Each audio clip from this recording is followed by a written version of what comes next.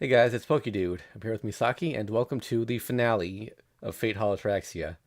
In theory, anyway.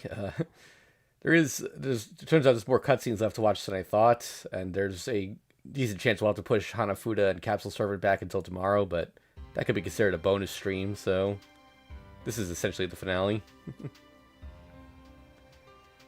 Now, something I learned while I was trying to figure out why we haven't gotten all the wallpapers yet. There are some scenes that are bugged and will disappear from the map if you progress the story past a certain point. So I found two of those but if you miss them, they show up on this list here, and I found two of them as I was scouring. Let's see which two? Here we go. Yeah. So first up is Rider on the Sandwich. Lunchtime. Maybe I'll buy something from the cafeteria. And they could eat it in the student council room or on the roof. Hey, did you see that? That was awesome. I didn't think people like that really existed. All the girls in our school combined might still not be a match for this one. Who knew that beauties like that existed out there? Think she's a model or some kind of celebrity? No, she's got to be an alien. There are no people like her on Earth. Earth, Mars, or whatever. I want to know what someone so gorgeous is doing here at our school. That's what I'm starting to hear. I wonder who it is. Model or celebrity, but who exactly? An alien? I wonder how long it takes to take care of all that hair. Forget the hair. Don't you think she's not even the same race? Look at that physique of hers. Her legs and arms are so long, I feel embarrassed just passing by her. And that head. She must be over 8-to-1 height-to-head ratio, too. Such was the girls' assessment. As I head down the hall, the talk about this mysterious person gets even louder. From the information thus far, there's only one candidate I can think of. Why is she at Homurahara? I have a bad feeling about this. That is unfortunate, Shido. Would I happen to be the source of this bad feeling? A cool voice from ahead and above me. A noisy bunch of students already have me surrounded. Who are you? I blurt out the first thing that comes to mind. I am rather troubled by your sudden decision to feign ignorance. No matter what, she keeps her calm. A cloth wrapped package in one hand, Ryder stands there, blocking my path. I can't pass, and if I try to escape, her long legs would probably catch me in a few strides. She's a servant. I don't think her height is a factor there. Sorry, it's what a normal student would do. I apologize. I really wanted to pretend I didn't know you. You are unkind, Shido. I'd hoped that you would give me a heartfelt greeting like you always do. Get. Ooh. The audience picks up.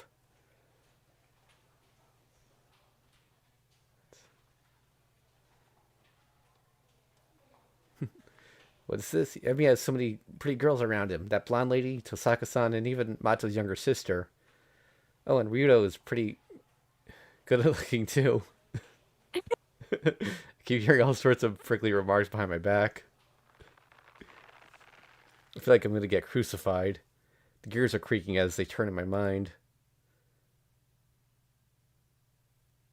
Now, since this is a school, there are certain rules a student must follow. Anyway, Ryder, what is it?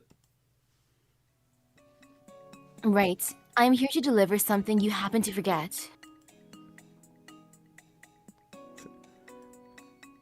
Ooh, an older wife? Is he following in Kuzuki-sensei's footsteps? No, I realize that would be quite a sensation, but there's really no, not the way it is. It's more like an older sister and younger brother, if anything. For me, I'm pretty sure I didn't leave anything behind. Well, that's interesting. That means that Kuzuki brings Medea to school every so often. Yeah. To be precise, it is something that Sakura forgot to bring. Ryder glances briefly at her surroundings. Feeling the sheer pressure of her beauty, the audience takes a step back, like a receding tide. One can hear the wind whooshing through the quiet lunchtime hallway. It appears you're uncomfortable speaking here. Is there a place where we could go to? Let's go to the rooftop. There aren't that many students that eat lunch there during this season. It can't be any worse than being at the center of attention here. We wade through the crowd.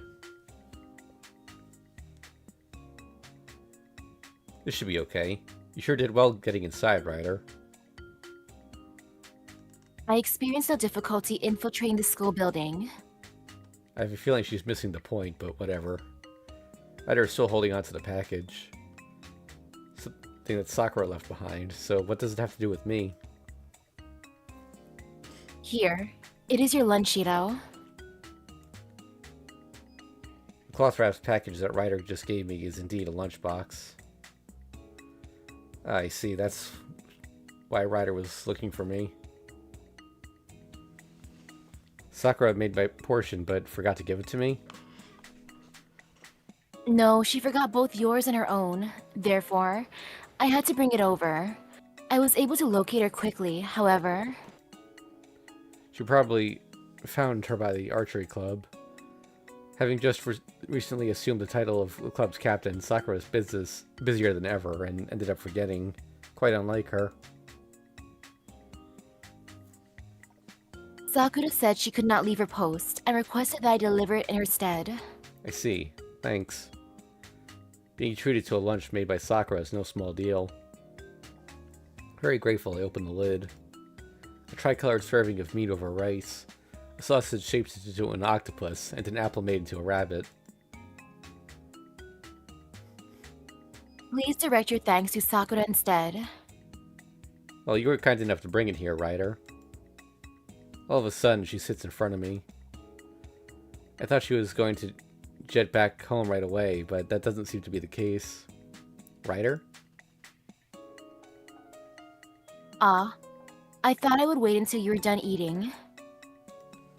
I unintentionally gulped down the whole apple at once. I thought I would get yours and Sakura's empty lunchboxes after you're done. That is similar to what I have conveyed to Sakura as well.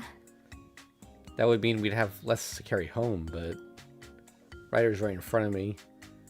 The sight of her sitting in front of me as I hold my chopsticks creates a very oppressive air around me. It's like being watched by a teacher, making sure I don't leave behind the food you don't like. Make sure you don't leave behind the food you don't like. Ryder, Yes, what is it? would you like this sausage? Well, she got plenty of your sausage last week. I offer her the octopus-shaped sausage held between my chopsticks. No, that is your lunch, Shiro.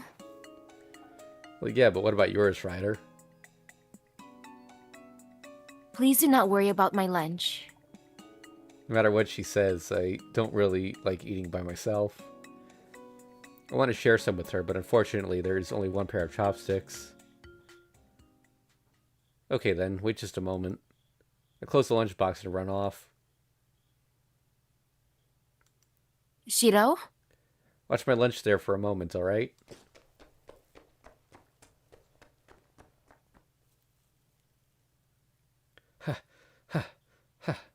Here, ham sandwich and strawberry milk.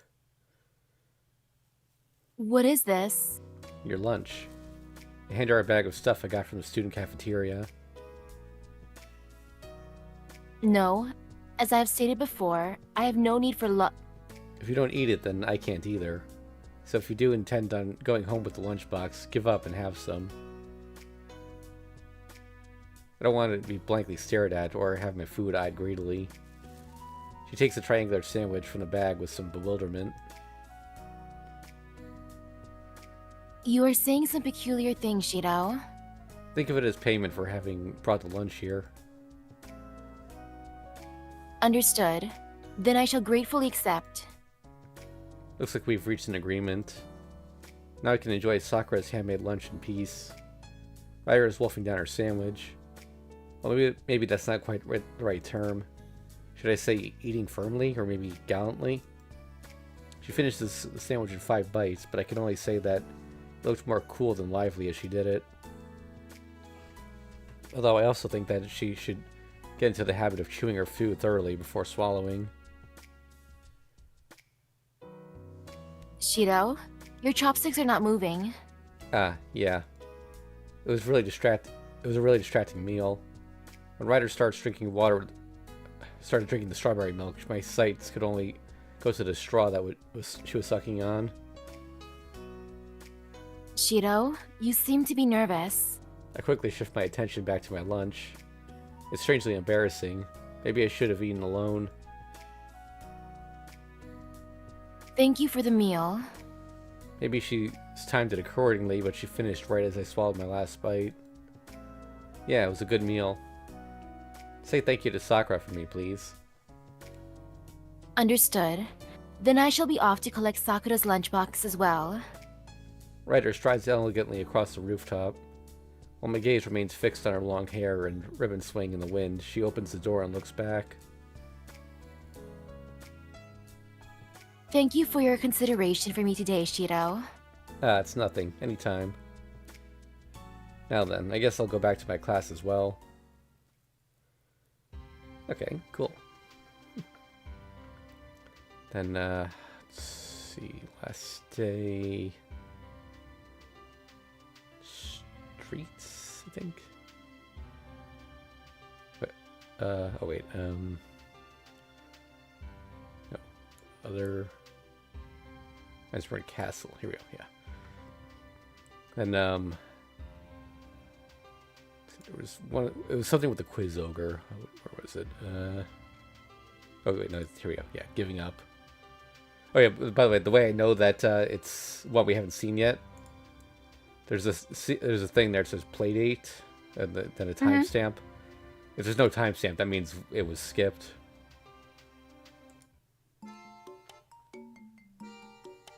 Huh? Done already? Not an ounce of willpower, I see. Well, I suppose you have no choice but to rest when worn out. Very well, we'll call it a night this time. Come back when you feel up to it. We're ready to accept your challenge at any time. Take back the love. Alright. Or what now? A cheap trick reserved just for the weaklings unable to get it past the stage. Pressing control in game... Oh wait. Well... Pressing control in game will let you clear. What the heck? Oh wait, I think this is her. What now? A cheap trick reserved for just for the weaklings unable to get past the stage. Pressing the control in game will let you clear. What the heck? Some kind of secret document? I don't really get it. Let's just call it the baked potato recipe.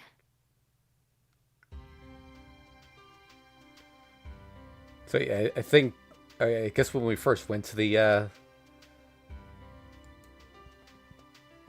forest, like she was in the way, I think, or so we did that unlock. I gotta put the center screen up because I was gonna go to the wallpaper page, which has nope. Yeah, because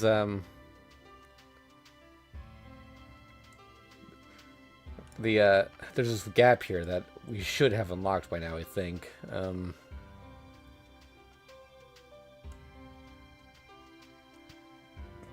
I have it in the Vita version that when I was going through Capsule Servant, so I'm not sure why we don't have it here yet. Hopefully one of these remaining scenes unlocks it, but something... Actually, wait. Sorry. Oh, I didn't mean to close the game. Whoops. Oh. Sorry, let me get your screen share back up.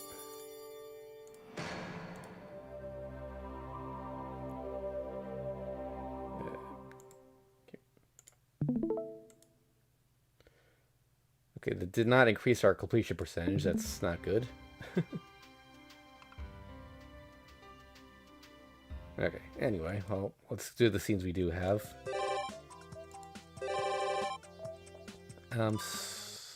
Oops.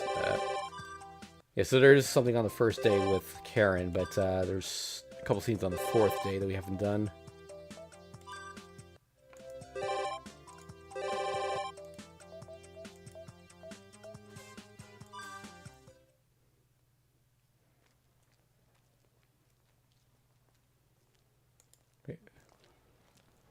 Here, I bought the one you asked for. Cookie crumble blueberry rare cheesecake, was it? Good work. Here, the money. Castor took the triangular crepe without looking back, casually handing me a 500 yen coin.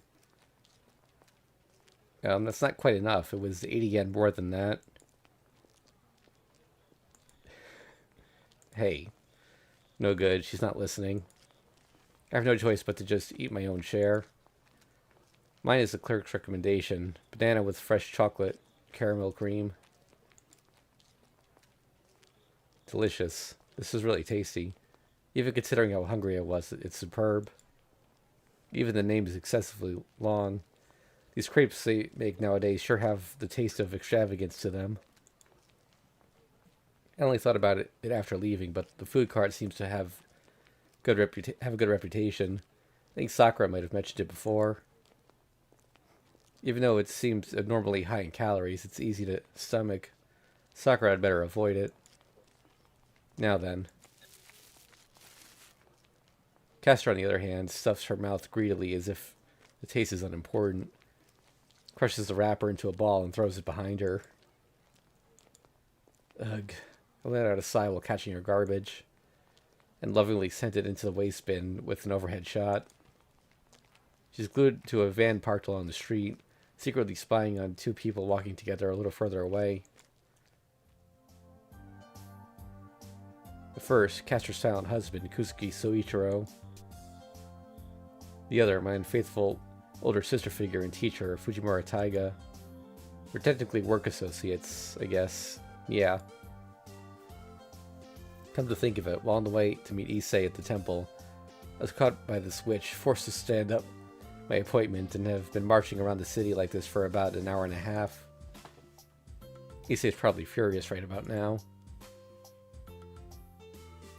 Before I realize that somehow we've left Miyama City and are in the middle of Shinto. We made our way across the big bridge, moving from pillar to pillar on the roadway to hide ourselves, all while being continually peppered with blaring car and truck horns. For those who hadn't noticed this already, I can't help but think there's some sort of magic at work. To say a young maiden's blinded by love seems to hold true. Why does that feel off somehow? Maybe something to do with the phrase young maiden. Along with the target, we continue to move forward. I poke at her shoulder as she's standing in the shadow of a bus schedule sign. Hey, Castor? I'm still not entirely sure what the point of this whole tracking operation is. No response. Hey, Castor. Again, no response. Hey, Cassie, come on already. The heel of your heel is breaking my shin. Ma'am. High-pitched voice. Innocent bolero jacket wearing young wife. Oh? What is this? Were you saying something? Well, it's just, could you possibly share with me one more time why I've been roped into your little stalker roleplay? Little? She grabs me by the neck and pulls me in front of her, underneath the shadow of the plaza's object art. A blue flame can be seen burning in her eyes. You don't have a very good memory, do you? It should be obvious. I'm keeping an eye on that adulteress. I must guard Soichiro-sama from any misfortune and prevent him from doing anything he may regret. I'm telling you, that's the part I don't understand. Yeah, but you know, that's Fujimura Taiga over there, right? Yes. Why else would I have her guardian here to take her into custody? Guardian. Custody. Is Fujine some kind of heinous criminal? Well, I'm not going to disagree that I look after her. The problem lies somewhere else. Next to her, that's Kuzuki-sensei, right? Indeed, it is Soichiro-sama. You mentioned something about misfortune and doing things you may regret, meaning... How foolish, obviously. I was referring to the situation that naturally occurs when a man and a woman are alone together. Maybe it's too early for a boy like you to understand. So No, you're it's not. So you're saying that... Soichiro-sama's heading inside the building. Let's go. Walk. Ow, ow, ow! I'm led by the neck at a bent posture from the hiding place to hiding place while stealthily following them. On the other side of the street, a kid with his family points and laughs at us. What do you think you're looking at, child? I'll turn you into a pig. Eek! Don't say things like that with such a serious look on your face. Wait, calm down, Caster. Listen, as far as I know, here in Fuyuki City, no, maybe even all of Western Japan, the last person you'd ever need a marital investigation, household search, or whatever is none other than Miss Fujimura Taiga you see before you.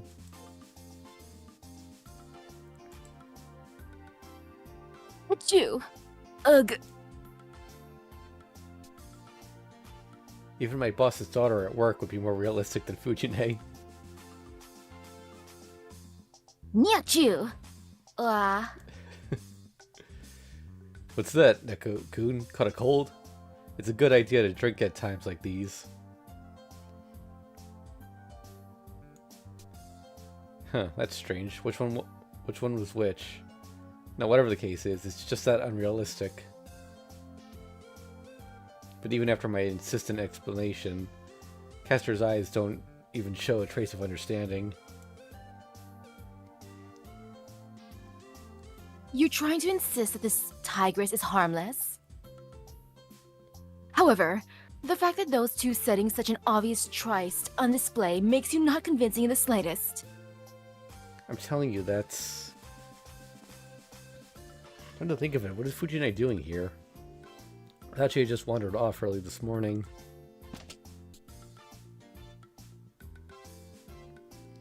Well, I think it has to do with work, preliminary inspections or something. Today's supposed to be a day off for Homurahara. If he's doing extra work or overtime, Soichiro-sama tells me without fail. Ooh, that's a newlywed for you. How considerate. Why, yes, he certainly is. Oh. I'll be... No, it's still her. Oh. Yeah. I'll be late. He without me, please, he would say. Huh. In Fujine's case, overtime means Shiro, pork cut lunchbox with cabbage. Extra large portion on the double. How I envy you. I too wish I could gaze upon Soichiro-sama as he works. During class, does Soichiro-sama speak? Well, if he didn't talk, then it wouldn't be much of a lecture. That sounds so nice. Yeah, what does? Listening to him in class. It must be such a sweet and pleasant way to pass the time. I don't know about that. I mean, it's an ethics class. As expected, Kuzuki-sensei doesn't seem to talk much at home. Castor doesn't seem unsatisfied, but deep down she probably wants to hear his voice more often. Alright then. Treat this as a rehearsal. Let's go and greet them. Just like we would heading into the staff room. Then, no sooner than I started walking, my arm was pulled back. Turning around, I see Castor shaking shaking her head vehemently from left to right. No, absolutely not. Why not? Ignorant child. A wife should await the return of her husband and... The moment Castor raises her voice, Kuzuki-sensei abruptly turns around.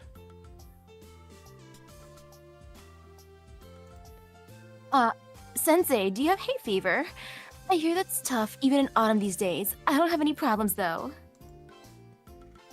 No, just for a moment I thought I heard a familiar voice.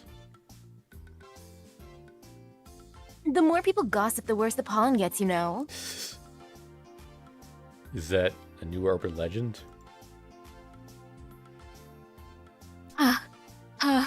Too close. So you really do have doubts about Kuzuki-sensei? Irk. Hiding behind the shop's clothing display, Castor scowls. I never said anything of the sort. And so you don't want your husband to know that you have these doubts about him. Got it. Whatever happened to you? I seem to recall you having more of a charming docility to you, boy. By which you mean gullibility? It's kind of upsetting. They say you should take a fresh look at a man you haven't seen for even 3 days. I've changed. My house has turned into a den of schemers. Spend enough time there, and whether you like it or not.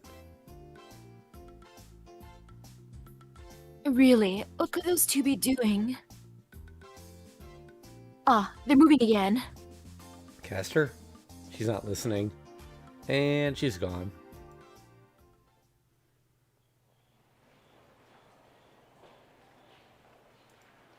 Seriously though, I'm getting hungry. I think it's about time I go home.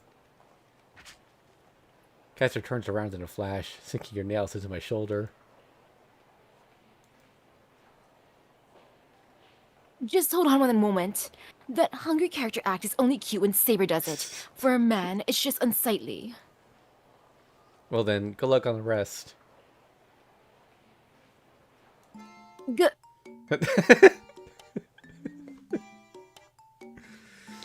Wait. Is that the first time we've seen chibi for Castor? I think so, and it's her being dragged. Yep. Holding onto my leg, Castor gets pulled along, sliding across the smooth floor like a snow sled. I disregard her and walk briskly. It's not like I don't understand your worries, Castor, but it's not a good hobby, following people around like this.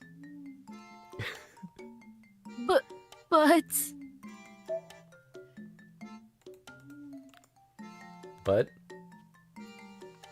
Shocked at seeing Castor sitting formally on her knees and in tears, I finally stopped moving. But if I keep following by myself, I would look suspicious, or maybe even like a mistress trying to have an illicit love affair with someone else's husband. You actually think that? But come on, it's not that bad. The only risk is a bit of police questioning. Don't be embarrassed. All you have to do is come right out and say it. Eh? I'm Kuzuki Medea, this man's legitimate wife, just like that. Castor was in the midst of staggering, but she suddenly lifts her head.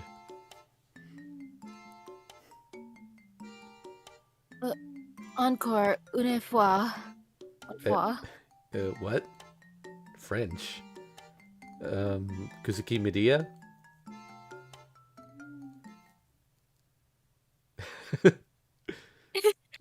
Kuzuki Medea.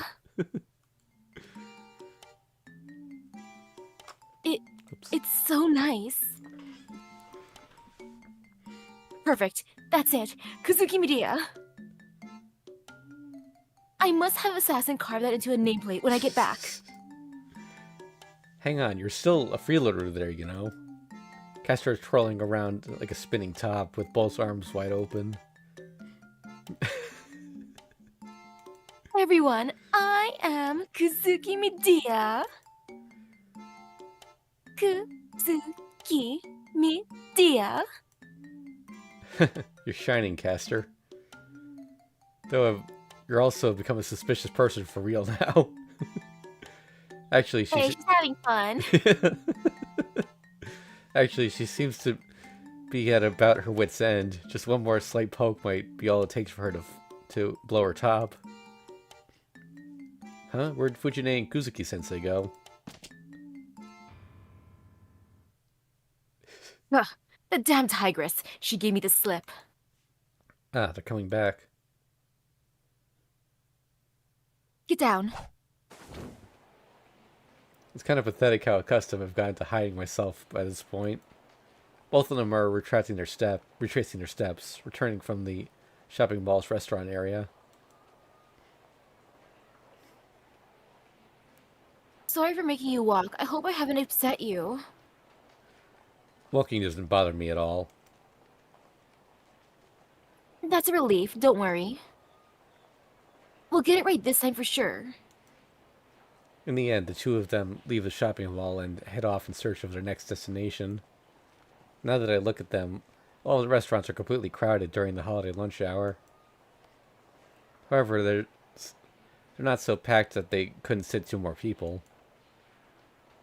They've been following this pattern for a while now, haven't they? Just before they get into a store, they turn and leave. It's not like any of them are closed. Oh? Boy, is that... I'd like to graduate from boy any time now. In that case, Junior. Junior, huh? Kester's pointing at an exit of an Italian chain restaurant. There are three girls wearing school uniforms. I figured it'd be those three. It's Sayagusa and her friends. Seems like they're on the way to or from club activities. Kester's expression becomes grim. As I thought, they're trying to stay out of sight. Boy, Junior, why are you hiding all of a sudden? Finally decide to flee? She gives me a cold look as I cling to the back of the escalator. No, as much as I'd like to go, I have my own circumstances. If those three girls see the two of us together like this, explaining things could get complicated. Kester bites her lip. You men are such... Oh crap. Looks like I've gone and made things complicated anyway. Damn it. Whose fault does she think this is? Let's hurry. They can't have gone far. Let's wait a little long. Whoa, whoa, whoa. Once again, she briskly pulls me along by the scruff of my neck. I'm exposed, naked, to the public view.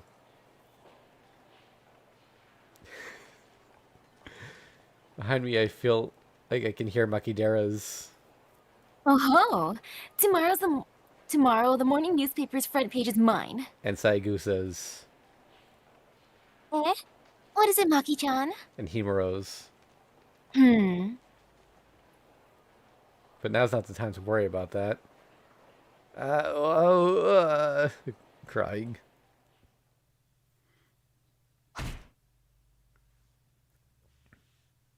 Where the hell did they go?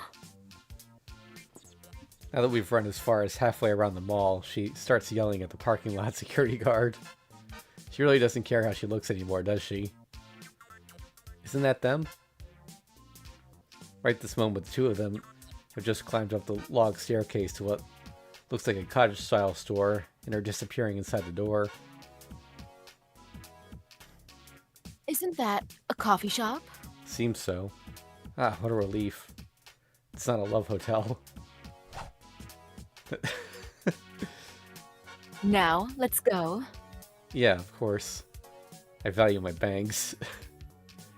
To tell the truth, I value my life even more. Gee, that mysterious blade sure is sharper than you'd expect.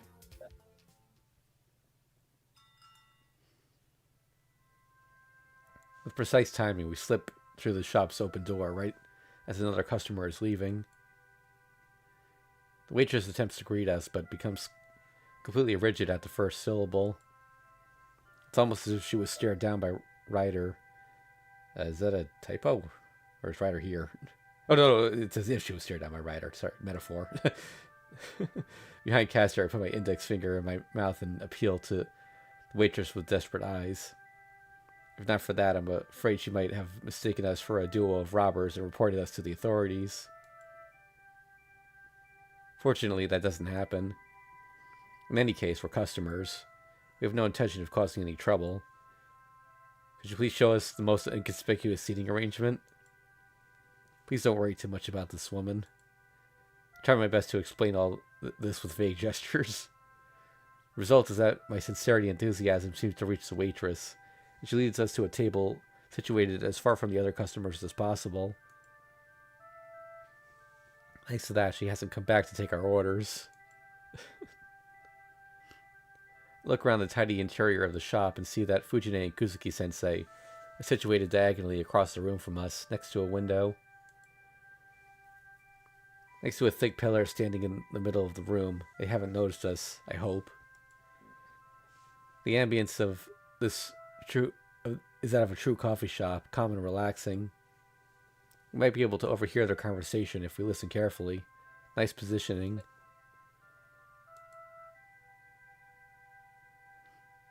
Your order? Yeah. Sometime after the two of us sit down, a waiter finally decides to show up at our table. I scan through the menu in a hurry. Ale. Restlessly eavesdropping on the target's conversation, Castor rudely gives her selection with her back still turned. Is that going to be ginger ale? Absolutely nothing with ginger in it. In that case, wine. I'm very sorry. Wait, they said waiter, not waitress, so I'm going to assume it's a guy. I'm very sorry, ma'am. If you want to order any alcoholic beverages, you'll have to wait until after 5 p.m. The shop has nothing then. Fine, water will do. The store is known for its black teas, so the waiter's also trying hard, it seems. As for me, I'd like out of doing battle with this menu that's devoid of explanation as soon as possible. At least know what Asam and Kimun are. I don't know what that is. I've only tried awesome tea. It's very strong tasting. Never had kimun. I don't really drink tea, so I've never even heard of these before. What the heck are Nuara, Leia, and Lapsang Song Chochang? Local greetings? Newcomer servants? As someone with an interest in cooking, my curiosity is piqued. If I may, we have an Irish-style blend which makes especially was made especially for today, and Tea is just colored water. It's all the same. Would you mind just being quiet for a minute? If you want your order, that boy over there will have 2 or 3 cups of something. Ugh, how cruel. That's too much. She owes tea lovers everywhere an apology, and me while she's at it. A word if I may, ma'am. Did you know that in Ireland they say that tea is thicker than blood? Oi, you. That's right, you tell her. That's the first time I've heard that saying. Wait, oi, you? Oh wait, I think I know who it is. Look up from the menu and panic and... It is cool. You ain't order anything, but you still want to order me around like you're a real customer, do you? What is this you're ignoring me, Was it... Okay, I was not expecting a new outfit this late in the game.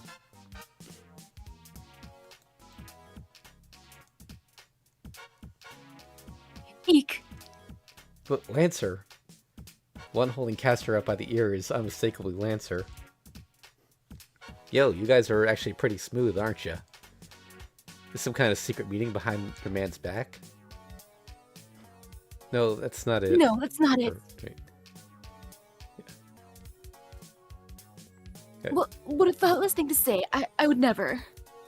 Lancer changed jobs again? My recollection is extremely vague on this matter, but as I remember, Lancer was working somewhere else. Yeah, the manager at the last place begged me in tears. My home base has got flowers and stuffed toys and stuff. I got his severance pay light all over the place. I see. Isn't that just making him clean up? I don't care. Just get your dirty fingers off me. Whoops, my bad. I wanted to try feeling those ears just once. I know what you mean, Lancer. Right? Reach out my hand instinctively and Castor's ears twitch. They moved. How rude. Soichiro-sama's the only one who can touch my ears. Ooh, he's touched them, has he?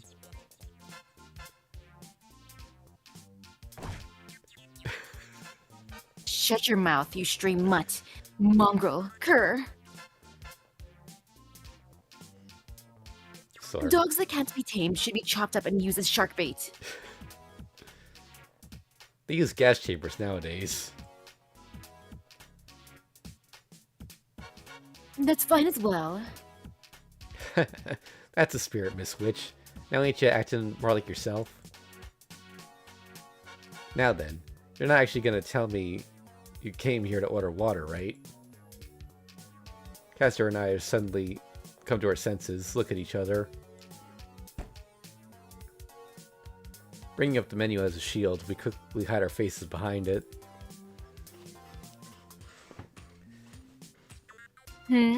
Looks like there's some noisy customers today. And after we went through all the trouble of trying And to find... after all we Oops, oh, sorry. And after we went through all the trouble trying to find a place to look quiet.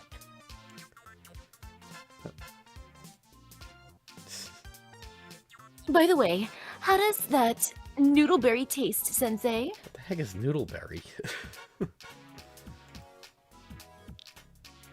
Oh, okay. It's nilgiri.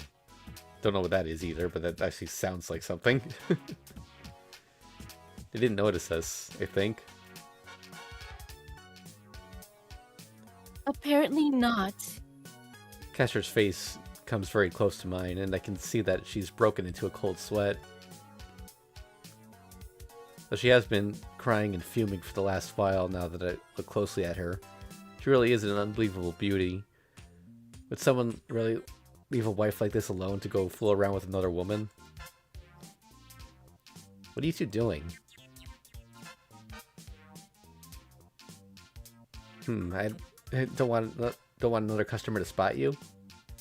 It just smirks as he watches us. Actually, the truth is...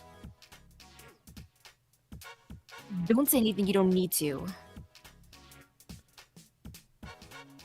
Okay, boy. Order anything you like. We'll look suspicious otherwise. This time you're gonna pay for it, right? Or oh wait, I think Shiro's line. This time you're gonna pay for it, right? We'll take separate bills, obviously. I didn't come here for a date with you, boy. Then what are you going to do? What are you here to do? Commit a crime? How about this? It's a Kenyan and Rwandan blend. I tried it, and it's surprisingly tasty. Fine, we'll go with that. 2 of them. Castor tries to shoo Lancer away. What staggering rudeness. Understood. Just one moment, please. Lancer steps back, in very well-mannered fashion. He's acting like a genuine waiter. He's so courteous that it makes me wonder if he isn't more suited towards the service industry. Just as I'm about to forget he's a servant, numbers on the menu bring reality crashing down on me. 17 circle. Huh? What? 1,700 yen? Or 1,700 yen? There are beverages that are expensive enough to have commas in their prices? Even by today's money, that's pretty expensive, isn't it? Yeah. I guess they provided a whole pot, but one cup still still shouldn't cost more than 500 yen. Not to mention, the bottom of the menu is filled with prices over 2,000 yen. I drink several servings of this a day. Ireland, what an amazing country. That explains how cheap junk food like fish and chips became a staple in their diet. Now then, I concentrate on listening on the conversation at the table of the two in question. As usual, Kusugi Sensei isn't saying anything, while Fujine is talking up a storm. Still, something seems completely out of place with her tone. There's tension mixed in with her voice, like she doesn't know how to bring up what she really wants to talk about.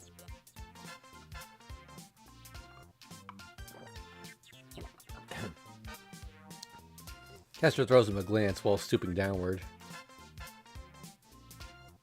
Up until now, it seems like they've been avoiding places where there are students or others who may know them. Don't you agree? I think so, probably. But with the mistakes Fujine tends to make, she could have just as easily gone looking for a restaurant and ended up at a laundromat. Is that even possible? Entirely possible. She could have been lured in by a grand opening sale sign. That couldn't possibly be the reason. If she has any deeper reasons than that, it would mean that everything I ever thought I knew about the specimen of Homo sapien known as Fujine has been wrong. Then, when she came out of the model shop shouting, it wasn't because the epoxy was sold out. Huh? They stopped by a model shop? That's right. Epoxy? Why is Soichiro-sama with a woman like that? Castor bites her nails. No, like I said, don't look too deep into it. It wasn't sold out.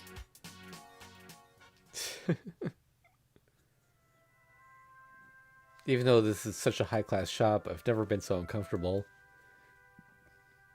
Fujine, this is all because you didn't take action early on to clear up this misunderstanding.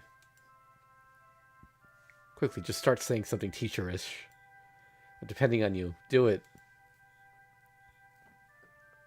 Then right next to my elbow that's resting on the table as I pray, a face appears. It'll get cold. Ugh, Lancer. What? Saw her. When did? I didn't even notice you. Steam rises from the cup as Lancer sets up tea for two without so much as making a sound. Who do you think I am? I'm the son of the Light of Ulster, the waiter of the King's Spear. Drink up before it gets bitter. Do you mean to tell me you brewed this? Like I just said, I'm the waiter. The brewing was done by that spooky old man hiding back in the kitchen. Lancer squats surreptitiously near the table and narrows his eyes. Your targets of those customers? That's Kusuki, ain't it? Spooky old man, huh? I'm just imagining Gramps is back there. Tisk. Well, we don't know what he does in his spare time, so the atmosphere changes. Even I can feel the overpowering pressure she's aiming at the spearman without looking up from her teacup. Oi, oi, stop it. Acting innocent, Lancer freely pours from the pot of tea. I haven't stooped low enough to turn my spear against a customer. I get canned again, which I'd rather avoid if possible. You sure take your job seriously. That I do. I'm a diligent soldier. Wagging your tail for your employer is the only skill you have. Yeah. Hold on, it's best if you don't mix anything in. Keeping her stiff expression, Castor brings the cup to her lips. Then her expression softens in surprise. Her ears twitch again. It's good. It's true. This is... No wonder it's so pricey. Right? What'd I tell ya? He gives a self-satisfied smile. The tea swirling inside the cup has a very dark copper-like color. It's also completely transparent. There's barely even a hint of bitterness in the flavor as well. There's even a slight sweetness. With this, it's actually better without milk. The flavor is very essence of tea. The malicious aura surrounding Castor dissipates as she lets out a sigh and relaxes her shoulders. The background sounds return. By the way, it's my first time meeting with your master, but I recognize the lady she's sitting with. Eh? Oh, she's my fishing pal, after all. She mostly just does the eating, though. So that's why, embarrassed, I bury my face in my hands. Sounds just like her. Oh, wait, no, it's her. Sounds just like her, that thieving tiger. Sorry, I'm an accomplice. Hey, lad, it's about time you fill me in. What's going on with all this? I give a brief recount of running into Castor and the circumstances leading us to killing Fujine. I get it now. That's how it is. Castor's right to be worried. Your understanding's appreciated, however. That has an unpleasant persuasive power coming from you. Alright then. I guess I'm off to do a bit of snooping. Wait, Lancer. Come on now. The investigation service is on the house. He's playing detective. How about another serving of tea? Give me another. Please. It was really delicious. But are refills included? On this day of the week at this time, we offer refills to customers wearing stripes. Wow. That's sure convenient. Stripe service? Yes. That's too bad. Next time you wear stripes too, Sensei. Indeed. Soichiro-sama, your underwear is striped.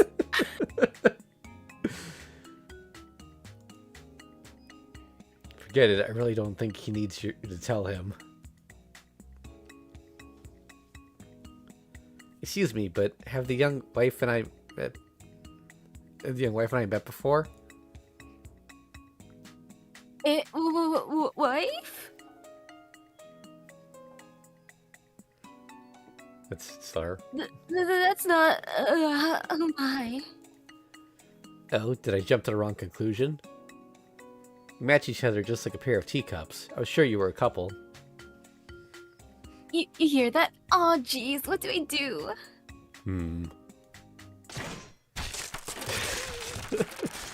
That woman. The table. You're stabbing the table. Put it away. Put away that strange blade. It's a state of emergency, Fujine. Requesting heavy support, ASAP. The table's not much more than kindling now. Hey, wait, could you possibly be Mr. Aloha Shirt? Ah, it seems you finally noticed. Wow, you're completely different. I could barely recognize you. An acquaintance of yours? Yes, I'll introduce you. We often meet at the wharf, and he shares a fish that he catches with me. He's an amazing fishing expert despite the shirt. Ah. You speak too highly of me. It seems like you don't have any fish today. Is it because you're not wearing the shirt? That would be because I'm in the middle of my shift. By the way, the shirt has nothing to do with the fishing itself. With that, Lancer and Fujine start talking about the different kinds of black porgy caught at the harbor, enthusiastically discussing different methods to gut them and drain the blood. The complexions of nearby customers turned pale in an instant. Eventually, the young waitress we met earlier pokes Lancer in the back. She leads him back to the restaurant's interior. And so, we wait a few minutes. Lancer makes his way back to our table, smiling brightly. Alright, I think I've got the gist of things now. Really? If it kind of looks like you were getting yelled at back. It kind of looks like you were getting yelled at back there. Just a little. Well, it's like this. Bending over again, he brings his face close to Castor's. If you be quiet and watch carefully, everything will clear itself up. Obviously, it will take more than that. She hits the tip of Lancer's nose with the menu. Ha, you saw through me, huh? Indeed. I know your type especially well. Ooh, actually, I have a good nose for sniffing out the intentions of others. But to be honest, I have no flippin' clue what that weird lady is thinking. He forcefully asserts this. But Kuzuki's another matter. I think I got him figured out. You didn't get a single word out of him, though. Even so. Tell me what you found out. Let's see. Well, he's a type who's happy being used by a woman. He's acting too helpful, listening to selfish requests, and opening his wallet too easily. Unhappiness feels good to him. He's some kind of masochist.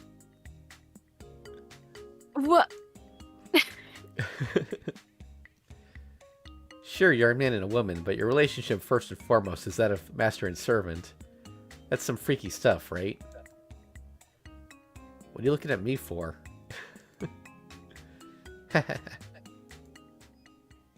Castor bites her lip and turns away. Nobody asked you. Oh, mad? I am simply ashamed of myself for lending an ear to your nonsense. Harsh. I'm just talking about that rumor I heard about you playing at being a married couple at Rito Temple. We... She turns to him, her anger showing on her face for a brief moment. However, she falters, turning her face away again. She's probably going to say, we're not playing, but she wasn't able to. As if he sees this, Lancer keeps going. Give it up. The bonds between people ain't some tangible thing. It's best not to take them seriously. Lancer, you're trying to throw the Kuzuki household into disorder? Hey now. Don't make that face too, lad. Lancer scratches his head, disheveling his hair. My bad. Guess the way I put it was kind of crude. My point is that to take it easy. You don't need to get worked up over the whole married couple thing. You'll be tired all the time. You'll finally get some time to play around. If you make the same mistake again, are you going to be able to recover from that? Lancer? Well, listen. Even I've been a married man, the father of a child, too. People have all kinds of different ways of thinking. You can learn a lot from listening to him. Just for argument's sake, let's say he's having an affair. Everyone makes mistakes. Something gets you worked up, and you find yourself wanting to cut loose to forget about it. If he did that, you being the way you are now, you'd never forgive it. Hell, who knows what you'd do. But would you really let go of everything over one mistake? That's one fragile relationship. A strong couple, then, is one who can compromise in anything. Exactly. Rolling branches are real flexible, which makes them strong. Neither storms nor snow can break them. Let's say you have a lake and build a little dam. If a little water gets through every now and then, it's not going to dry up the lake or bring the sky falling down on you. Seems Lancer is encouraging her in his own way. That said, a drawback of having three people talking while ducking low and clinging to a table is that it's impossible to create a serious atmosphere. Your partner must also let off some steam once in a while. So even if you were to have an affair, it shouldn't matter. That seems to be your... Oh, wait. That seems to be your excuse. I think she's actually talking that... Yeah. Wait, or however, even... You have secret oaths you can never yield. Wait, no, yeah, that's... Yes, Castor's line. Okay. However, even you have sacred oaths that you can never yield, do you not? Though perhaps you'd think those only exist between men. Secret oaths, eh? Sure, I have a few of those. The unbreakable kind and all. The thing about those, though, is that you're not meant to think too hard about them. You keep them, and that's it. Questions about whether they're right or wrong are best saved for your deathbed. Lancer speaks of ties that bind, which cannot be yielded to another. You're saying that these are not something to be analyzed, but something to accept and abide by in silence. This is the biggest difference between the spearman and a certain bowman. Both are obliging people, but the latter points out every error in an attempt to help others improve. The former approves of even the errors and helps by covering for them without saying a word. Humph, no matter how many lives I've lived before now, this is the only life I have. One such as yourself, who lives like a vagabond without an established master, will probably never truly feel alive. Well, maybe. Life is a cycle, after all. That aside, those two over there seem ready to start the main event. Just as he says, when I take a look and see Fujine clumsily propping up her elbows on the table and locking her fingers together. He's a sentry and a scout prodigy, after all. No matter what the situation, his eyes are always alert. By the way, about why I brought you here.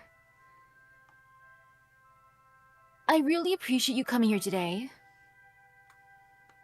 There's actually something I want to discuss with you, Kuzuki-sensei. Uh, how do you feel about me as a woman?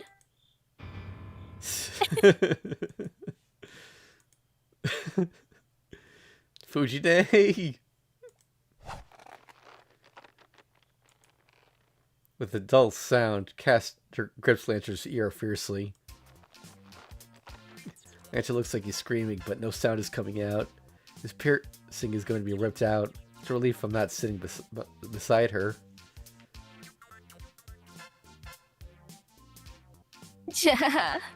I can't believe I said that. My apologies. There must have been a better way for me to say it, but you know me.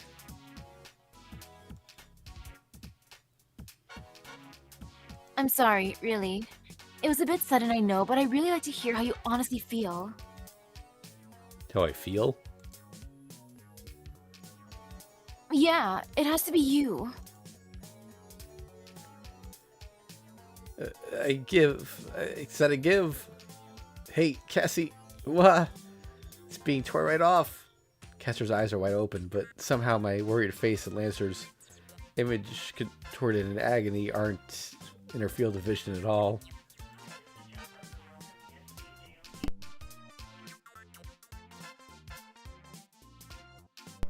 Sorry, he's getting some spam calls. Give me a minute.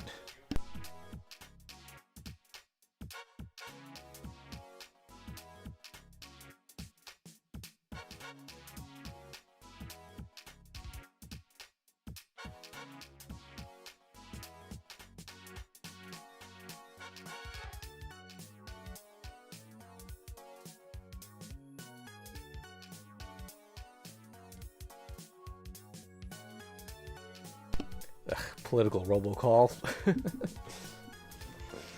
Okay, sorry about that. She's trembling all over. I don't quite understand. Could you... What? I don't understand. Could you please walk me through from the beginning? That's right. I'll tell you. Jeez, I keep doing that. Fujine slaps her cheeks and downs her tea in one gulp. That's right, I'm begging you, Fujine, calm down. Nature's ear's life hangs in the balance. The truth is, the other day, I had a consultation with a student. It was a girl, love troubles, you could say.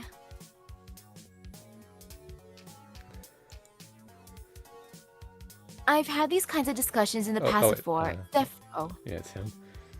We've had these kinds of discussions in the past before. It's definitely not the first time, though it doesn't happen regularly either. Oh, wait.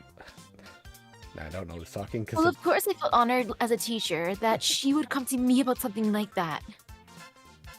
Giving it my best in my own way, I listened patiently and then thought things through with her. I'm a little relieved that the conversation we're hearing seems to be moving away from the worst case scenario I was imagining. Kester has released her hold on Lancer's ear, and he's now squatting on the floor and clutching the side of his head.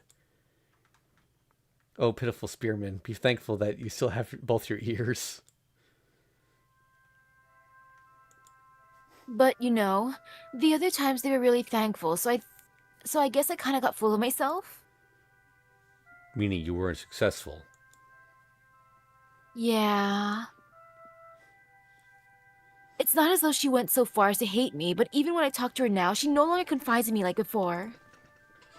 Like she lost faith in me.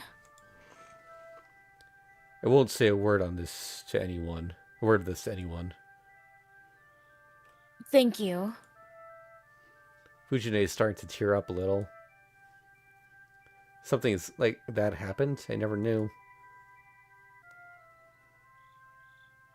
And ever since then, something she said to me has been weighing on my mind. I thought that maybe this time, I'd be the one asking someone for help. Well, it's pretty pathetic of me, though. What were you told? Well, the girl said to me, "You don't have a boyfriend, and it's not like you're divorced either, so there's no point in talking to you." Meaning you can't give good advice with poor life experience. Right. So then she singled out Kuzuki for some dangerous adult fun. And now she's really ready to try her hand at the steamy life of adultery. Way to go, lady. The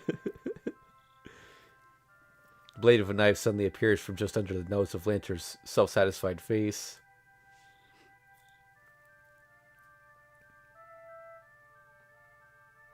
How would you like these two nostrils become one? Yeah. I agree that I'm really inexperienced, but, you know... And she said something else. And she said something else. This one really hit home. Since you like everyone and everyone likes you, you wouldn't understand.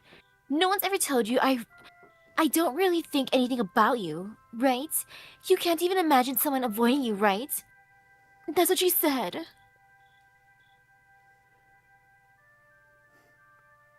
I know what it's like to like somebody, whether it's about a boy or a girl. But what she wanted to say wasn't that, but... If not like, then hate, or nothing at all. Wait. No. That's her. Oh, no, wait. I don't know. Okay. Yeah. She was looking for a clear decision, without any middle ground. Well, if you want to be blunt about it, that's right. That kind of thing isn't a part of my life. Here, in Fuyuki City, no, maybe in all of Western Japan, I might be the last person who'd ever have anything to do with romance. No, that's not... I can't promise that I'll be helpful. That's it. There are plenty of other teachers with experience dealing with romance, but for them, forgive me, something in the past. I'm a bit uneasy about asking them for help, but I'm not sure if they can, relate. She must not have wanted them to hear her worry as something she would get over with time. That she would get over with time. Maybe the student who asked Fujine for help felt the same way. I think she should have some more self-confidence in that, but Suzuki-sensei, you've only just gotten married. In other words, it should mean pretty much nothing to you. Castor nods strongly. Lancer is nodding his head along with her. Thanks to that, he still has two nostrils. So that's why today, I want you to tell me what it is about me, not as a teacher, but as a woman, that makes you have no interest in me. I know I'm already aware that this is a completely unreasonable request. But you're the only one who seems like he would put serious thought into this. You see, I have this idea that there's a lot of reasons behind why someone might not think anything about someone. Like, she's rude, or she has no fashion sense, or that she eats too much, or that she eats and then just falls asleep, or she's a tiger. So few, sorry. I'm just rambling endlessly on my own, aren't I? Would you like some tea? Yes. That's just Kuzuki-sensei being his quiet self, but more importantly, that's a tough question indeed. Fujine calls over a waitress and orders another one of the strange teas. When I turned my line of sight back in front of me, Castor, now free of her suspicions, is wearing an expression as clear as the autumn weather. Lancer, on the other hand, has a sober look on his face, as though trying to work through Fujine's difficult problem. Ah, Soichiro-sama. You could have just said you were going to assist a colleague with her troubles. I can keep a secret, still it's so kind to be looking out for a coworker. I wonder. What? We have no need for a laundry pole salesman. Bamboo poles for sale, as if. My spear ain't something you try your underwear on. But we still can't be sure it's just about hearing her troubles. You mean, there's something else? Dunno, really not a clue. Seems like a frank conversation. Who knows where it might lead. You like riling people up, don't you? Are you sure you don't want to say, I told you so in hindsight?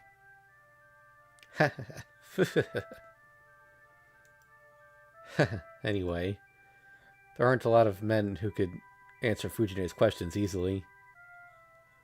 Assuming they don't hate her, they'd at least hold back a bit. To begin with, why don't I see the simple neighbor as romantic interest? That's just not something people normally think.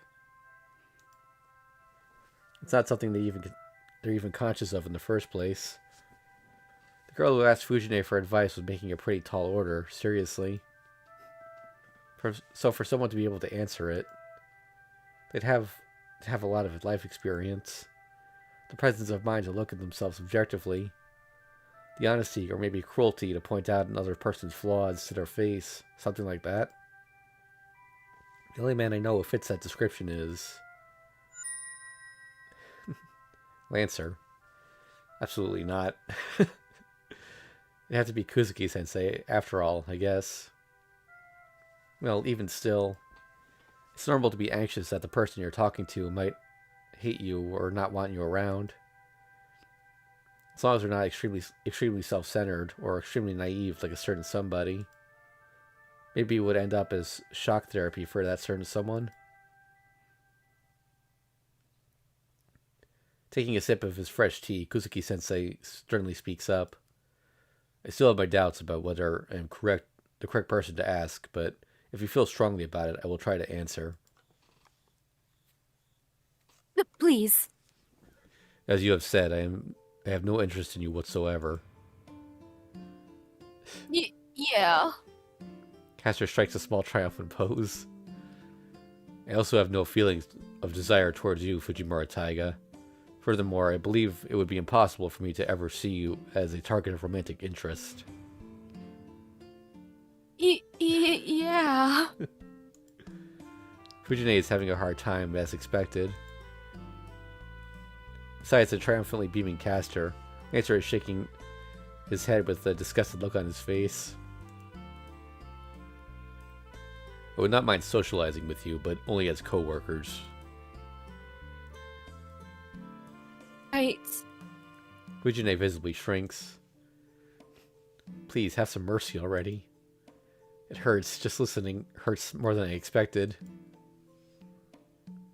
That's how it is, though. That is how I thought. Thought? You thought? Answer rises abruptly as he hears this. Then, in a fiery glint in his eyes, there's a fiery glint in his eyes. As I thought, he likes this kind of stuff after all. I'm not interested in people in general. Not their joy and suffering in life, nor what others think of themselves, nor whether someone loves or hates me. At most, all that concerns me is whether someone is dead or not. Eh? Fujine's voice can be heard over the entire store as she leans heavily onto the table. But don't you have a wife? Yes, I am married, but it was not a marriage of love. Then it was a marriage interview? Or maybe your family forced this marriage on you? If I were to say, it was like an arranged marriage. However, rather than being forced upon from one side, it was more accidental. I fearfully look at Castor. Her head is tilted downward to the point where her facial expression, concealed behind her bangs, can't be seen. Fortunately. Even Lancer flinches away a little.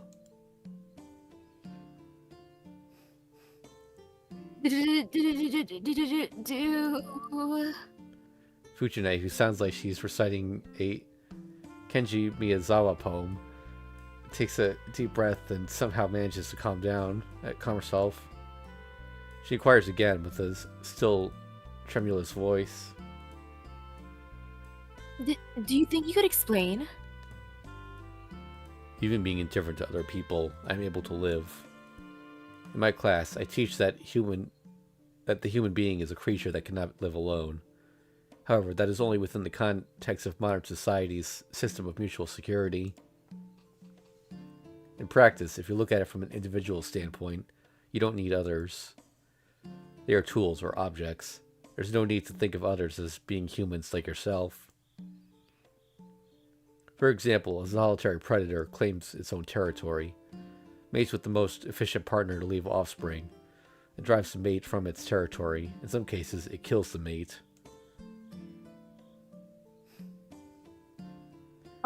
I've heard that female spiders eat the male after mating. It is a textbook case of the opposite sex for survival, using the opposite sex for survival. Can a relationship where both parties simply use the other to attain the most efficient result be called love? If you love the favor of a partner you work together with, wouldn't you still be able to make a living?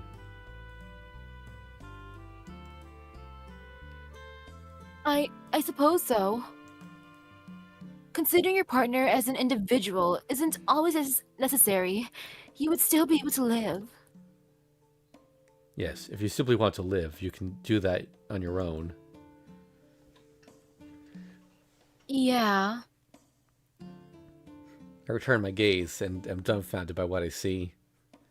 Lancer is moving his fingers towards the brooding Castor's bangs, all while simply smiling teasingly. No way. This is beyond morbid fascination. He's planning on unleashing hell here? I lean forward and try to prevent any reckless actions. I reach out, but it's too late. And in the next moment, Fingertip slips into place and raises her bangs. And what appears doesn't look upset at all. What appears is a firm set of blue eyes. It's a gentle smile full of confidence.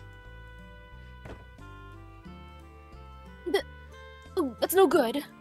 Fujine stands up abruptly, shaking her chair. You have to cherish your wife. Her face is turning red, and she flails her arms. The tiger has appeared. I've never met her before. But I've seen the lunchbox you were eating in the staff room. Well, technically you have met her before, at least on one timeline. Yep. It wasn't extremely well made like my Shiro does it, but, well, if I had to say, well, it didn't look very good, or there was a real issue with its quality. But it was something she poured her heart into. I can tell because I can't cook either. Wait, I'm not trying to say that she's not being helpful to you. Besides, I heard from Shiro about how she's a foreigner, but she's still trying her best to get used to Japan, about how elegant and graceful you two are together. Sensei, please put your cup down. If it spills, you might burn yourself. Oh sure, sorry about that. Fujine tilts her head in confusion. What the? Is this turning into one of those lovey-dovey stories where you leave your wife and move on to me? No. I'm sorry.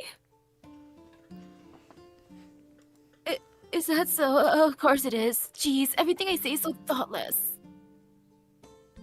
But phew, what a relief. I'm the one who should be sorry. I was unsure how to explain it. My way of speaking was too roundabout. Kuzuki-sensei straightens his back, lifts his head from his lap, and claps on the table. Shining faintly on his ring finger is a silver ring. Honestly, I don't have the words to answer your question directly. Then, what you said a moment ago? It was simply what I believed in the past. I see. You may be experiencing anxiety over being, as your student pointed out, single. Recognizing what you lack, you wonder whether or not you can continue as a teacher, whether or not you can come to terms with yourself. I believe that may be what troubles you. If that is the case, I as well have anxiety. What should I do as a man with a wife? What are the expectations of those around me? How should I treat other women? These matters are not clear to me. The reason I began to think of such matters was for no other reason than meeting my wife. We have no past with each other. From the beginning, we simply existed in the form of spouses. There is an expression, to start with the form. This is it exactly. Thinking back now, I was saved by that form. I was hollow inside with nothing to support me. But you have your wife now, right? Are you really not going to answer that? I'm sorry. I do not understand my own feelings, or rather, it is that I try not to have faith in them. That is something I should not do. For this reason, it is not possible for me to speak clearly of my own opinions. Huh? So it's not good to have faith in yourself? No, don't worry. It's just one of my few beliefs. Well, I cannot definitively express this in words because of that rule, but... Ahem. Kusugi-sensei coughs softly. Feelings are foolish and idle things. Right now, you may feel strongly about something, but to have those wither by the next day would not be unusual. As such, perhaps there are feelings that one can only become aware of within the constant repetition of days. Perhaps there are things that can develop, but not by clinging to a fleeting point of passion, but by living in close proximity to another. Perhaps someday, even my hollowness will change. Yes, that is what I believed. It might even be called a weakness. If one has nothing to protect, nothing to lose, then one cannot be defeated. However, that is merely being alive and nothing else is akin to being dead. Even if I do not say it, my wife and I are a couple. I am not a capable person, so maintaining the form of a couple requires all my effort. I am not talkative, so I most likely look to like a calm person, but I still feel anxiety in front of my students just as you do. However, to understand one's own imperfections and to continue to work one's hard is just nothing to be ashamed of. Yep. So to fight until the day become a splendid teacher? Well, I suppose this does apply to martial arts. Perhaps in this short life, the path to teaching others will be an endless road. I think that it is a reliable attitude to continue devoting oneself tirelessly to study without losing one's head in pride. That is all the story that I'm able to tell you, Fujimura-sensei. It's an unpleasant tale, but if this helps you overcome your feelings of inferiority, I am satisfied. As he says this, Kuzuki-sensei lightly bows to Fujine. Fujine's eyes begin to fill with tears. You're so refined. I want to get married.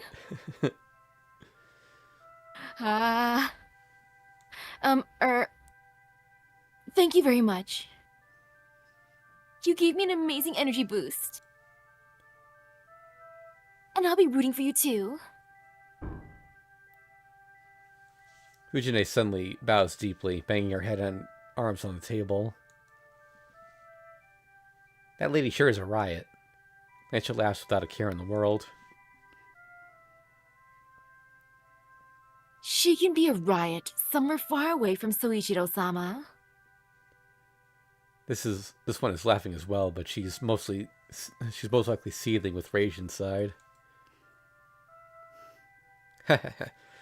Well, he's an honest man after all. I knew from the start. Nancy, you're... Yeah, it's her. Okay. Lancer, your luck has just been updated from E to F minus. What? Don't be foolish.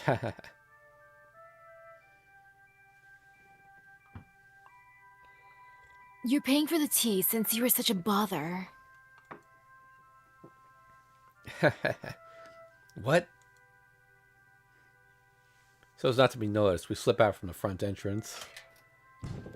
But as that was impossible, we stealthily creep across the floor towards the washrooms and tumble out from a narrow window, thus putting an end to our surveillance mission.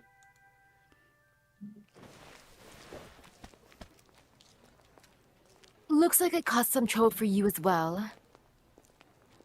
I smiled bitterly while dusting off my pants. No kidding. I was happy to see Fujine acting like a teacher, though. That was... acting like a teacher? She seems quite like a handful. Kester shrugs, but she really does look content. Be sure to serve her the largest dinner possible to fatten her up. I will, and you too. Don't be too mean to Issei. Issei? I can't guarantee anything. I'm a witch after all. What's wrong? Your eyes are bulging. Oh crap. I completely forgot about Issei. You had an appointment? Oh well, I'll help smooth things over for you. Heck, sorry. The shame, all the debt she owes me instantly gone back to zero. Mia, you stood Issei up. How dare you?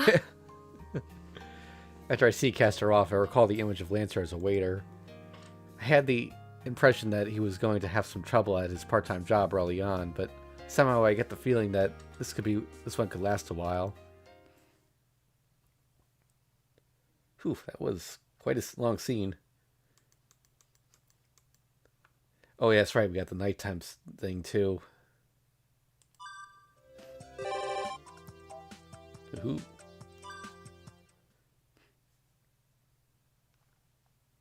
Sister Crisis.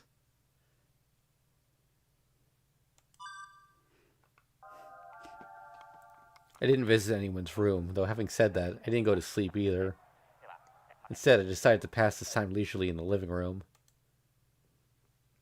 An hour spent aimlessly gazing at the television. The sliding door behind me opened lightly, along with the sound of soft footsteps. I went ahead and bathed first. Would you like to go next? Ooh, haven't seen this before. They actually drew Saber with her hair down. It's okay, I'm fine with being last. The TV special just started. I'll reheat it when I go in. I see. In that case, I shall inform Sakura and the others.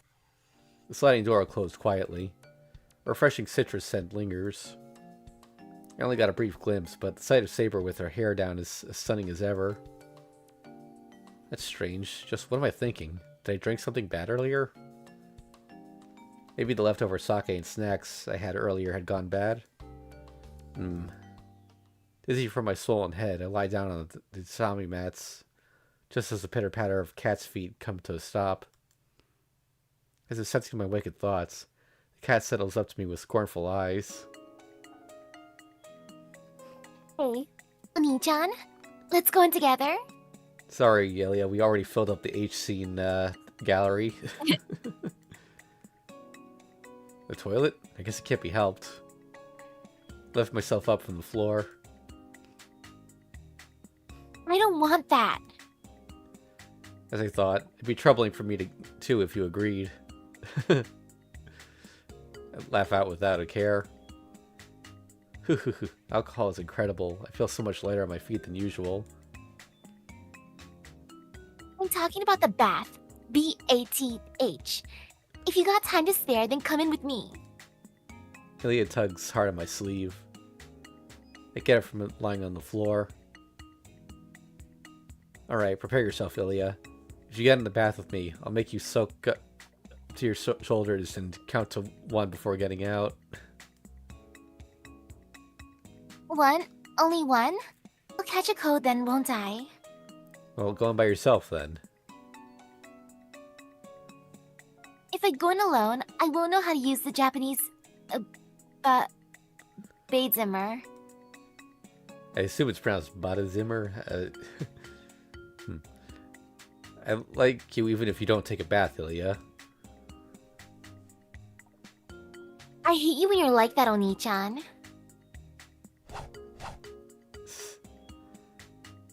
Oh, hey, you two. What's up the mushy feel that's been surrounding you for a while now? There's a limit even to my endurance. Anti-petrification saving throw. That's at least the 3rd time you two have had such a conversation while being inconsiderate of your surroundings. A stern teacher's pose. Yet Fujine was the first to gobble down the food, the first to plunge into the bath, and now she's holding a cold can of beer in her hand. Who does she think she is? I've just finished washing the dishes for 6 people, so I'd like if she didn't disturb my tranquility as I leisurely enjoy the end of the day. Ilya-chan, I don't mind if you stay over, but take a bath on your own, okay? If you're together with someone, do it without asking for their help, especially when it's a man. Oh my, I see now. You haven't taken a bath with Oni-chan before, Taiga, so you're jealous. Isn't that right, Oni-chan?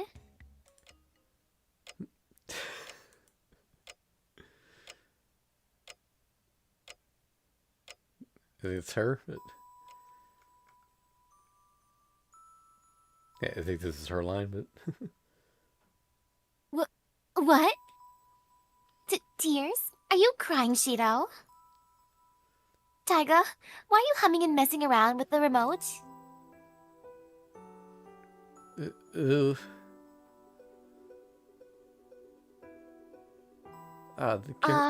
The carefree and harmonious scenery suddenly turned into the color of concrete.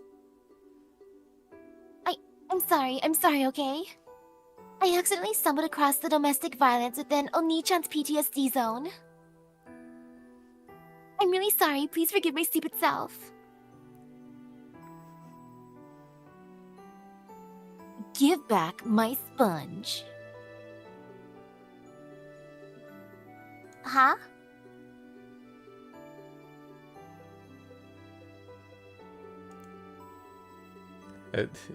Huh? You haven't taken it. Strange.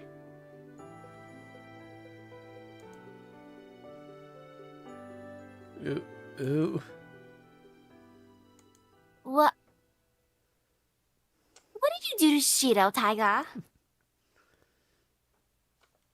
All that beer on the table. What happened? Let's go back to the main story. I have cut the pears we received from the Ryudo Temple. Would you all like some? Yes, pears and beer. Really? How nice, that's quite the sophisticated gift coming from that man. Oh, Rin. I see. You've already come back. I should have known better. I shall peel more this instant. It's fine, just bring the tray over here already, Saber. Is it really okay? But is there enough? 1, 2, 3... How many pieces do you plan to make a single person eat? Listen, I'll have 2 or 3 pieces. That should be enough for me to fully enjoy the autumn of Japan. But didn't you say it's fine to not worry about the calories and fruits? I'm not bothered by that at all. Counting calories are the height of tastelessness in the face of Japan's seasons. Well said. All that's left is the macro pike. Shiro, go bring some macro pike, huh?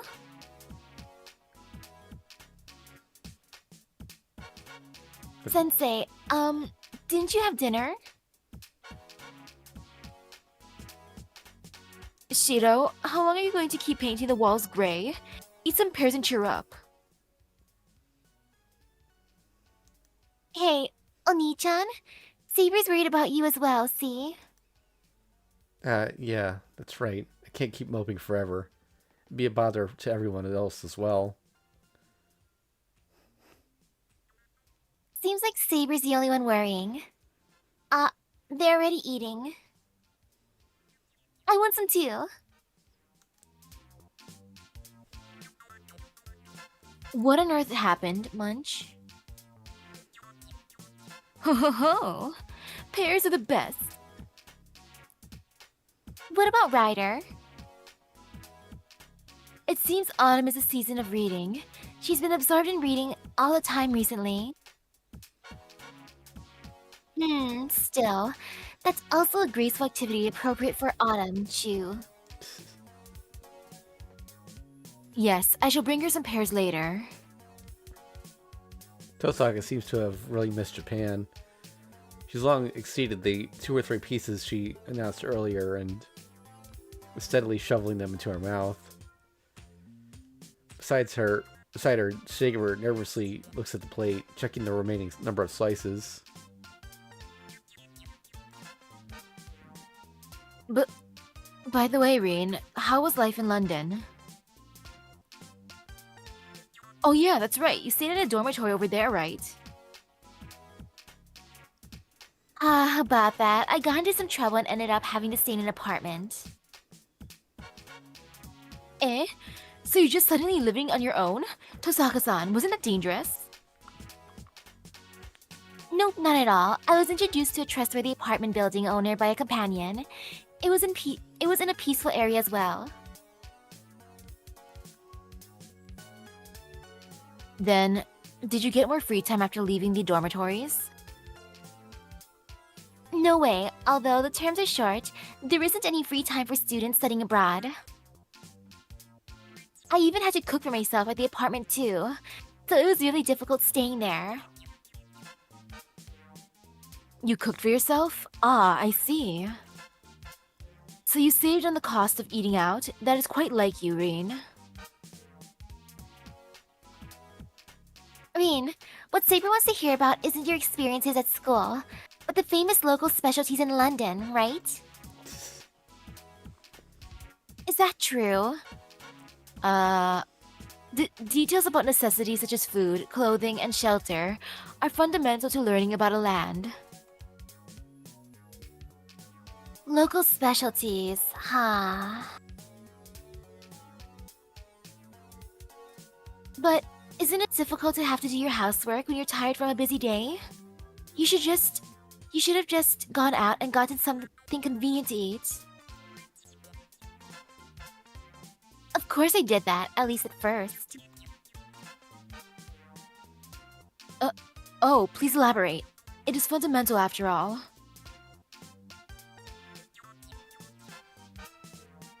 Then, what about the rumor? Is it really true? Oh yeah, that. Rumor? About what? Ahaha, by rumor you mean that, right? Then London's food is the worst in the world. Yeah, that one. Such a disgraceful rumor. Yeah, I agree, but then try to think about it logically. London is a huge place after all. Generally speaking, it's one thing for the local specialties to surprise tourists with their different tastes. But it would be too strange if the food is so unpalatable that even the locals wouldn't eat their everyday meals, right? So naturally, it should just be a rumor. I see, that makes sense. So that's all? That's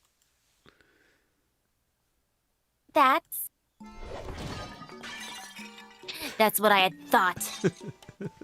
Until I started living in London. Bam. She slams her fist down at the table, making the plate, pears, and forks jump into the air.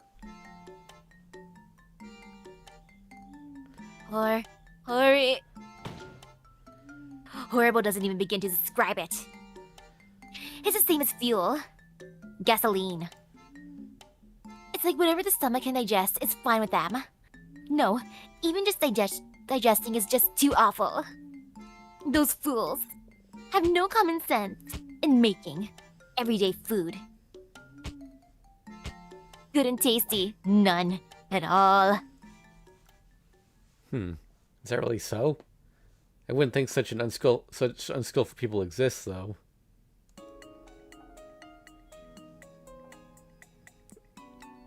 Calm down, Saka. Come on, didn't they have their famous fish and chips over there? Those should be good as... Those should be as good as a fast food hamburger. Emiya-kun, you're very generous. However, are you telling me to eat deep-fried whitefish for breakfast, lunch, and dinner every day? And along with a heap of fries? Jeez, How am I supposed to even swallow that junk food without drinking their dark beer? A severe earthquake erupts inside the living room. And then the red girl back from London boldly, swiftly, and forcibly snatches beer from Fujine's hand. I think that's a new face for Fujine. No, man, when it comes to the food from like, I guess England in general, the only thing that I've heard here is that it's on the blander side. I wouldn't know. I don't I wouldn't know either. Yeah. Never tried it, but that's what I heard from people. I'm like, oh, okay. But then again, over here, food uses a lot of butter and salt. You can't do that, Tosaka-san. That's my beer, so you can't drink it. Sensei, that's not the part you should have a problem with. Bah! Ooh, so the legends were true. Just who on earth ruined the food culture of that country to such an extent? There aren't many people who could know the answer. As her killing intent spreads, Tosaka's glaring eyes turn toward the blankly staring, natural-born Englishwoman. It was you, wasn't it? Oh my god.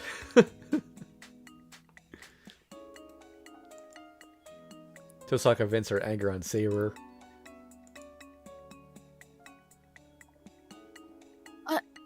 I'm sorry. I really don't understand, but please forgive me. Saber repents for her groundless sin. Nessan, I'm so happy you came back that way. Inexplicably, the younger sister Sakura is moved to tears.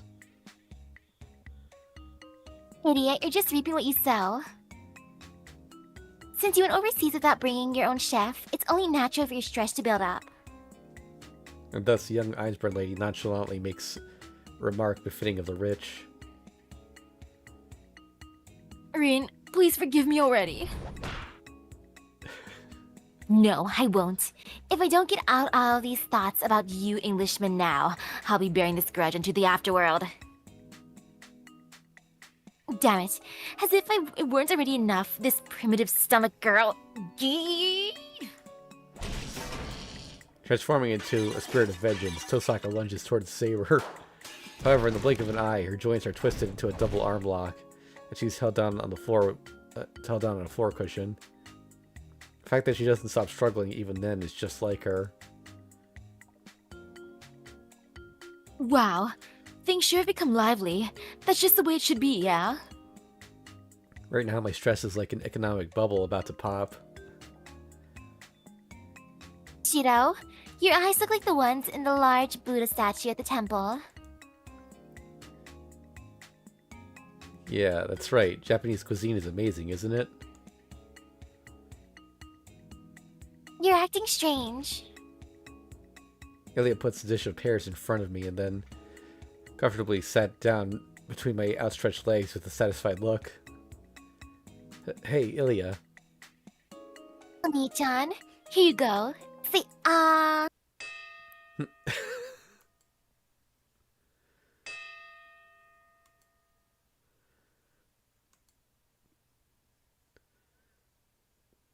Repent, gee. Eh? Suddenly, Saber is sitting formally at the table. Iliasville, hold it right there.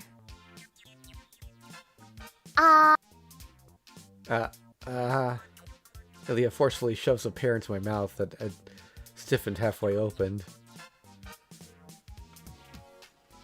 What does it savor? There's a limit to my patience. Anti-petrification saving throw. That was fast. By the way, saving throw is a Dungeons and Dragons term for anyone who's not aware. Sakura follows up with sipping her tea with downcast eyes.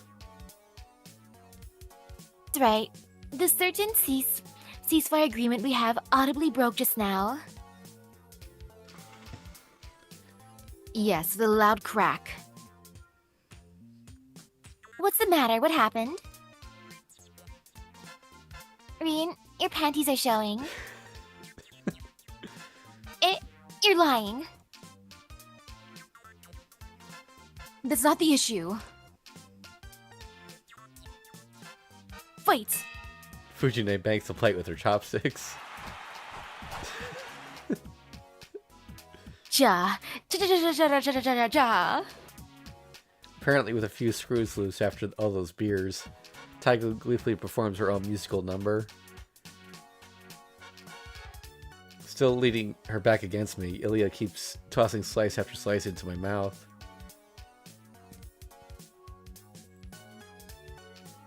Holding a grudge because I don't have my own route. Sure, she's not. After all, a close physical relationship is a special privilege of a younger sister. Furthermore, this is also necessary to establish the identity of a big brother. Identity? Creating such an event is an easy feat for me as well. I wonder about that. Then why don't you go ahead and do so? I don't want to be known as a narrow-minded person. Ding.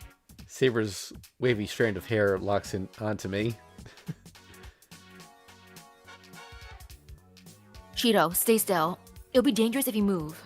Roger. Gulping, Saber shuffles along towards me bit by bit. Following her instructions, I remain sitting still with my legs thrown out, looking like an idiot. She jerkily turns her back towards me as if moving something heavy, grips the hem of her skirt, and, after exerting the maximum amount of effort once more, begins to sit down. Saber's bottom gradually gets closer.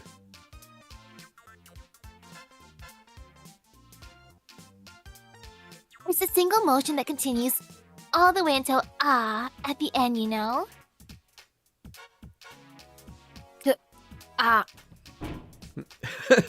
Unable to bear it any longer, Saber darts towards the opposite ends of the room.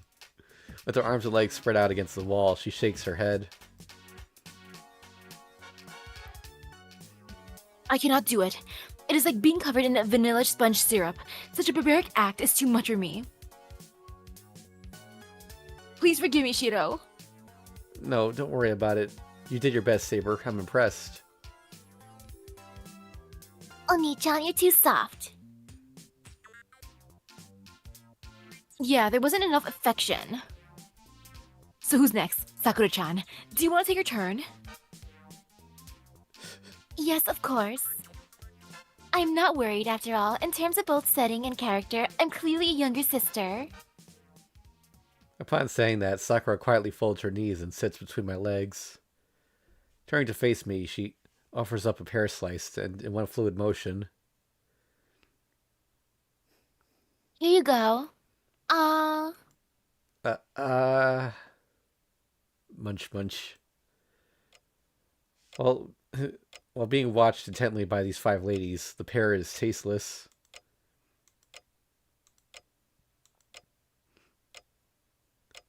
How was it? Oni-sama? Oni-sama? Well, it was, May I speak from an objective standpoint? Yes, Foreign Minister Tosaka. Frankly speaking, it was like a shoulder massage coupon for Mother's Day. Tosaka-senpai, you're so mean. burying her face in Saber's chest, Sakura sobs in anguish. Rin, return to London. Wait, what? What? Oh. Seems to be clear now. I am the younger sister among younger sisters, the king of lions among lions, the queen. That's not it. The princess of sisters. That's why, within the everyday description of a little sister, I can cling to him as much as I like. Wait, Onicha. Gah! They're getting all the art essays in today. Ilya was diving towards me, but was halted and pulled back midair. I cannot overlook that, Iliasville. You just don't know when to give up, Saber. You don't know anything about being a younger sister, so keep quiet. How rude. I do know it. I know it as well. A younger sister is me. I am a younger sister. I was even once called the king of younger sisters. What? Shouldn't it be the queen of younger sisters? Leaving aside the whole king of younger sisters thing, Saber should have an older stepbrother then. If so, then certainly she would become a younger sister, I guess. Please wait. I was the very first person in this world to call Senpai Oni-chan. Really? But then that. What is it, One-chan? Do you find any inconsistency in the setting? Wah. Tosaka trembles as her entire body is covered in goosebumps. I can also call you One-chan, right, One-chan? Wah. One-chan, are you not feeling well? Hey, answer me, One-chan. Yeah. Rin wriggles away like a caterpillar, with Sakura pursuing her all the way to the end of the hallway.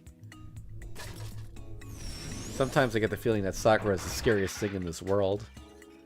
The second scariest is Saber's appetite. Okay, let's pull ourselves together. That's enough playing around for today. By the way, did the amount of beer cans increase? Did it? I think it might have.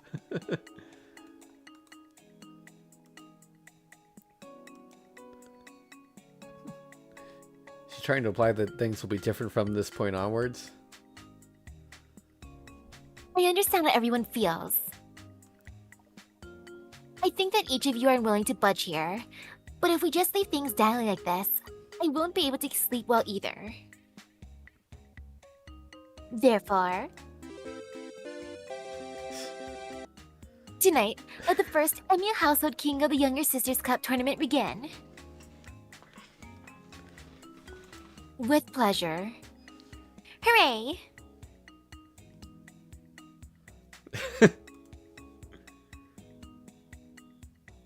Ding ding ding ding ding ding! Did I drink too much alcohol, or have I fallen asleep and am watching a bad dream? The expression of all those present in the living room are usually tense.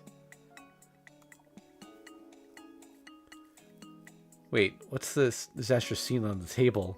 What the hell were we thinking, drinking so much? I think it went up again.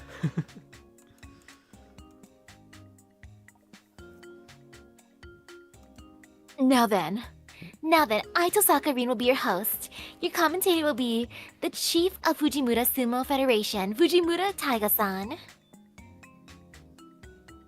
I look forward to working with you. Thank you very much. Wait, just asking, but on this matter... Huh? How about having a traditional sumo stew? Yeah, that's right. Shiro, if you want to choose one of them as your ideal choice, then that's fine as well. Go ahead. Go ahead, you say.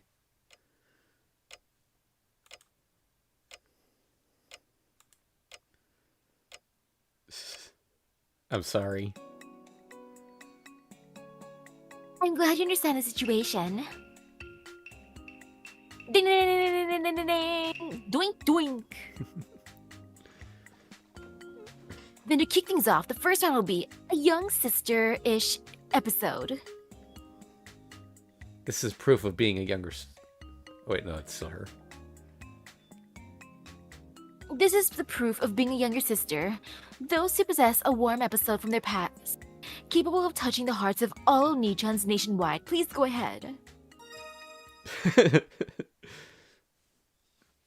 Yes, I will go first. I had an older brother who ate and slept under the same roof with me for as long as I could remember. His name was Kay. After we grew up, I was told the truth that I was adopted and that he was my stepbrother. We were raised under the same foster parents, so he was my foster brother. Nevertheless, I believed that Kay was my real brother until that instant, even though we eventually built a new relationship with each other, and our respective positions had changed. My love and respect for him did not diminish at all. Okay, I just looked it up. There was, in fact, King Arthur did, in fact, have a brother named Sir Kay. He's one of the first knights of the Round Table. Oh, wow. Surprised he never came up during any previous stories.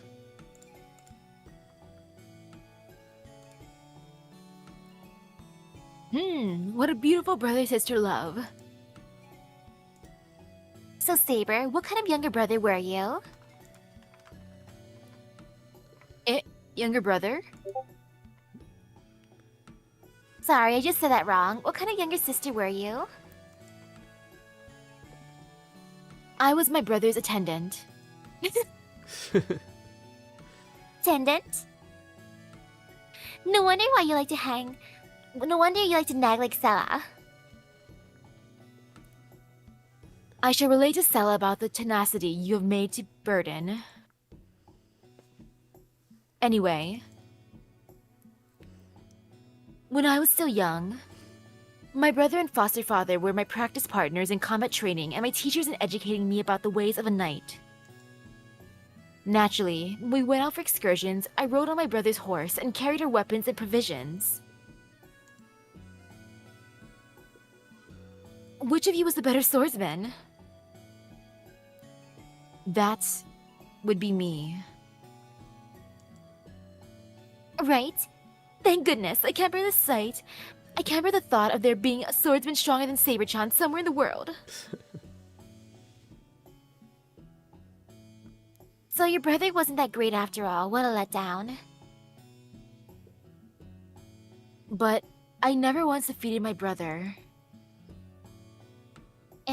What do you mean? I think that was Ilya. You see the silhouettes bobbing up and down. What do you mean? Whenever we crossed wooden swords, somehow we always ended up quarreling with each other by the end. And while I always won the battle, it always seemed as though I had lost the war. I could hardly unilaterally shout for joy. Would he say something like, "You lost because you threw away your sheath," or "Don't think you won when you didn't even deliver finishing blow"? Those kind of comments were only the tip of the iceberg.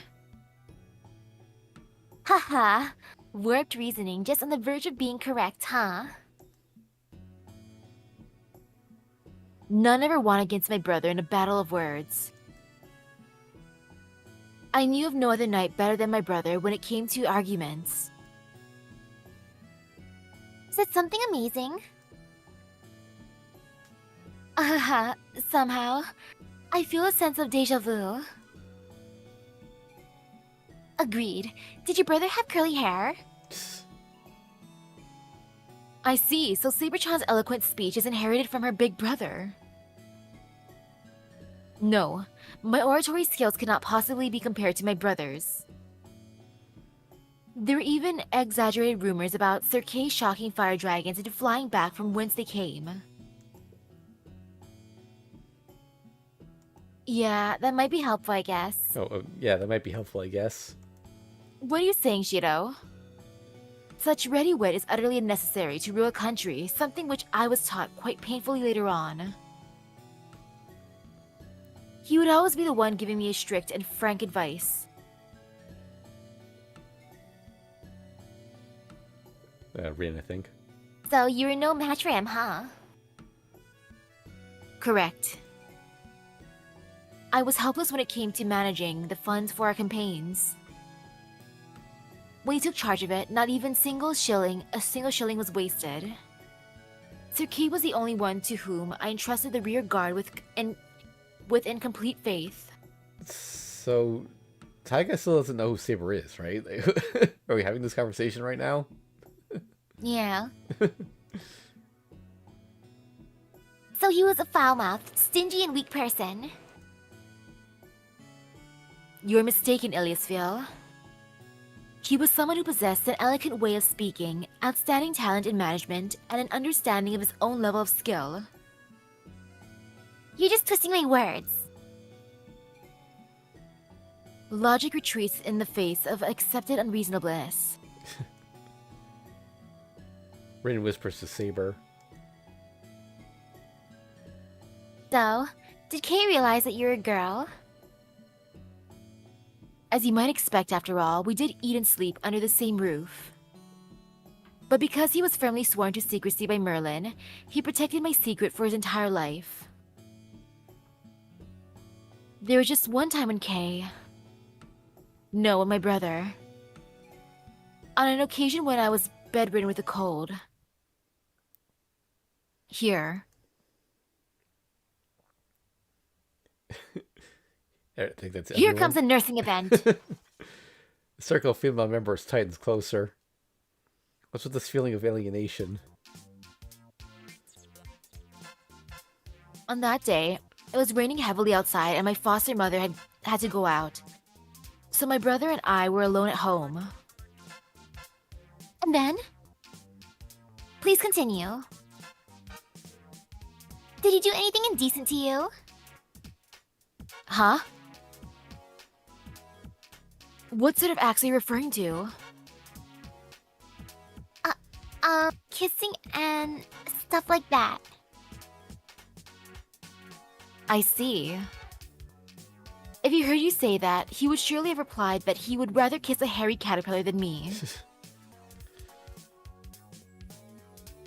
I see. I think I know what kind of person he was. This is what Kay told me. It would be very troublesome for me if you were to die now.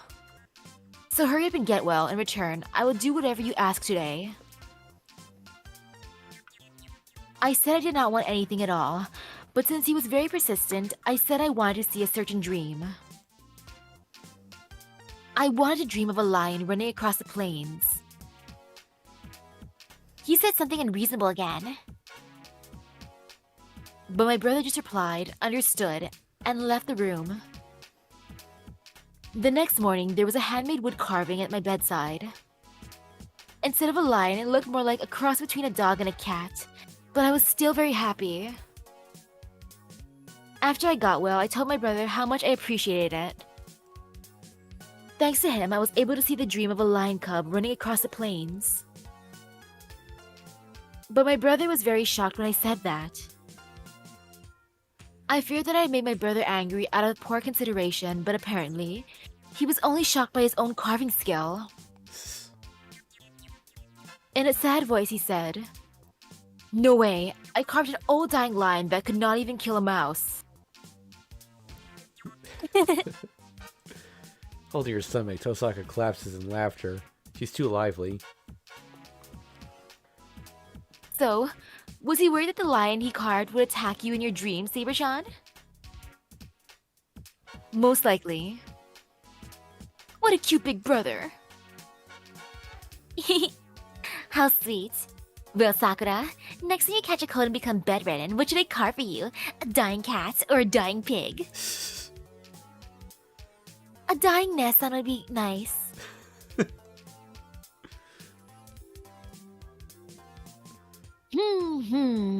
Saber, your family couldn't buy even a single stuffed toy, could they? No, because we were a warrior's family that contented with honorable poverty. Nope. Then if you don't mind, I'll go next. My tale is about my older brother, Mato Shinji. Here we go again. If I hear such touching stories 2 or 3 times in a single day, my heart will seriously melt. Sakura gazed at Rin with a deeply puzzled expression. Touching stories? No, I'm sorry.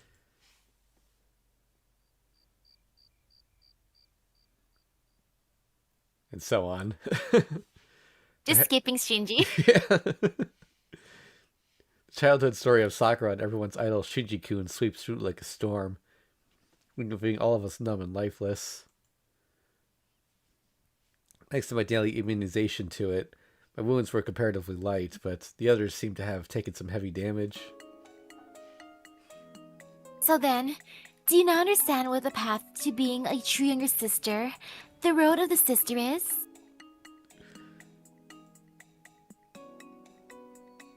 This reminds me of Tokugawa Ieyasu, the tragic Takechiyo. But we know all about him. For me, it's a death march on Mount Hakoda. Sakura, I apologize. I did not realize you had switched to stories of brutality during the Heisei period at some point. I was giving my story as a younger sister, though. As a little sister, though. Well then, I'm expecting a lot from your story, Ilya. Tell us a refreshing tale to lighten the mood. Yes, of course. Since a long time ago I had a thought. It would be nice to have an older brother.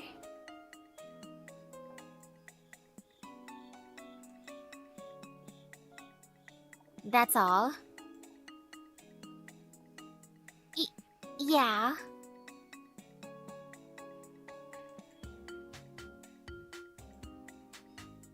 Awkward. And the winner of this round is decided. Maybe a Trey as a substitute for a military fan. Rin points at Saber. The Dragon of the Holy Sword, Saber.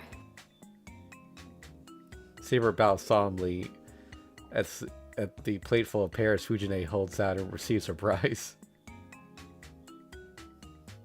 Shiro, how was that? I did it. That's great. Congratulations, Saber. You've been watching too much TV, Saber.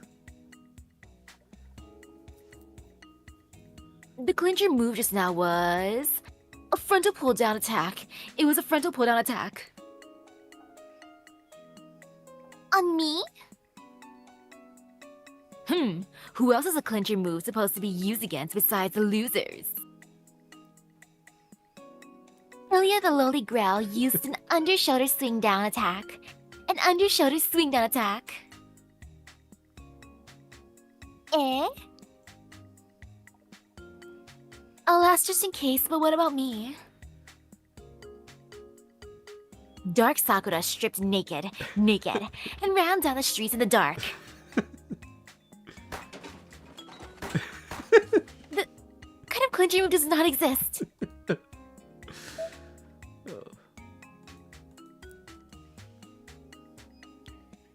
It doesn't? And so, the Emiya household king of the Younger Sisters Cup tournament now moves on to day number 2. Top knot. Are you still doing the sumo jokes? Dark Sakura.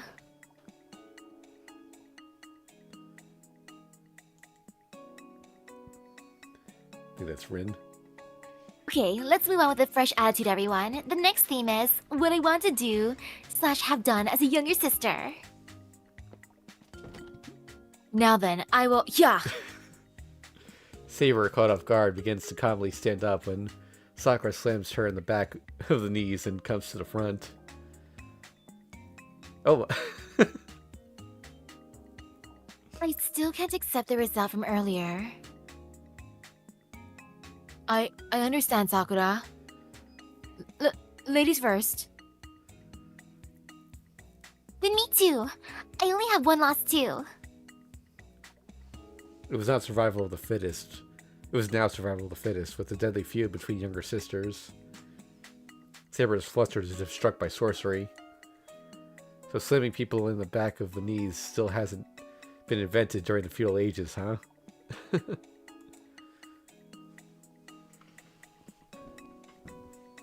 I had an older brother. I didn't want to. You already have an older brother and an older sister. Tosaka-senpai, please keep quiet. I've let go of my unpleasant past, but there was something I want to do with Oni-sama, that is... to go on a short trip together in preparation for getting married soon after.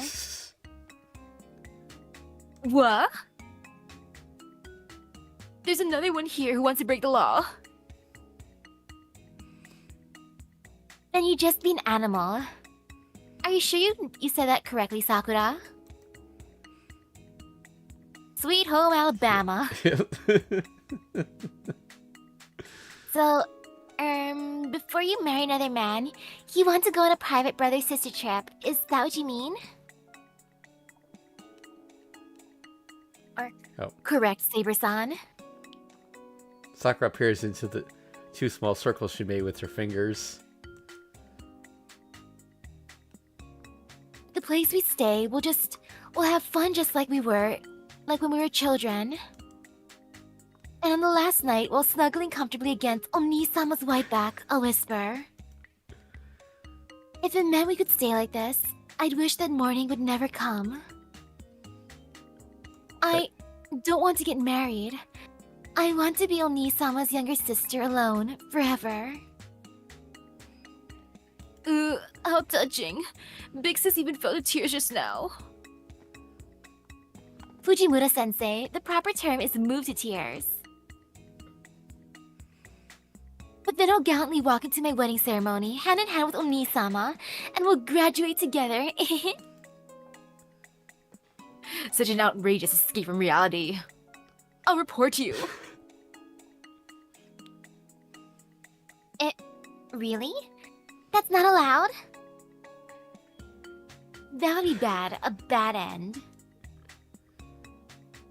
I understand. Although you know you will meet again, it is very difficult to part with your family members. Though it's more like she's breaking off relations in this case.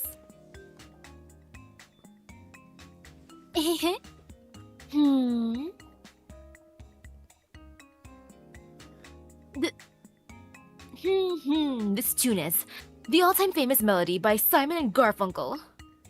I don't know off the top of my head what tune they're referring to. I've heard of Simon and Garfunkel, but I don't know what music they've made. Ooh, to tell the truth, this brings back dramatic memories of my time as a student teacher when I tried translating these lyrics on the spot and it brought into some kind of crazy cosmic song. Sensei, that's way too funny. Well then, shall we have Ilya go next?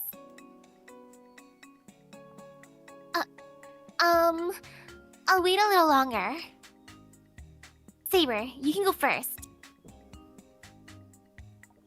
I understand. Well then. If I was allowed to act like a sister, I would want to learn how to dance for my brother. Dance? You're referring to classical dance, right? Ooh, so you're interested in that? Classical dance? Dancing of all things. Isn't that the nightmare of most young men? There's no way I could escort Saber in dancing.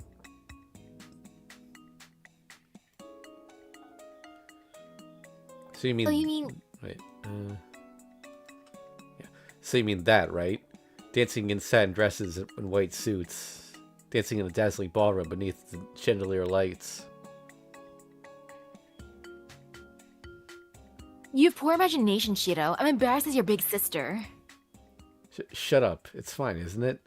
Guys can be into the sort of romantic stuff too, like this. My dear princess, would you do me the honor of dancing with me? I put out my hand jokingly, but it is quickly grasped. Yes, with pleasure. She stands up and respectfully bows. Hosaka and the others widen their eyes in amazement. My ears turn red hot. For a moment, my heart races as I'm immersed in elated feelings of stepping into a real ballroom. I can almost swear I hear an orchestra in full swing. Saber? Then Saber grips me tightly as if doing a judo arm lock.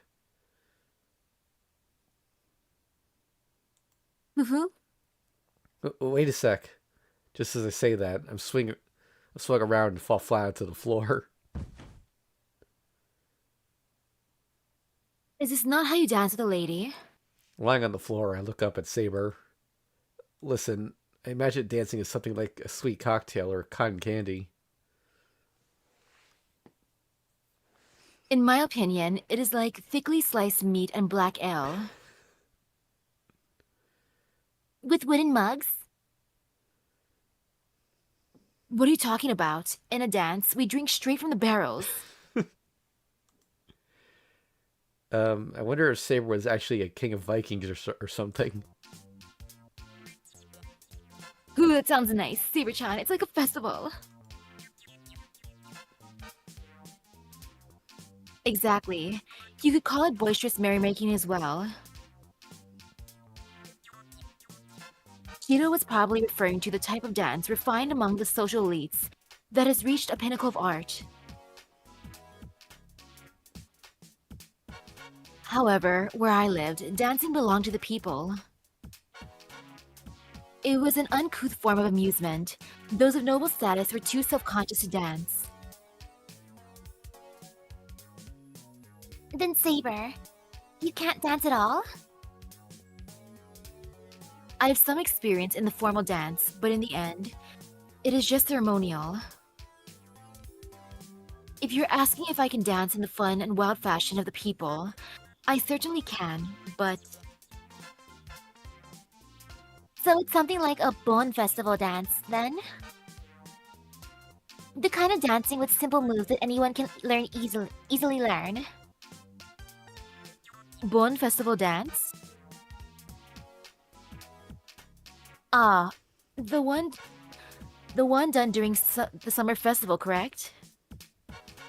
Yes, the tempo and the intensity of the gestures differ, but it does have that similar type of harmonious atmosphere. Having said that, there are also magnificent dancers during the event. They charm the girls with their impressive and lightning-fast footwork. So it's like the noisy kya atmosphere during a tennis match, right? Yes, that is precisely it. I think it surely would have been fun to learn how to dance personally from a skilled brother. I can somehow understand if I imagine it in the context of a tennis match, but it's hard to feel deeply moved by it. Really? I think it's perfectly fine since it suits Saber. Either way, dancing is impossible for me. Amazed, Fujine crosses her arms in an exaggerated fashion. My perception of Great Britain was greatly shaken just now. I was like, what the heck? Is Sabertron's birthplace some sort of secluded region or an uninhabited haunted area? Is it someplace like the Amish settlements?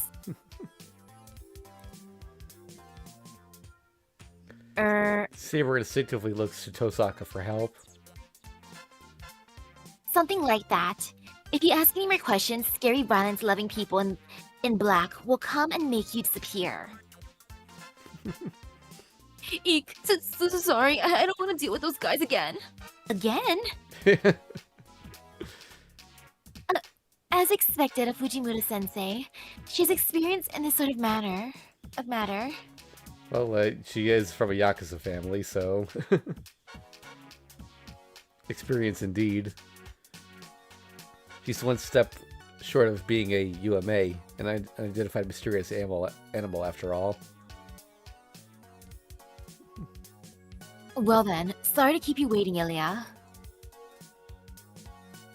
It's my turn, right? Okay, I thought about it. I want to go shopping with my brother. Snatching away food from my brother is preparing. Watching television with him until late at night. Taking a stroll with him in the park, asking him to help me walk my doggy. Getting him to come greet me with an umbrella on rainy days. And also, Ilya? Eh? Don't you do those things even now? Like, almost every day? Yeah. Are you jealous of me? Ilya puffs up her chest unabashedly. And the match is decided. The winner is Dark Sakura. Tosaka brandishes the tray again. Thank you. But please stop attaching dark to my name. Then, Shadow Sakura.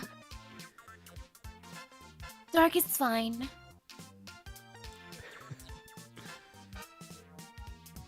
Oh, there's even more cans on the floor. Yep. That is noticeable. Yeah. And her clincher move is a sumo pushdown, an amazing pushdown. Sakura is also quite impressive. Now then, with the scores of both of our second rank sumo wrestlers tying at 1-1, we now enter into the final day of the tournament. What about me?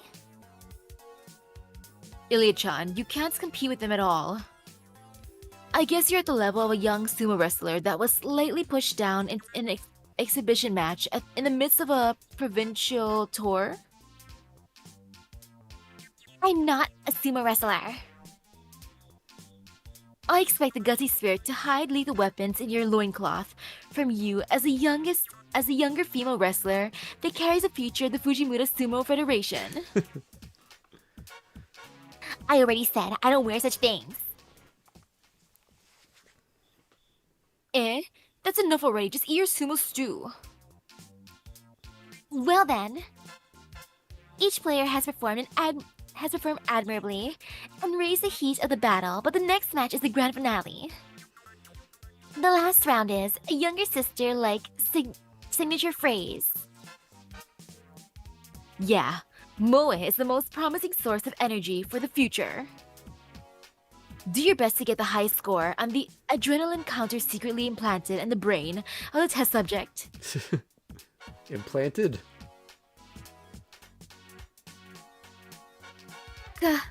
This is difficult. A signature phrase to deliver a fatal blow to Senpai, Who's 3 times more insensitive than the normal human. Hey, can people die from such phrases? Yes, occasionally. More More importantly, you revealed No, your it's, true thoughts just now. yeah. Oh, More importantly, you revealed your true thoughts just now, didn't you, Sakura? Sakura-san? as expected, it seems like everybody's having trouble with this one.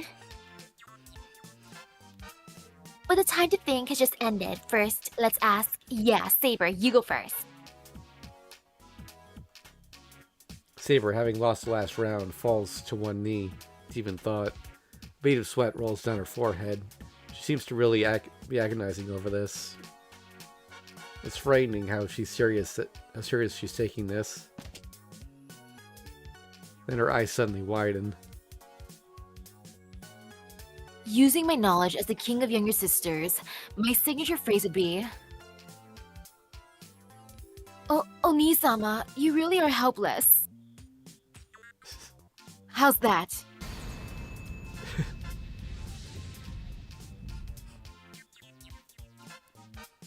Eek, I can't take it anymore, I'm dying.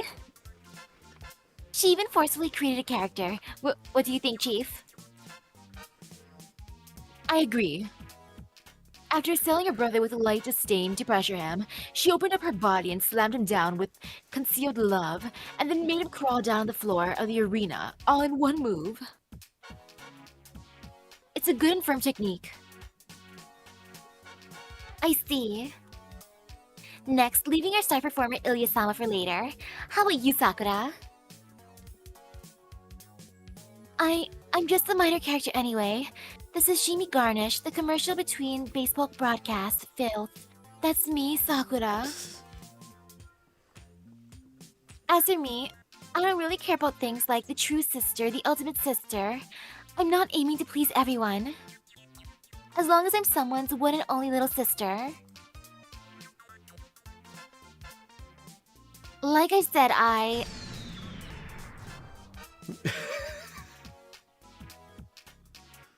If only I could have my one and only Oni-sama, who would make me forget everything in the past, that's why. There's no need to cry, there's no need to be afraid, there's no need to run. I'll always be by your side.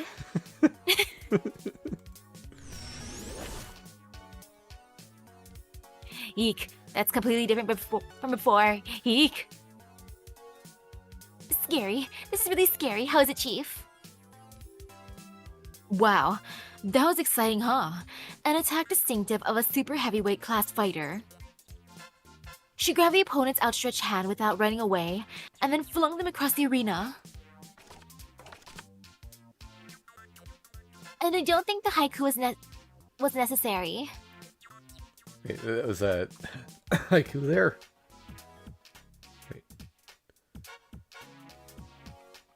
Hold on. She grabbed the opponent's outstretched hand without running up. No, I don't know what they meant by haiku there. oh, this. That was soccer. Wait.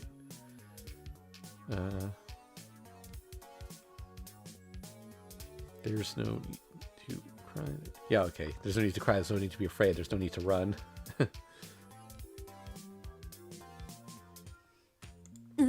Heart.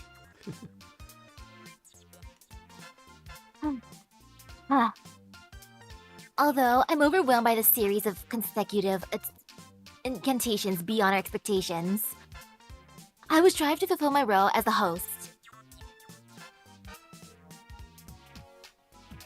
Right then, Elia, please take care of the final run. Final run? The finale, the end mark, in other words, the climax. Okay. What I want to tell Oni-chan is... What I want to say is... What I want to say is... She freezes, deep in thought.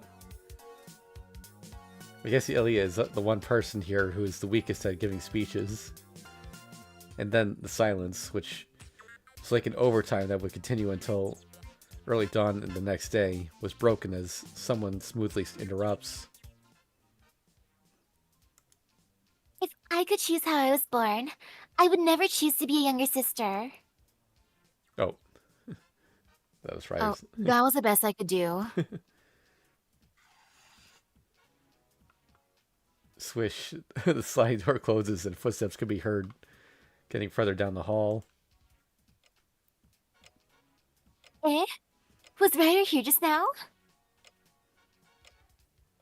Yeah, she silently entered just now and poured herself some coffee. I didn't notice. Ah, she got us. She took the pears.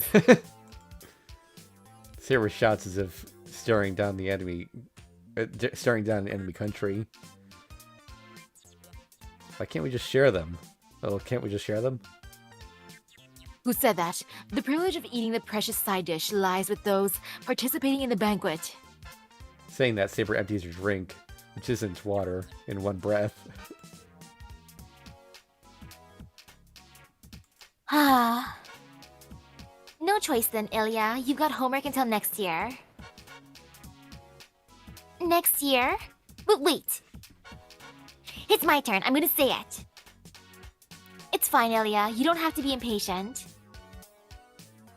What was that? You're way more impatient, Shiro. Is that all you're going to say? That's not it. I'm going to say my signature phrase now. Here we go. 1, 2... Oni-chan, I love you. Even if you became a bald-old man. Even if you become a lazy fatty. Even if you become a frail grandpa. Even after you enter your grave. I will always, always love you the most.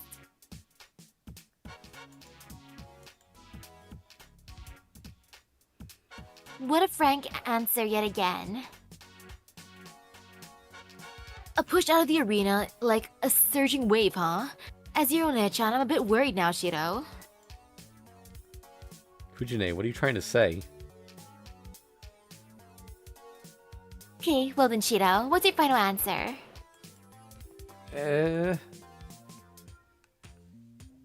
Emiya-kun? You drag things out this far, so do you really think you can just say eh? Or, now, let's all get along with each other, okay? Or, I'm a philanthropist, teehee? Or other harem phrase like that and run away from the problem? I have to decide? That's right. Decide who is the one worthy of to be the Emiya's sister so that I can sleep peacefully. You can even choose Ryder who dropped in earlier. What is this? Did we just go back to where we started? Wait, Tosaka, you're just having fun at my expense, aren't you? As I hesitate to speak, Ilya starts clenching her fist in front of me. She's really getting fired up. This is going to be difficult. Ugh. With that grunt, Saber topples down to the floor. Saber-chan?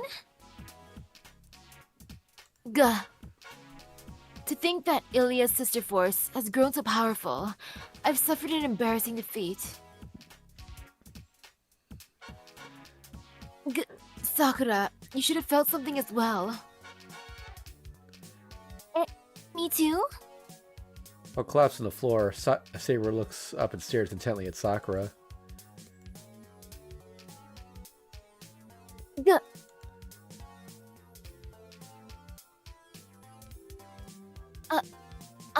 Now that I think about it, the area around my sides hurts for some reason. Ilya-san, what have you done? Ugh. Sakura collapses suddenly as well, her hair spreading over the table. I become a bit worried by her expert acting. Victory! The evil has been vanquished. I won't let you have Oni-chan. Wee! As soon as she makes that declaration, Ilya dives into my chest once more. Surveying the living room littered with corpses, she gives a satisfied smile. Wow, Ilya-chan, you're terrifying. In a certain sense, that was a merciless and callous attack. As the winner, I have the right to have Oni-chan wash my body in the bath. That is not possible. I won't allow it. In the blink of an eye, Saber and Sakura rise to their feet. Just stay there like you're supposed to, you zombies. Coming back to life is cheating. As if you were in any position to say that. Hidden behind the wall of the three sisters who have started another uproar, Tosaka is trying to hold back her laughter. Damn it, Tosaka, you stupid producer. I suppose you're right. You really couldn't have chosen Ryder there. Who the heck would do that? Jeez. Well, Ryder did go and say something like that after all, but... You know, I think if I were reborn, if I were to be reborn myself, I'd really like to be a younger brother, I guess. I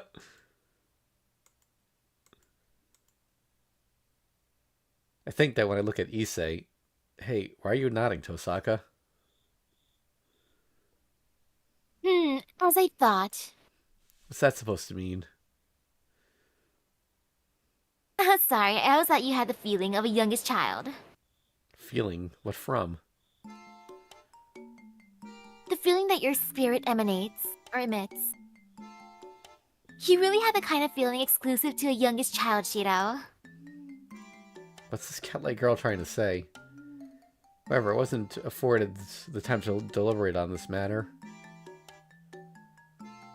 Oh, an older sister, huh? I can't say quite what's about an older sister. Ooh? No, Fujine, I do properly recognize you as my older sister. Honestly, I did not think you had the qualities of an older brother either, Shiro. That's mean, Saber. Could you hold back a little? That's right. Even if it's impossible for me as a younger sister, but if it's about an older sister qualities... Wait a minute. An ordinary middle-aged woman and an older sister are as different as heaven and earth. The older sister's me.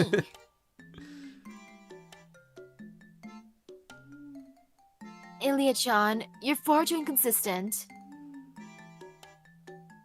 Wow, but it's true. This noisy argument is going to go on forever. Let me settle this once and for all. No way. A rebellion? And now, since all the actors and actresses have assembled, right here and now, let the first Emiya Household King of the Older Sisters showdown begin. Like this, the out-of-control banquet entered into an even more out-of-control second stage. The nights are long in autumn. If possible, I'd really like to avoid a third stage. Ooh, wallpaper. Is that the one that we've been missing all this time? Wow. We never quite understood why he was crying at the beginning, though. Okay, gotta put the screen up real quick just to make sure. There it is. Yes. Is she punching her? And why is she naked? That's just the. This is the Gouda Gouda artist. You know, like Nobu's always naked in those. Poor Sakura, she's not invited. Yeah. Why are there windows in a staircase? Where are we? Okay, screen back up. I saw the message pop up twice. Did we get the other one too? Yes, we did. Okay, this is Cute. Let me take the screen down. Okay. Nice. Shinji's there. Oh, yep.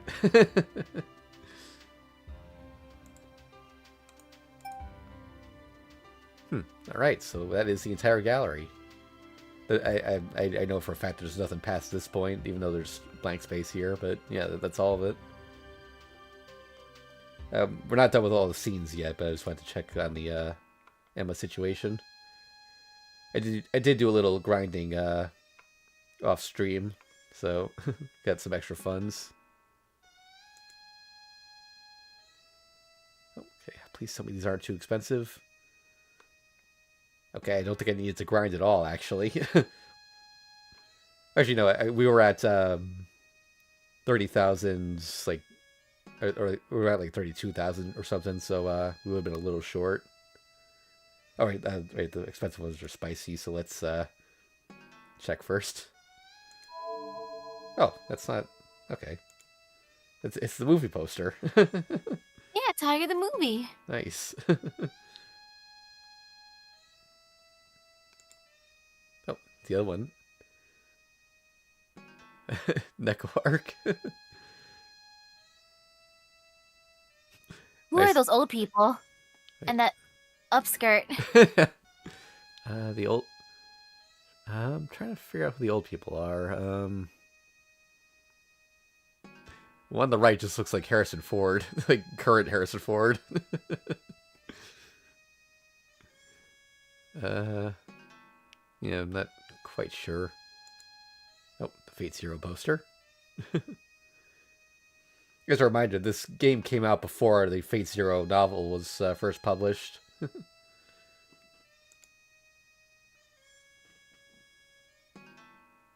Fuyugi City's critically acclaimed movie posters.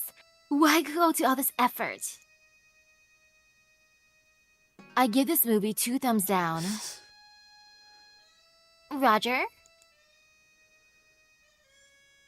This is another movie playing in Fuyugi City. Or at least, let's say that. Oh, wait, actually, the one with the white hair, that might be Nero Chaos. Oh. Yeah, since these are, the Tsukime characters. The first appearance was a nightmare, April Fool's prank. The puffed up staff even had leaflets made up for a summer comiquette. In the leaflet, Keito Kome-sensei, who's responsible for some of the visuals, said, "I don't really understand, but I'm glad I got to draw a cat-eared girl." He's being deceived. That's the creature called Neko Arc. It's not a cat-eared or... It's not a cat or eared or a lolly. Perhaps I will have to challenge it someday. And she did. Like, over a decade later, or almost 15 years later, actually. Because they are both in Type Lumina. There was a film like this too. Zero. Actually, doesn't it seem like it's a teaser for something? They all look quite fun. Reen, how about we go to the theater sometime? Oh, good idea. Why not treat ourselves to a date, just the two of us? Alright.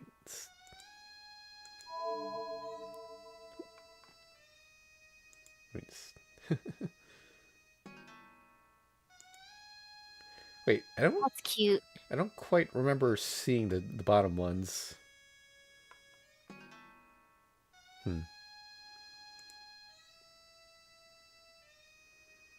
The production directors, Character Series Part 2. Their cuteness is indeed remarkable. But why is there a character from some other game in there as well? Are you talking about Castor? Castor? My sincere apologies. She looked so young that I... King Arthur never fails to deliver the finishing blow. Could it be that the programming director's Bianchi was the model for number 1, the bicycle that Ryder is riding Ozaki style?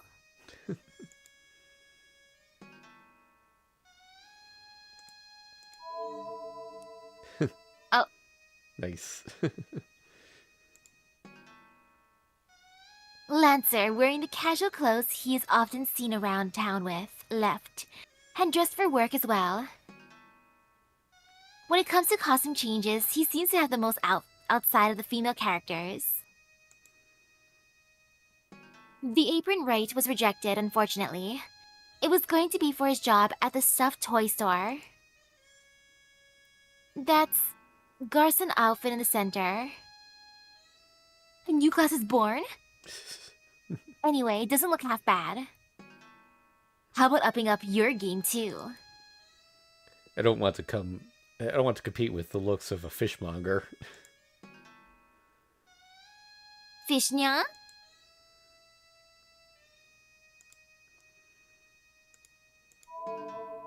Ooh, cool. I don't think we ever saw her without the jacket, did we? Nope.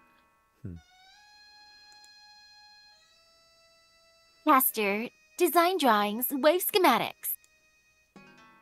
The note says, this was designed by Koyama Hirokazu, the head of graphics and the biggest caster lover among the staff.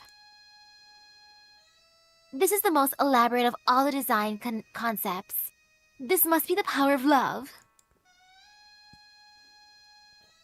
It is good that we were able to see her with the hood removed and hollow. Well, it's doubtful they were able to stay true to the original image, though. According to the headcanon of the Great Chief, Caster discovered this denim bolero jacket in Kuzuki Sensei's old wardrobe and remodeled it without permission. Quite skillful, isn't she? Although I don't think Kuzuki Sensei has even noticed that this happened. How pitiful. To be troubled even by clothes. Sorry, that was just a joke. It appears as though she did it to match with Kuzuki Soichiro. If that is so, Caster is surely satisfied. Rin and I are connected by having outfits given by Kotomine as well. That's a disgusting thing to say. Clothing bears no sin, regardless of how it came to be. I quite like the feeling of being connected with you. You're welcome. and then they flirt. Oh, last one. And it only costs 100 yen. Oh, cool. It's just for the shrine.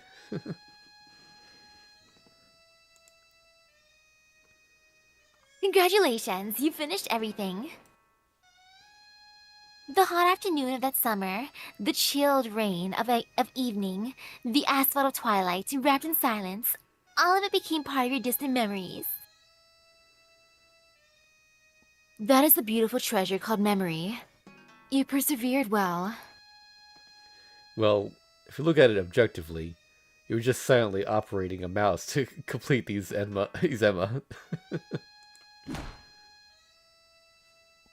Although we've said it a lot, congratulations. Well, don't worry about the omikuji though. Even by yourself, you'll manage, won't you? You won't line up your gathered Emma by your bedside and get uneasy if you don't count them every single day, right? You ought to have realized that there are ways of life other than omikuji and Emma. Yes, really now. I pray that is the case from the bottom of my heart. Though this unrefined outside is being annoying. Well then, it's already time for us to go. The next time you visit these grounds, the cherry blossoms will be fluttering. However, you should be able to find them, the dear scenes that you have watched in the past, in your heart, right next to the memories of us. Wait, really? Well, it's already time to say goodbye. Then take care. Let us meet again. Bye-bye!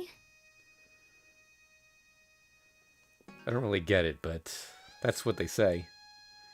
Farewell.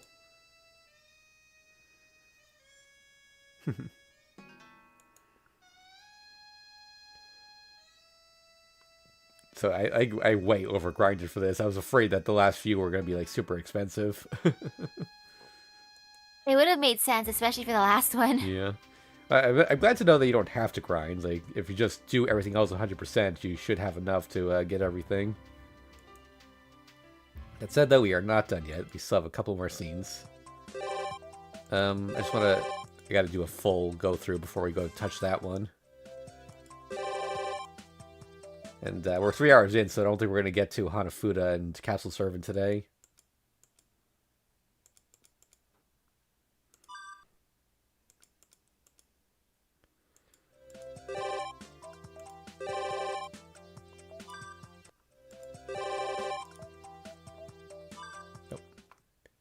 Because I can hit next day instead of doing this, because nighttime actions are the same every day.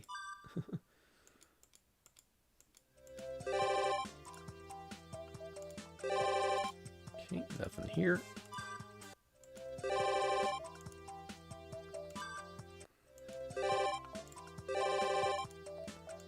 And I believe there's one with Lancer in the afternoon. Yep.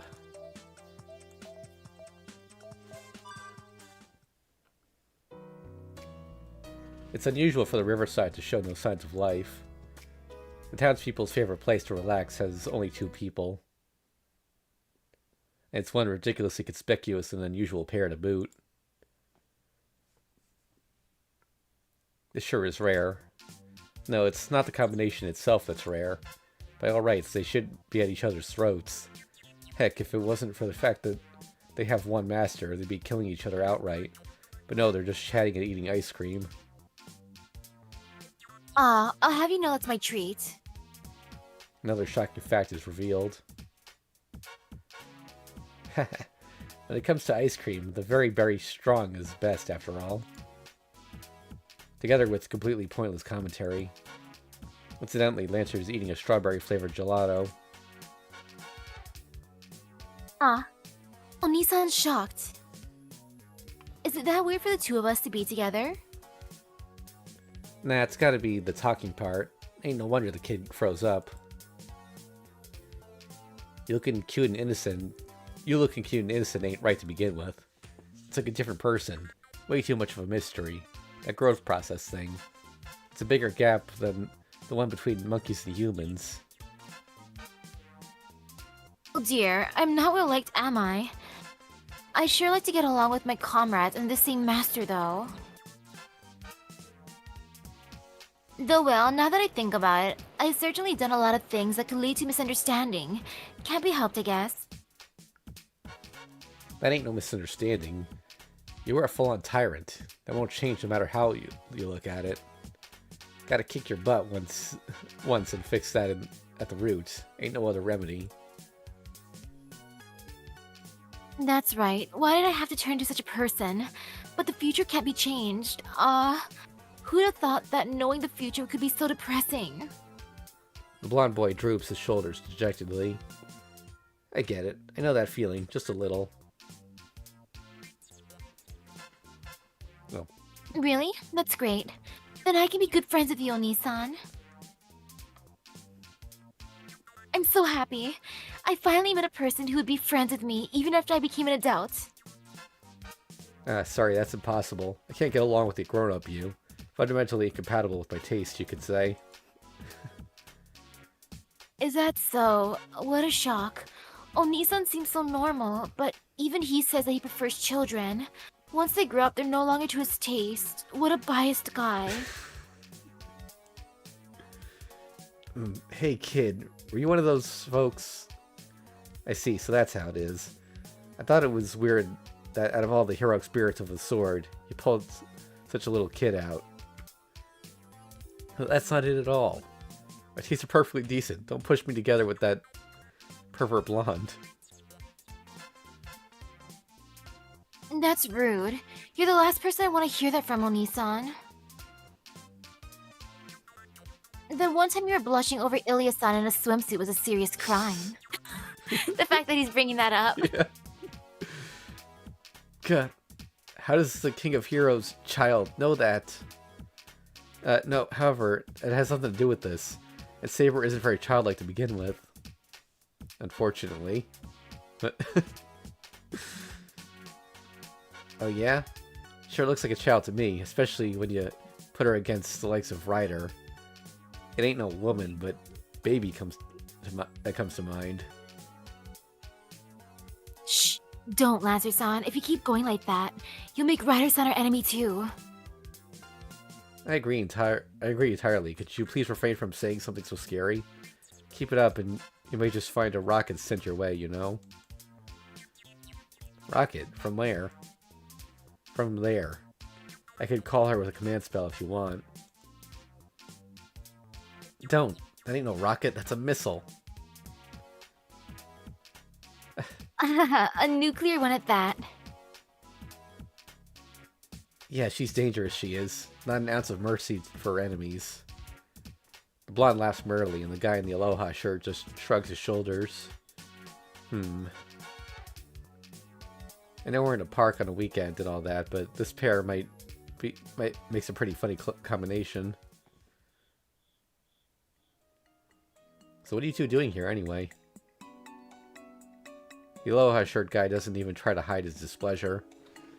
The blonde boy casts his eyes down sadly. It sure isn't like you to... I bet there aren't many things you actually hate. Could it be something to do with the Holy Grail War? Ha, don't be stupid. No way in hell to be bothered by some fight. Got a different headache this time. Holy Grail War is a stroll in the park next to this one. It's the opposite with me.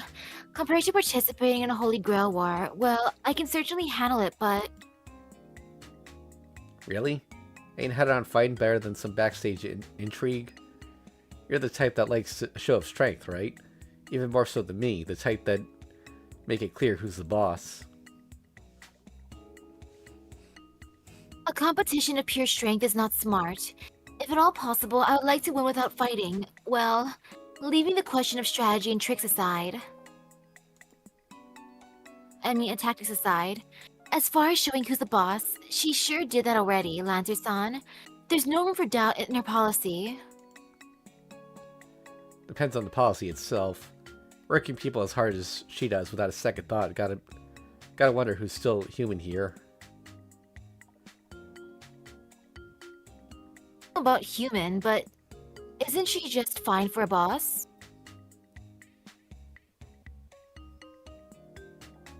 Well, it's true that I can never get along with that kind of personality.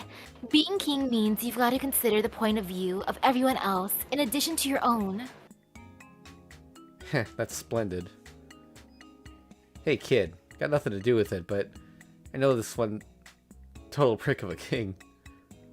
Looks down at everyone but himself, calls them mongrels, claims that everyone in the world's got to serve him, and hates the guts of those that actually do like he says. Sound familiar?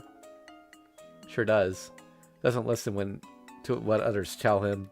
Thinks he can get away with money and get anything with money, and totally forgets the crap that he did in one day flat. Has terrible manners with women, gets rejected every other day, yet keeps coming back without ever learning anything.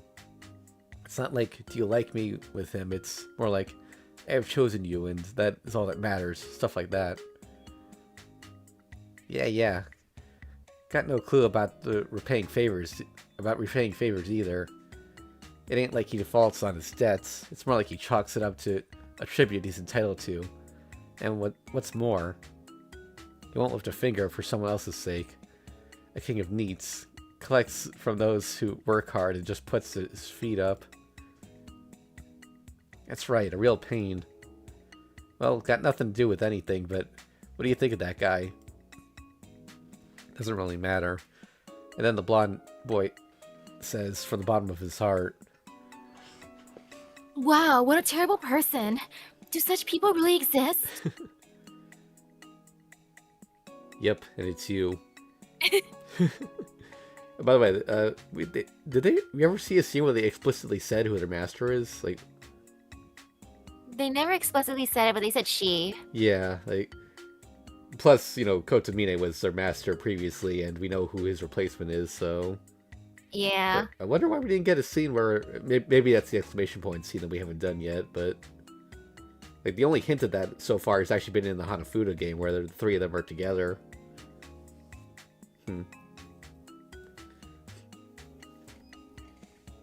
Oh, sure got the feel now, kid. Yeah, were there anyone else here? I'm sure they'd relate just as well. We both nod. The child stares at us in wonder. So what are you really doing here? You keep dodging the question, and I still have no idea what you're talking about. We just don't want to go back. We just want to go back, see? Yeah. Oops. Yeah. That's right, our master's such a tyrant. Master? Okay, there we go. I was confused because Shiro was the one saying earlier that they share a master, but... Their master? Kotomine? No, that can't be. He's been dead since half a year ago. There must be someone else who formed a contract that keeps these two in this world. What kind of person? There we go.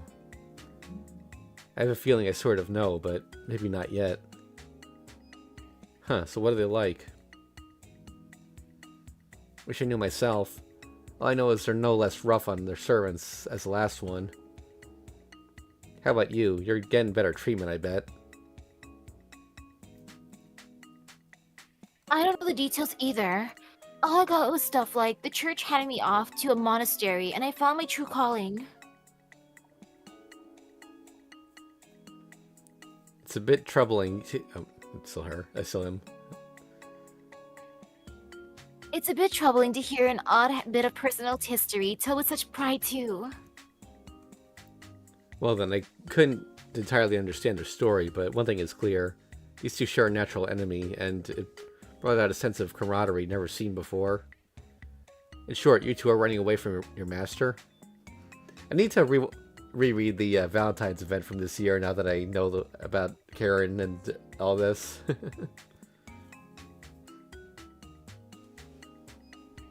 No way we'd run. Just drag your feet a bit before we get saddled with another stupid order.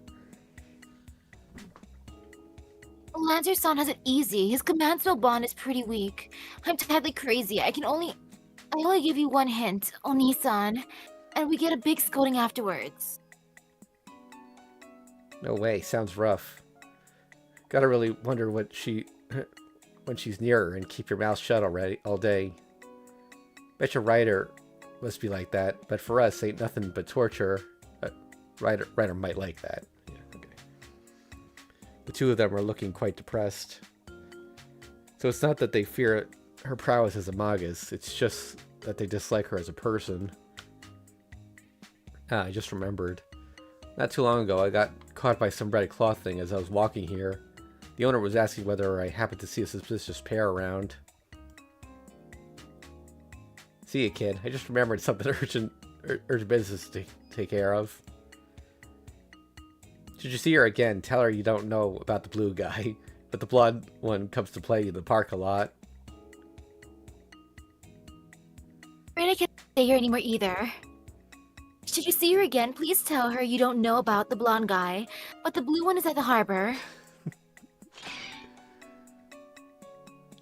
The two of them exchange equally nihilistic looks, as expected of war-hardened veterans that survived many a battle.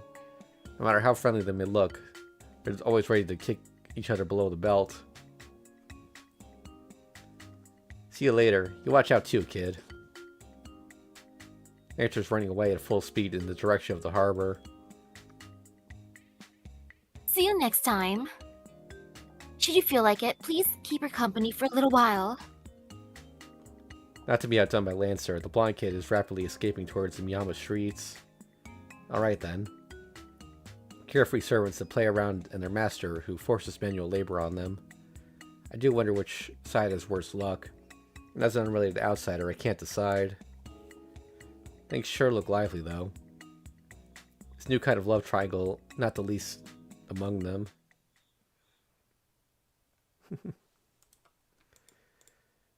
I guess we were supposed to see that scene much earlier. I don't know how we didn't see it until now.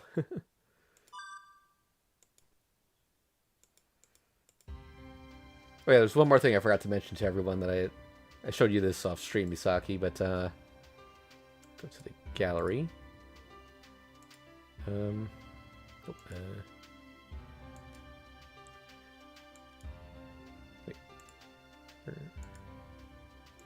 we go. Okay, so this is the PC version, and it has a patch that has the Vita version's content. So for the Karen scene, the Karen H scene that was in the story, they had to have something there in the Vita version. So they wrote an alternate scene where Shiro/Eggermine bites her neck and absorbs her magical energy instead. We're not going to watch that scene because it's basically the same aside from replacing the sex with that. But here's the CGs for it.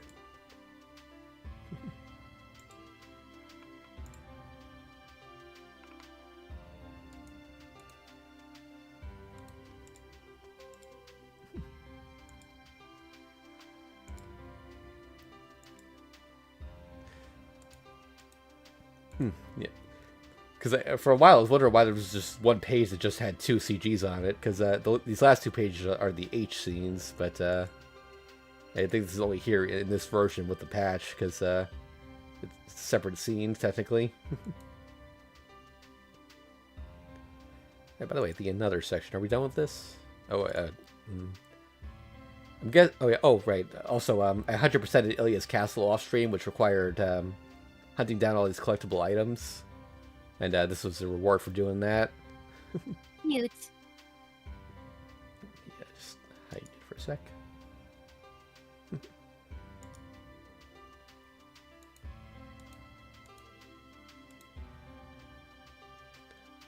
Alright, so let's do this last scene, and then do one more loop to make sure it is the last scene. No signs of people in the plaza. The house of God stands quiet, no visitors in sight. This place stands far away from the world. Further still from heaven, a place of confession for the lost. A girl unknown to me is waiting at the church. Whether it's the first time or the last, it has no meaning here. She's something that never existed to begin with. She's everywhere and nowhere, just like him. The flow of time is irrelevant here. If I'm not mistaken, I'm visiting this place for the... Hold on, I didn't accidentally... No? Okay. What the? Wait, what? Why are these all lit up? I don't think. Whoa. I don't think this is right. I think it's Yeah. What happened? got lots to ask her about. Um, name and test atmosphere. This is the same stuff as before. Yeah, it should be. I think it might have been misflagged somehow, but yeah, this is the same scene when we first came here, right? Yeah. Okay. Open doors. Okay, I'm gonna. Let me just check something here. Entrance. 98.8%. Let me check Eclipse because I know there's. Yeah, there's still that living room thing. All right. Oh, oops. Once you select Eclipse, it counts as starting a new save. So I gotta start. Okay. All right. I guess we'll click it and then. I don't know why this is treating it like it's a new scene. I'm just gonna skim through it to make sure it is new. It is old dialogue.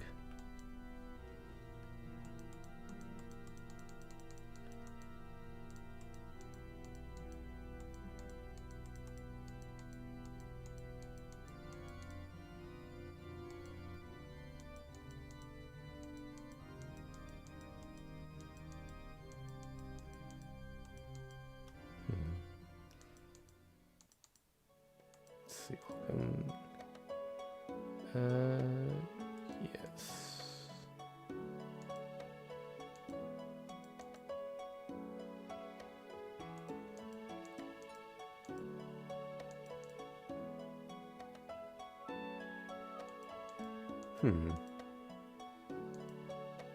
None of this sounds new, right?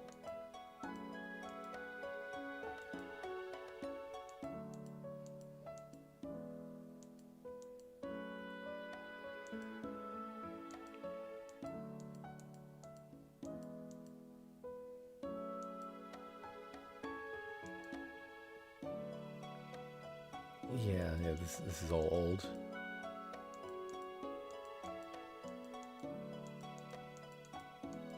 I wonder why it's doing this though.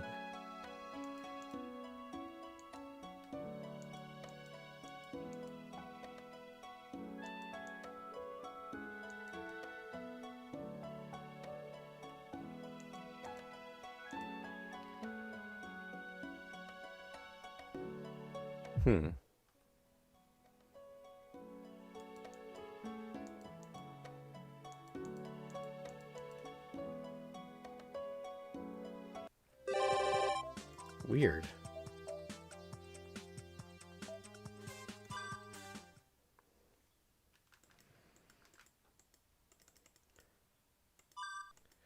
All right. Karen's just so powerful she broke the game. Yeah. But we haven't hit 100% yet, and there are no other scenes to do, so... Alright, I'm gonna clear these out, and then,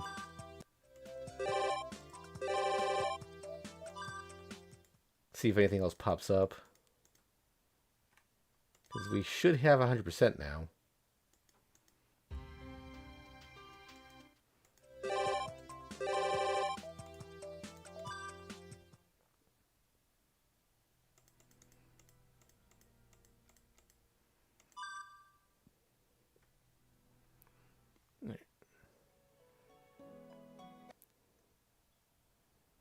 Yep, that's her backstory.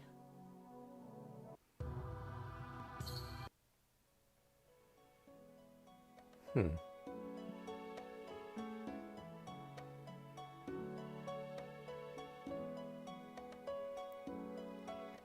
even skipping this takes forever. Probably don't even need to loop. I could just do this, I think.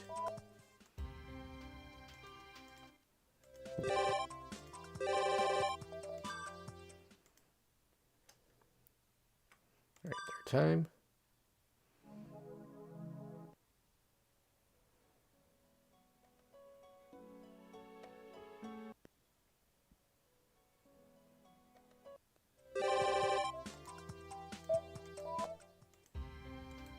Oops, no.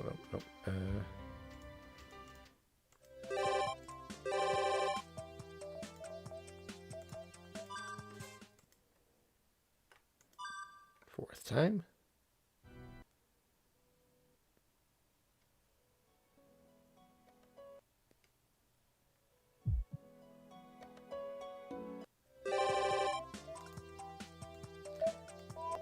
Was the last time the H scene, or was that a different scene?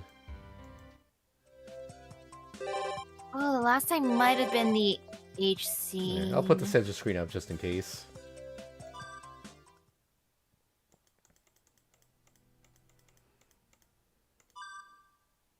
Oh, this will let you skip it. Like, what? Why was it registered as new then? I'm so confused.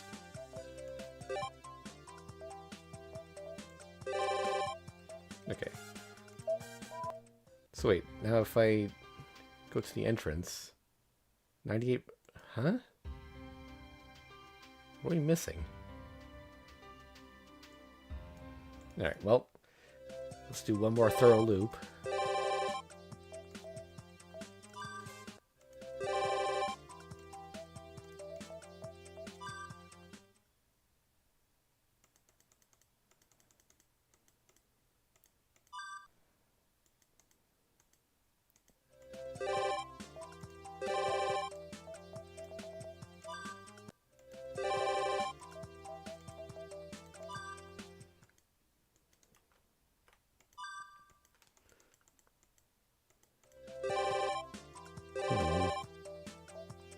Afternoon.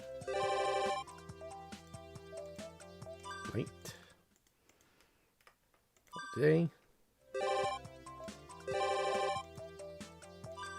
I really thought I had everything figured out for the 100% in the end.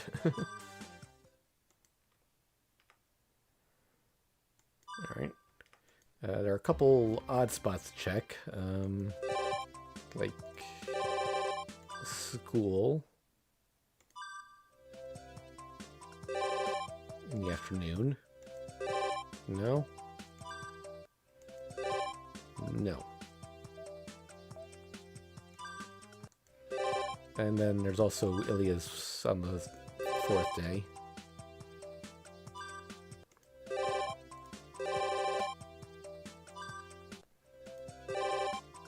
No.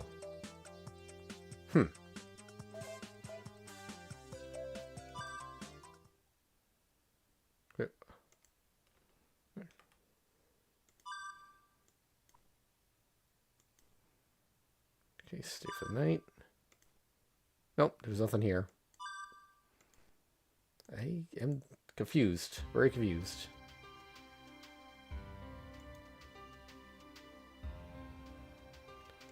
Yep,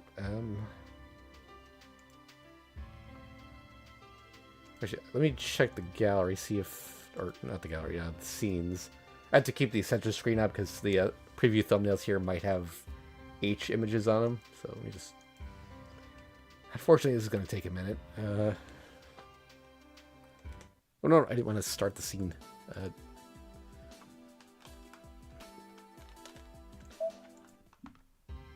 Oh, one click and it starts.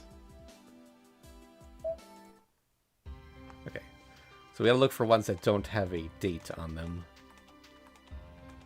Last time I checked, there were only 3. One of them was the Vita H, Karen scene.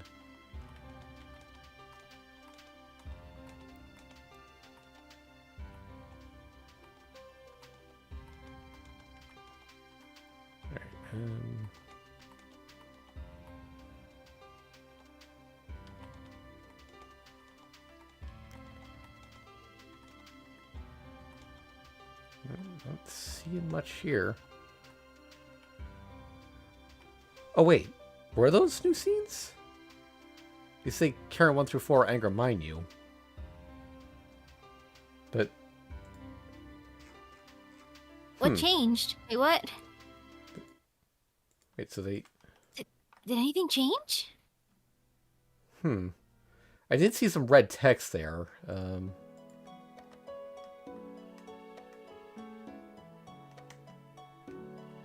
See if I can see it Because again. it feels like the same stuff. Yeah.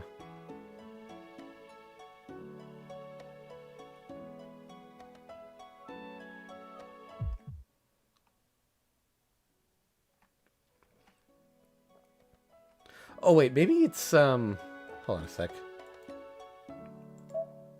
A graphic config.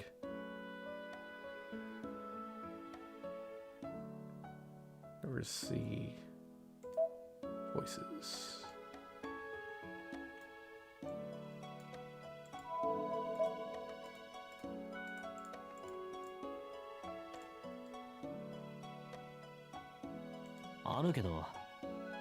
Okay, it's the scene again, but with Angermanyu doing the voice.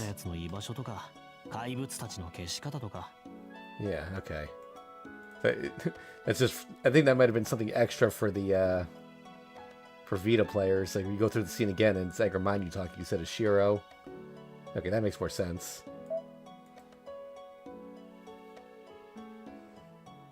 Okay, let me turn that back off.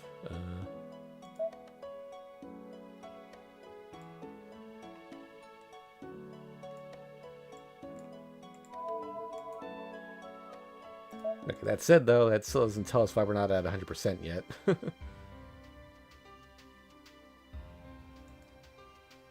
I think the rest of these scenes are safe of H content, so I'll leave the screen off. Yeah, that's the rider scene that we already read.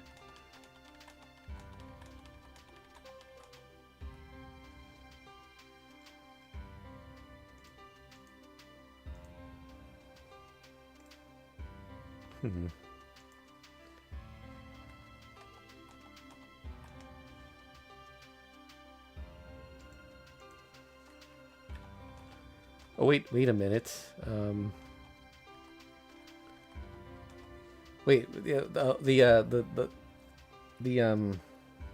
trip scene. We didn't do that. The choosing not to go. That should be in here somewhere, right? Let's see. Is that special? Oh. Where would that be?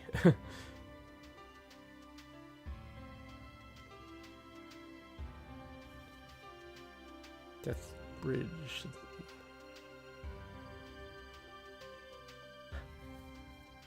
Let me know if you see something that looks like it might be that scene. Does it give it connotation shoreward?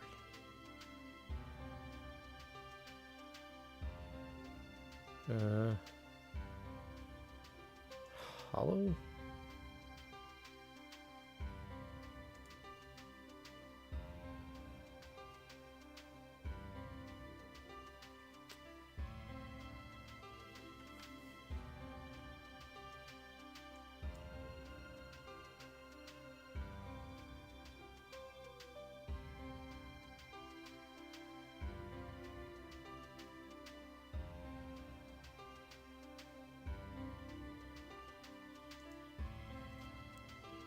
Oh wait, it was on the third day, right? The temple, maybe. Day of the festival? Is that it?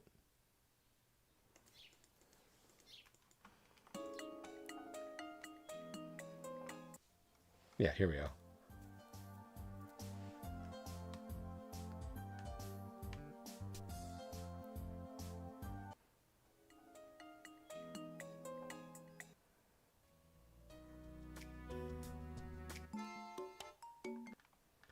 This is going to take a minute.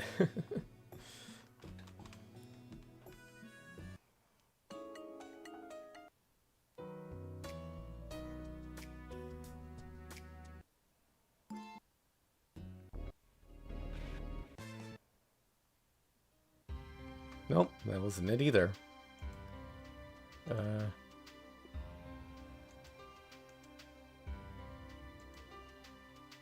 Oh, no, not that.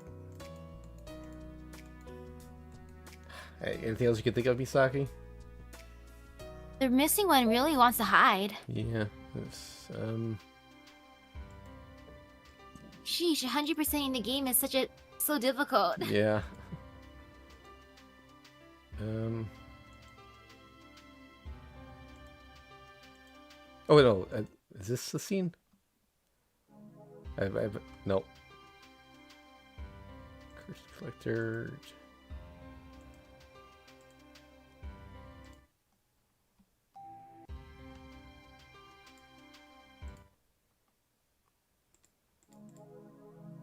No. Oh, this is when we choose to follow her, but... Oh, wait, return. Wait, yeah, this... Yeah, this is it. There's no date on it. Never mind, it's probably a monk or something from the temple. You aren't the only ones at the Ryudo temple. Moreover, I really shouldn't be worried by random people around the temple. If I did, it would mean the end of training camp before all enjoying it so much, wouldn't it? That's right, but more importantly, the bathroom. I increased my pace and jogged down the hallway. We just started telling ghost stories. Long story is about to begin. Therefore, right now, without worrying about anything, let's continue immersing ourselves in this long night. Yeah, okay. I said, did that actually increase our percentage?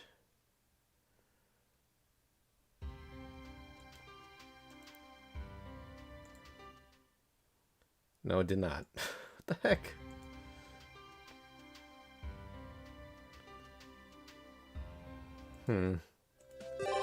Wait, did I... I'm so confused. The game wants to just be a tease, what the heck? I looked up everything I could find about, say, potential problem spots for 100%ing it, so...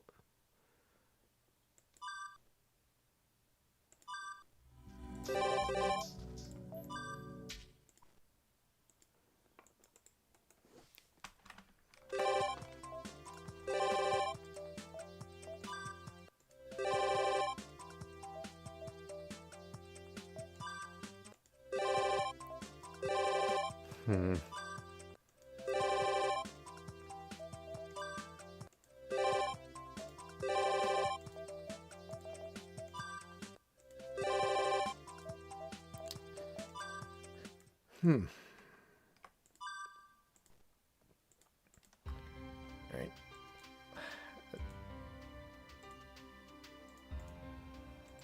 What is this last image? I assume it's for getting all the other images, but...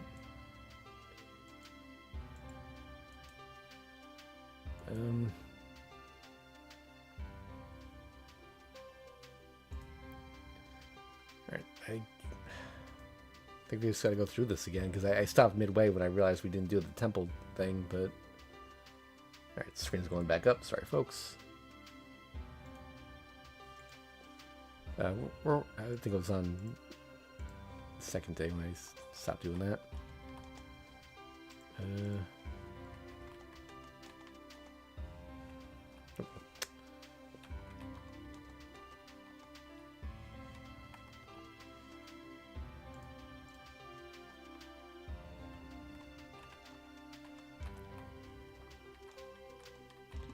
Do.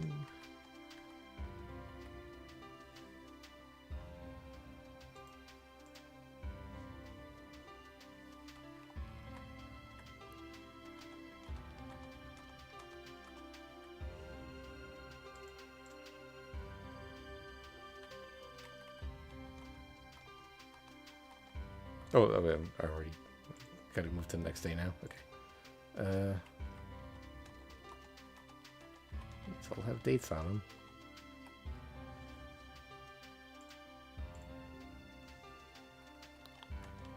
I could have sworn I went through all of them and only came across 2.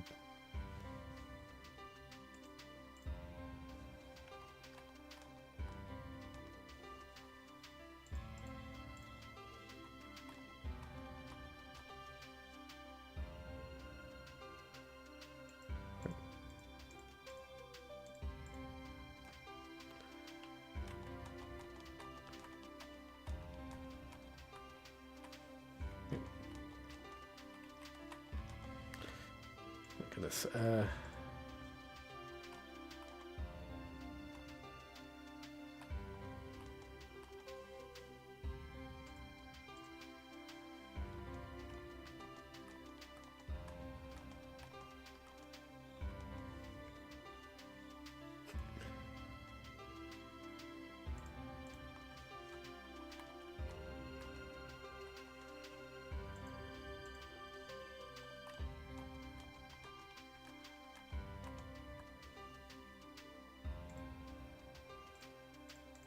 Alright, other,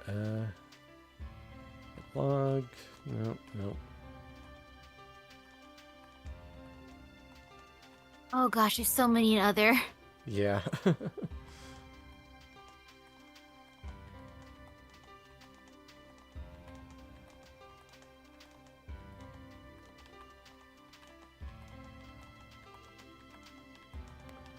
I can't imagine it would be one another because like these are like main story scenes, but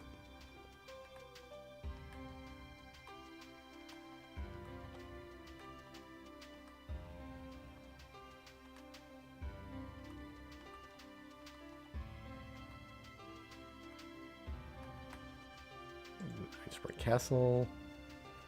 Giving up was one we did earlier.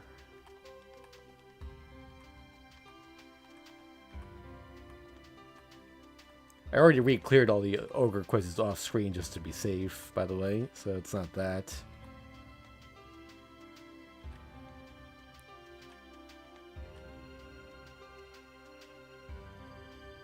Oh wait, actually,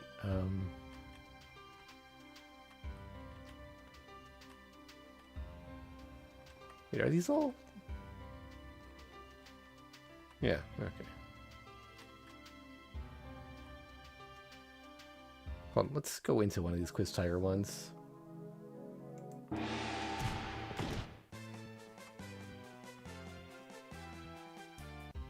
No.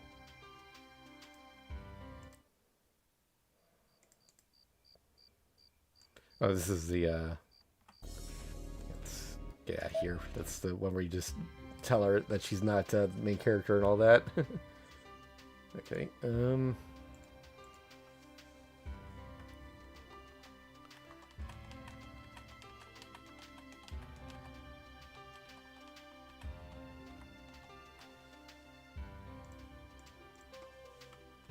special, no. That's all the swimsuit scenes and all that. I think there's some redundancy here at the list, but just to be safe, I'm going to go through it again. Oh, Murder at the Empty Mansion. That's one we haven't done. Murder, huh? Oh, no, wait. This is saying I did do it. Over here, we're street corner, outskirts of Shinto.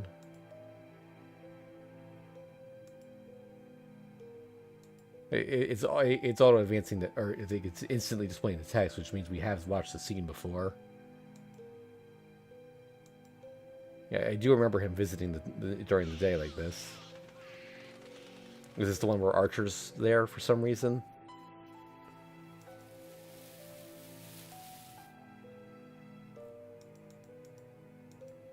Probably nothing to sign. Yeah, I remember all this.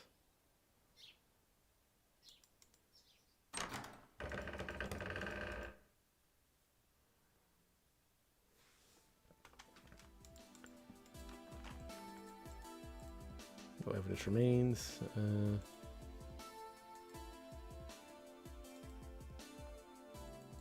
Yeah, this is all old. Okay, that wasn't the Archer one, but that was the scene we saw already.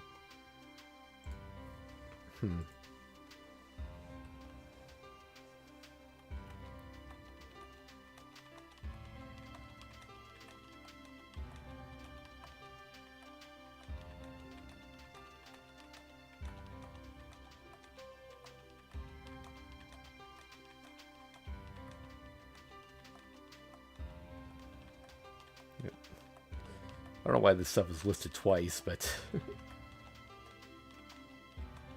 might have something to do with the Vita patch.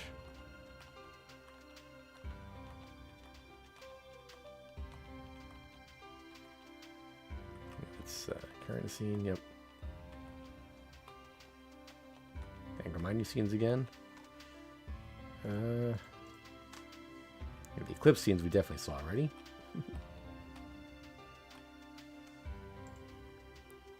And there's the Hanafuda scenes.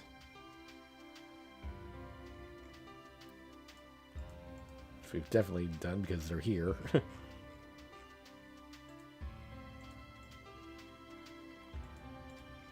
I don't know why they don't have dates on them though, because they definitely did them.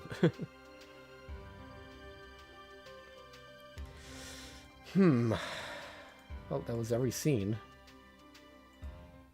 Those are the openings.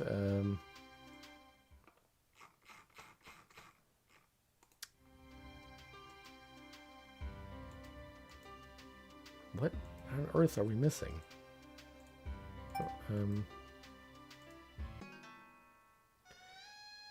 It couldn't be this, could it?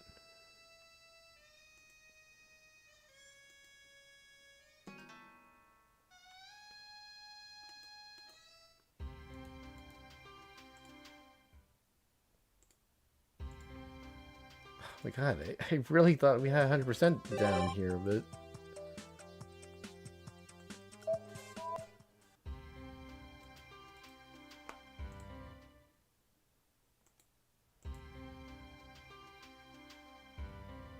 It just hurts how so close it is. Yeah.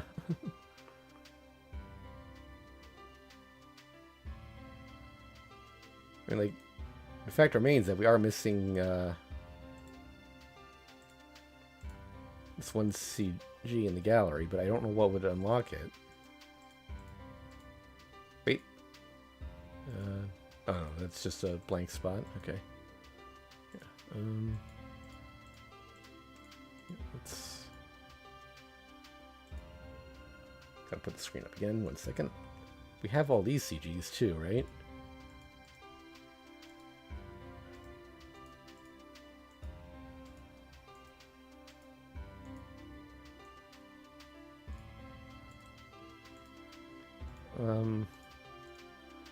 Please don't make me do this. Because there's the variants that are... I'm pretty sure these would all be autofilled too.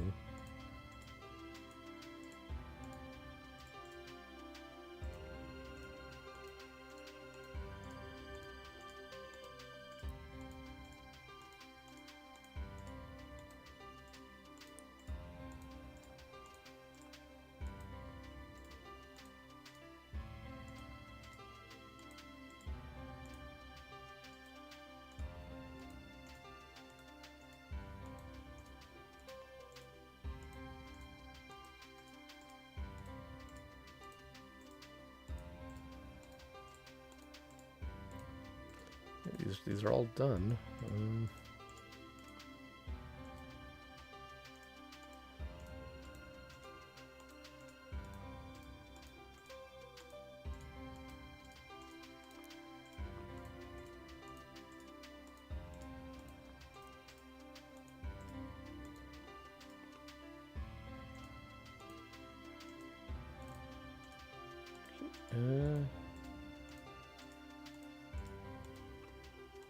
Oops, I need to exit out like that.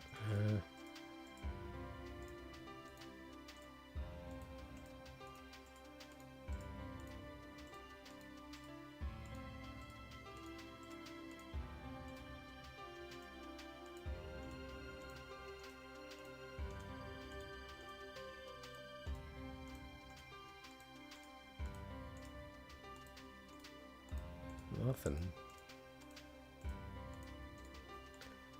I'm just wondering maybe if one of these had a variant we didn't get, it was tied to like a choice in a scene or something, but not seeing anything like that.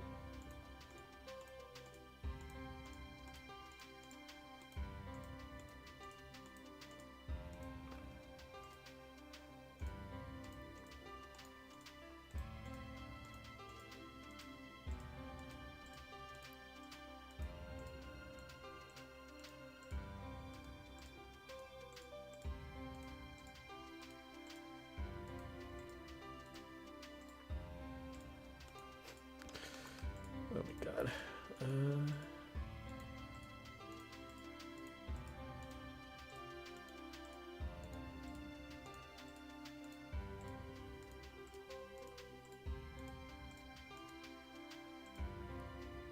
These are all the flashback scenes.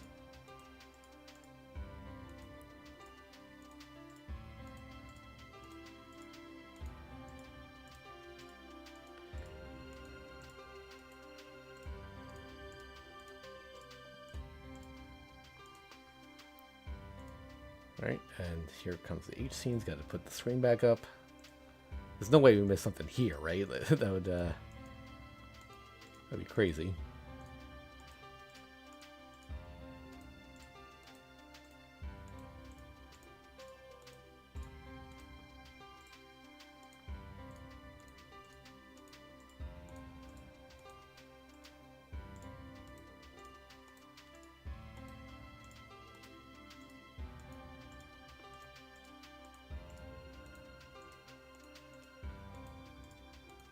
Nope, that's every last CG in the main thing. I don't get it. Alright,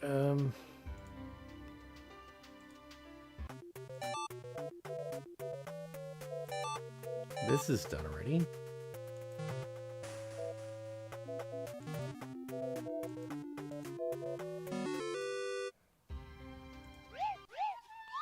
I've definitely done all these.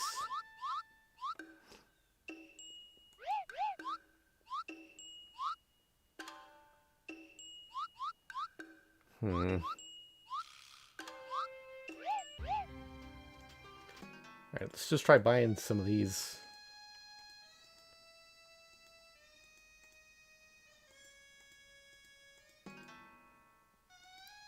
Extremely bad luck, thanks. The people of old used to say, what will be, will be. You might as well obediently leave your future up to fate. Indeed, this is the state of mind. This state of mind is something akin to tossing aside the trifling issue of paying your overdue property taxes, laying down your back and rolling over as proof of submission, then tightening your white loincloth as though getting ready to take a leap of faith off a mountainside. Thanks, Rin. Well, let's see if that counted. No?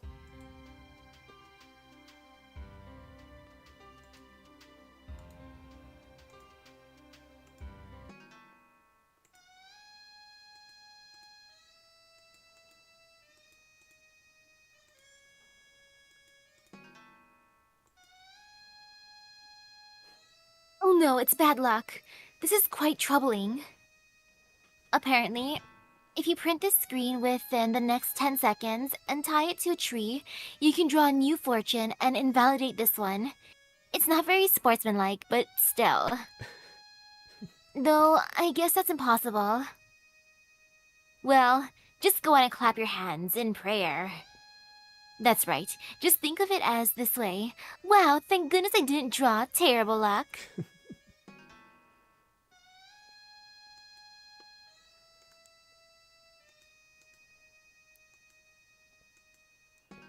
So we keep going until we get great luck or whatever. I think that's... Yeah, that's the same one. Will be.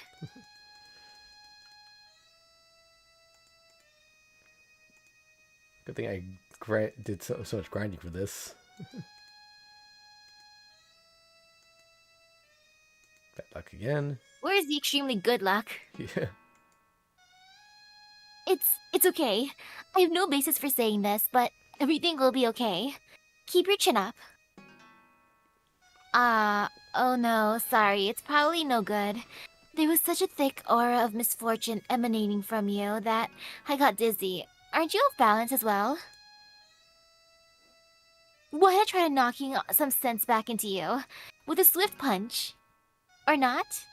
Maybe a double punch? A triple? No punching, please.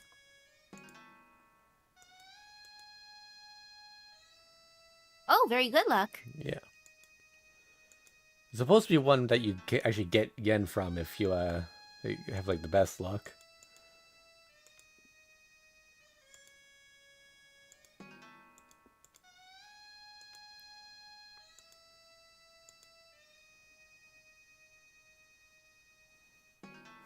Do your best. I'm on your side. After all, I'm on your side. That's right. I am. Yup.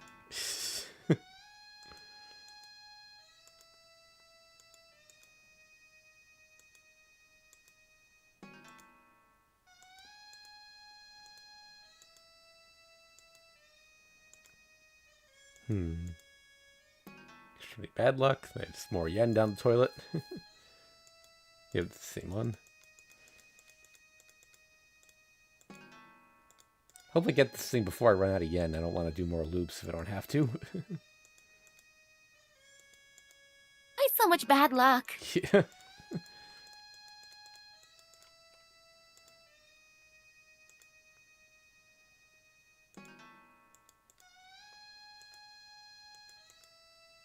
Good luck. Come on, bring on the money one.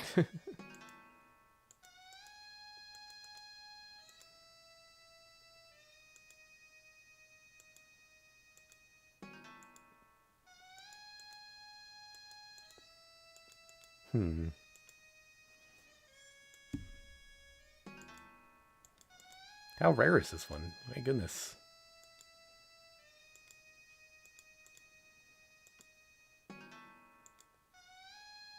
Extremely good luck. There we go. Yahoo! Great luck. How splendid within your life will be murder, blood, evil, spirits. Hatred and envy. I'm so jealous. I can't stand it. It would be most fitting if you share a little of what you have with my wallet. Well, she's salty. Alright, let's see if that changed anything. Let me just drop a save down here. To, it's not save and exit, save and title. There we go. Alright, entrance. Nope, still 98.8.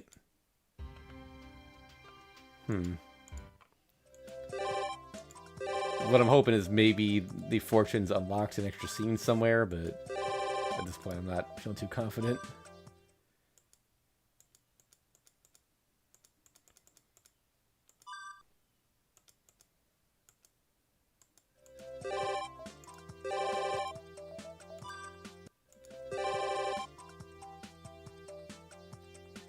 Hello there, Stray Murdoch.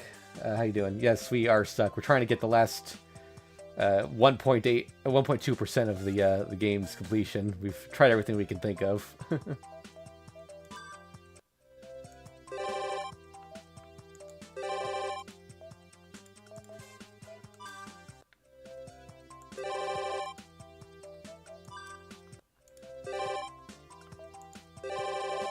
There's no new scenes here.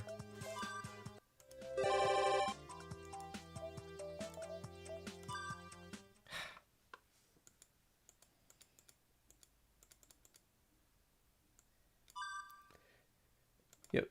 Yeah. Check the CG gallery for you. We have everything except for the last one in the another gallery, which I presume is for getting 100%. But yeah, we've got all the other ones here, and I thoroughly checked this one too. Trust me, they're all there.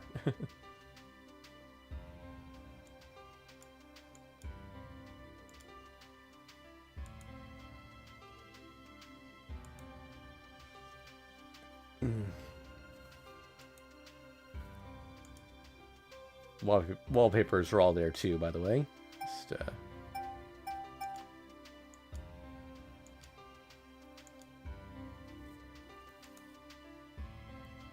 Yep, did all the Eclipse. Well, I think we did all the Eclipse scenes, but there's this one, this label for a living room one that's not there, but we did everything else here.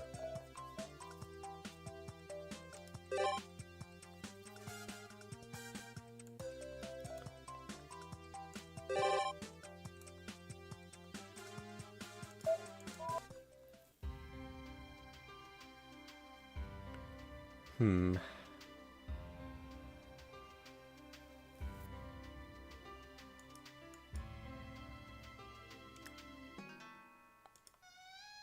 Got all the Emma.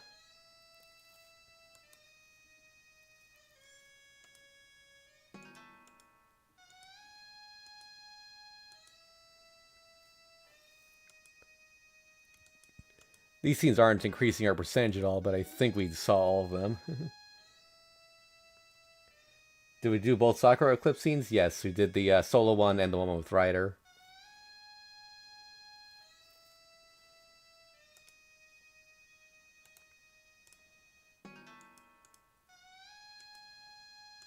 Oh, got extremely good luck again.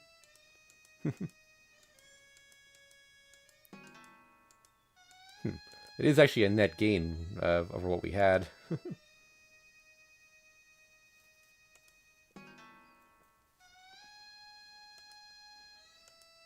I think we've seen all of these, so I don't think this is getting us anywhere. Did we ever watch the introduction, though? Actually, I think we did when we first started the game, so that's not it.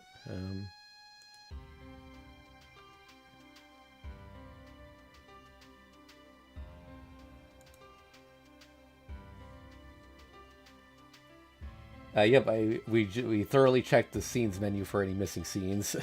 I went through the whole list. I clicked on every one that didn't have a date on it, and that didn't do it either.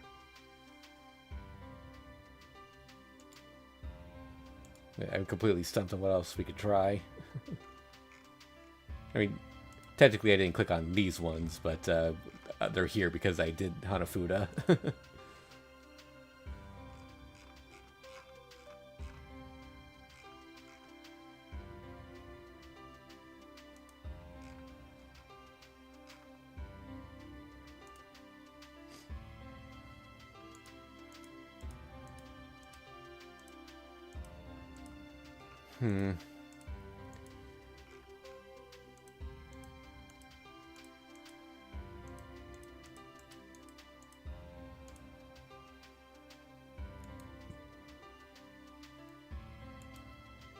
The only, I don't know what it is, but there has to be something that, I don't know if there's one more Eclipse scene here. Like, there's the fact that living room was labeled makes you think there is, but I don't know what would trigger it, because we've done everything else we can find.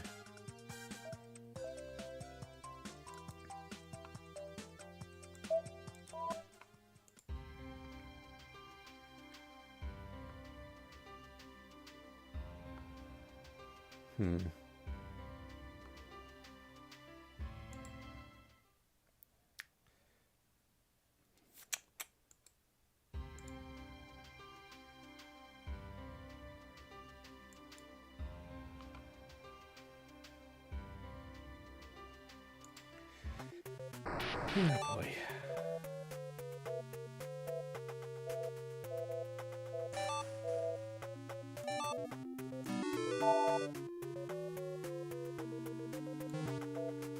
Did I go to school? Yep, tried that too. It's, I thoroughly researched any possible problem spots for 100%, and just, nothing works. Here we go. Go to school. Hold up. Yeah. So, nothing here. Nothing here. Nothing here.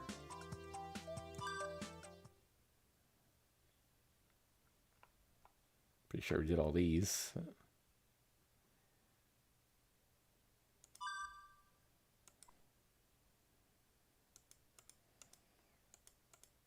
Who knows? Maybe we didn't do one of those and it's mislabeled. Let's try it.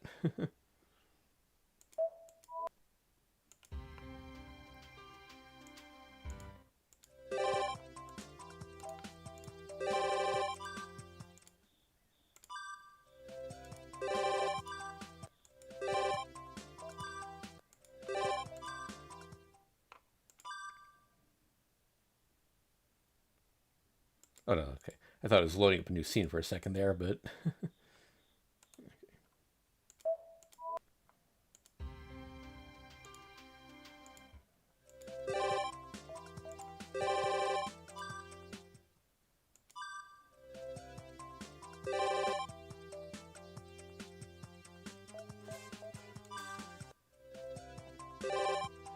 An old problem area was a day 4 scene at school. Okay, I'll take a look there.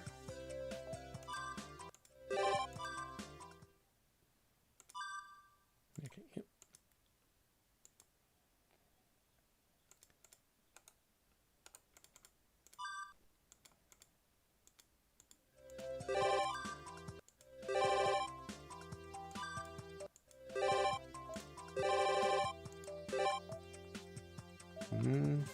No, not here.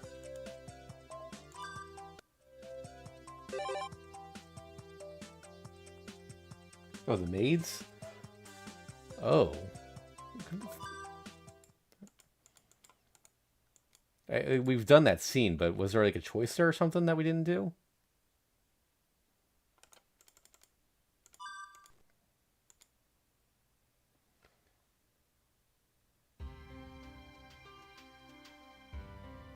Oh, okay. Apparently doing the okay, so the maid's doing the maid scene causes another scene to activate. Okay, I don't know if we did that then.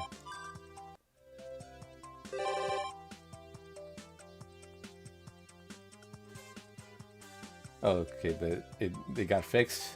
No, it's still worth checking, taking a look.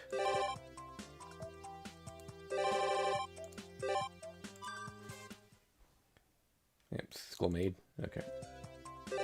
Oh, there it is. Okay. Oh, wow. All right. Oh, It was in school all along? yep. Thanks, Stray Murdoch. Wow. I guess if it got fixed, I guess I don't have the latest patch, even though I thought I did. But after finishing lunch, I walked through the school building. Even though it's a holiday, I could see people here and there.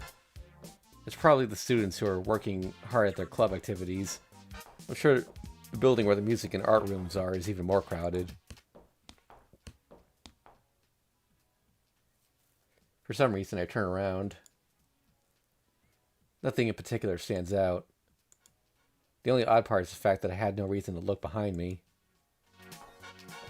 I suddenly get the urge to drink some tea and head towards the student council room. I peer into the classrooms from the hall when, just as I thought, I could see several students inside.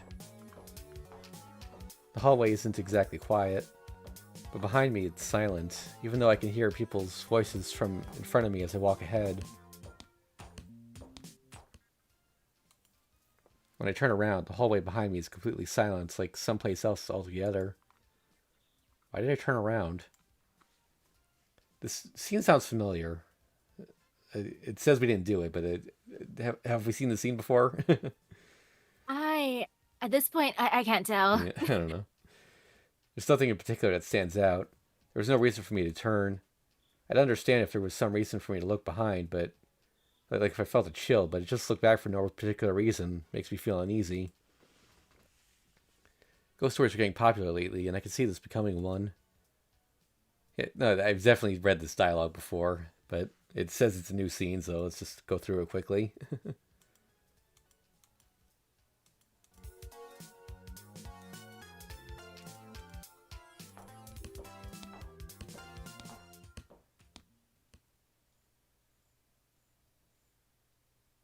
And he just leaves anyways. This isn't my imagination, damn it.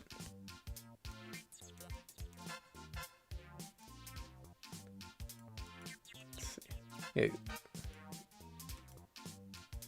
Just my imagination. Yeah. Yeah, this is when Ilya came to Ilya. school. Yeah.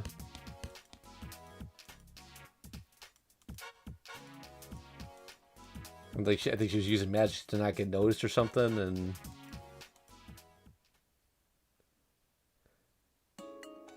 oh wait. This part's new. Yoo-hoo! Fancy meeting you here, Shiro. Is school over yet?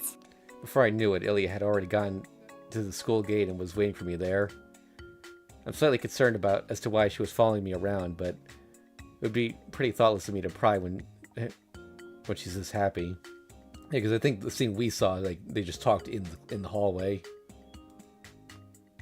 Yeah, I was wandering around looking for clues, but I thought I might as well stop here. Are you coming back from a stroll? came to take a look around just for fun. Usually there's too much of a crowd, so I was aiming for a time when there's not many people. In the end, well, I guess I wasn't too bored. I feel a bit guilty. It would have been better to show her something more interesting, like the gym or the music room, than to walk in circles through the hallways. I'm ashamed to say I couldn't do much for you. It's okay, isn't it? It's not like I was expecting something unforgettable from the start. It was just normal fun for me. Is that so? I guess I had fun too. Or wasn't bored at the very least. I was followed around all morning, and now in the afternoon is, well, it seems. Speaking of which, that reminds me. Ilya, did you actually sneak out today? Left the castle without letting anyone know, I mean. That's right. I wish they get used to it already. There's always such an uproar whenever I'm gone. I was preparing to do something to really surprise you, but it all went to waste because those two were there. That is, how should I put it? I guess I should thank them. The thought of Ilya trying out some new trick at school is rather scary. Assume that's Sella. Milady. Speak of the devil, the maids are approaching from the courtyard, each running while holding the hem of their skirt, immodest yet somehow cute. As I thought you came here. In the future, I would humbly request that you call to us if you desire to leave the castle. I told you, I won't do things that I don't want to do. If I go out alone, I want to be alone. As a servant, you should consider at least that much. I am well aware of it, but this much was the order of the head of the household. For as long as the most minuscule of dangers may befall Lady Iliasville, I shall protect her to the utmost of my poor ability. My body shall become her shield. Ah, jeez, it's so annoying. I'm telling you. You worry too much, Sella. There's practically nothing even remotely dangerous left in the city, and even then, I'll be able to handle it myself. It is exactly as you say, however. Danger has many faces, and not all of them may look frightening. For instance, a treacherous friend.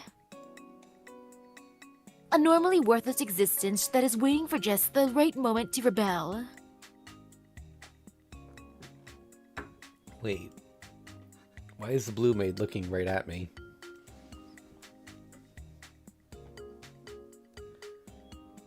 There's some left to what Sella's saying.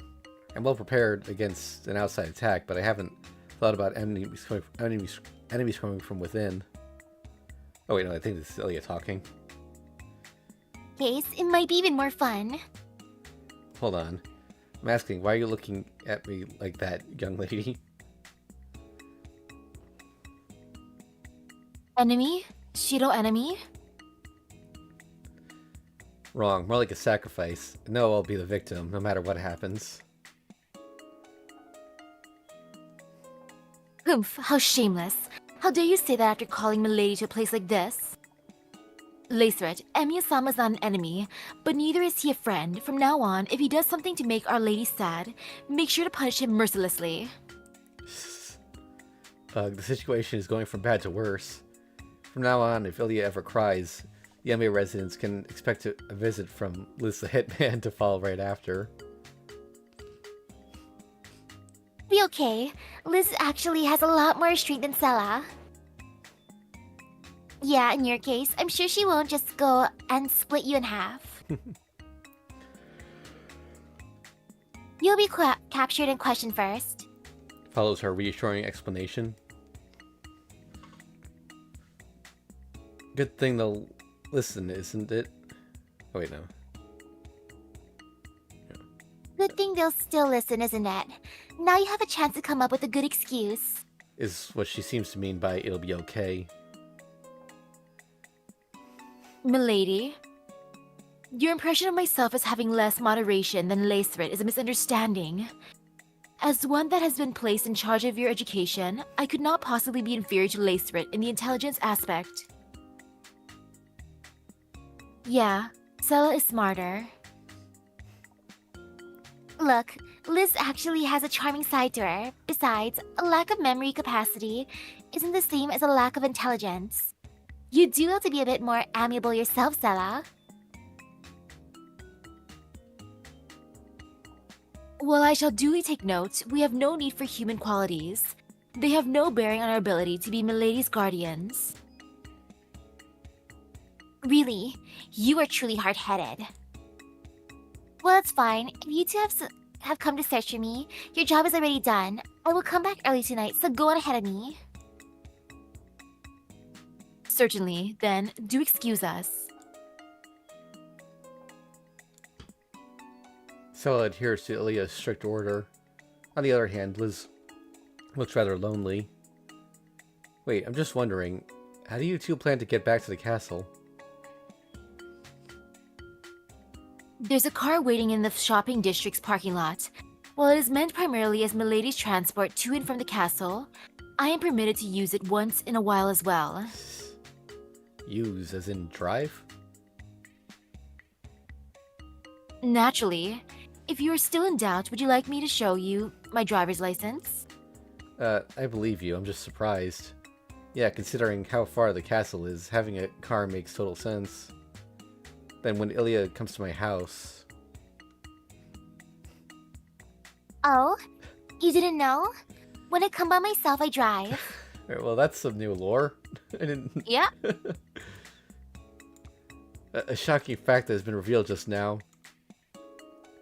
Private forest land is one thing, but to think that there's actually a mysterious silver-haired girl roaring around in public roads might be the only ones who don't know about it. That may well be a pretty famous ghost story among the Miyama town street racers. So, I don't know if you remember, Irisville and Fate Zero also like to drive.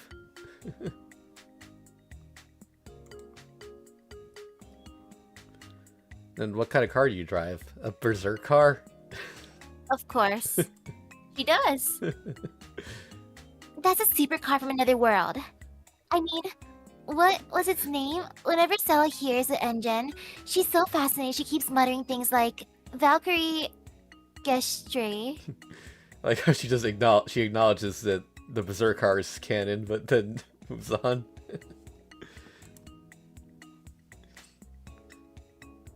Lady Iliasville, that is a Mercedes-Benz 300 SL Coupe. 10 years ago, during the last Holy Grail War, that high-performance machine saw lots of activity for the sake of the Einsburns. Oh, right. That's the one. It's just a machine that goes fast, but it has such a pretentious name, doesn't it? They say the top speed is something like 270 kph, but it's not like you can even go that fast on public roads in Japan. Wait, 270? What is that in miles per hour? Oh, the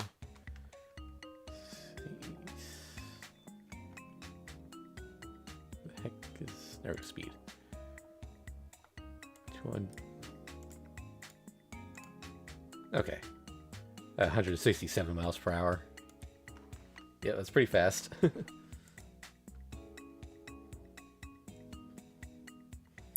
It is really shocking.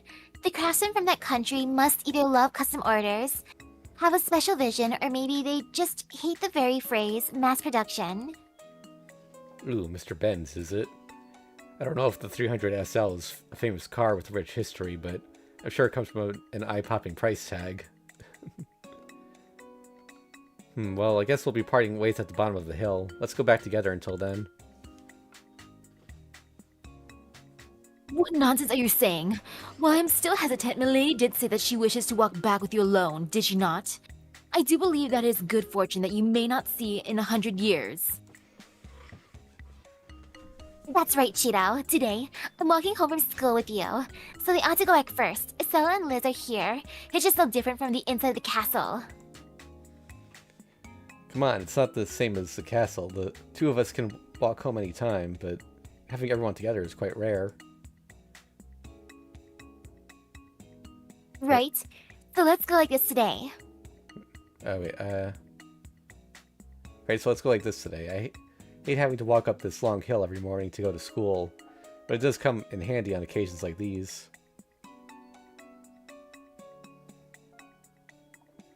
It can't be helped, can it? If Shiro wants to, then we shall all keep him company just this once. Let's go, Stella. Liz, as an exception, you're permitted to accompany us to the bottom of the hill. Thank you very much, milady. I'm very grateful for your consideration. And Emiya-sama, I trust you will not forget about your rudeness today. I'm happy. Shiro, good person. You really are a dummy, Shiro. They're my servants. There's no need for you to worry about them.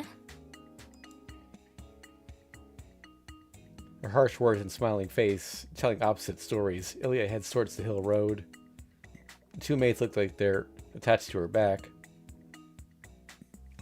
This is an unusual development, but I guess it's nice once in a while.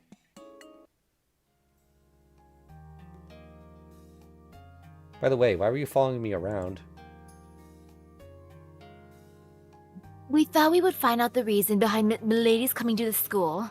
Learning what catches her interest could be very useful information in the future. Then what does that have to do with me? Do you not remember anything? Your part in this, as one of the main causes, is quite obvious. If we found out more about your school life, it would help find a method to persuade Milady further. So basically, you're looking to find out my faults and sell them out to Ilya? You're quick to understand, unfortunately. We were unable to capture the kind of image we were hoping for. Unbelievable. This person really seems to sees me as an enemy. Stella, what was Shiro like this morning? It was quite disappointing. Emiya-sama's conduct was boring in the extreme. His lunch, a little shoddy. Ah, you two ate his lunch? The one I was aiming for myself. I beg your forgiveness, milady. I obtruded improperly. But at this level of skill, given time to study, I shall be able to reproduce it. Stella, no way. Can't ad-lib. Also, stealing food makes you fat. Fat Stella can't stand. Laceret! That was pure taste testing. Do you really think I would do something so discourteous?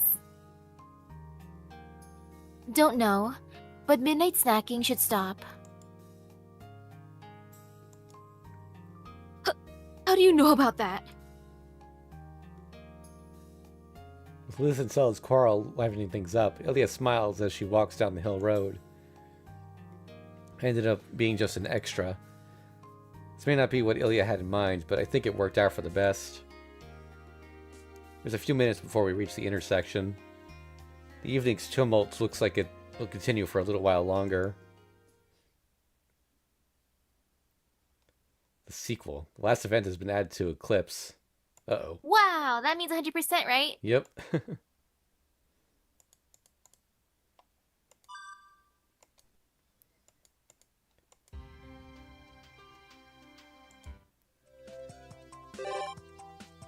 Aha.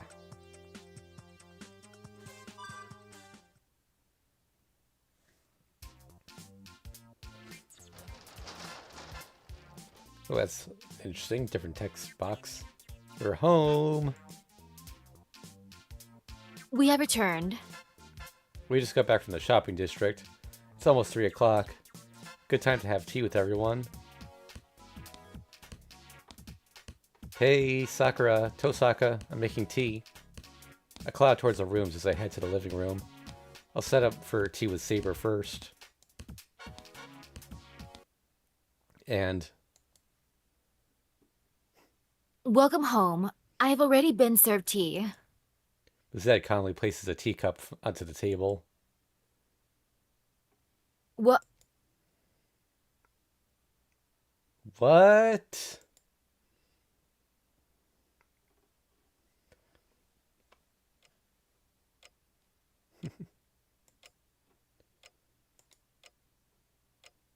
Shiro, if I may ask, why is she here? Do you have some kind of personal relationship? No, that's what I'd like to ask. This is pretty much our first time meeting, but somehow she doesn't feel like a stranger.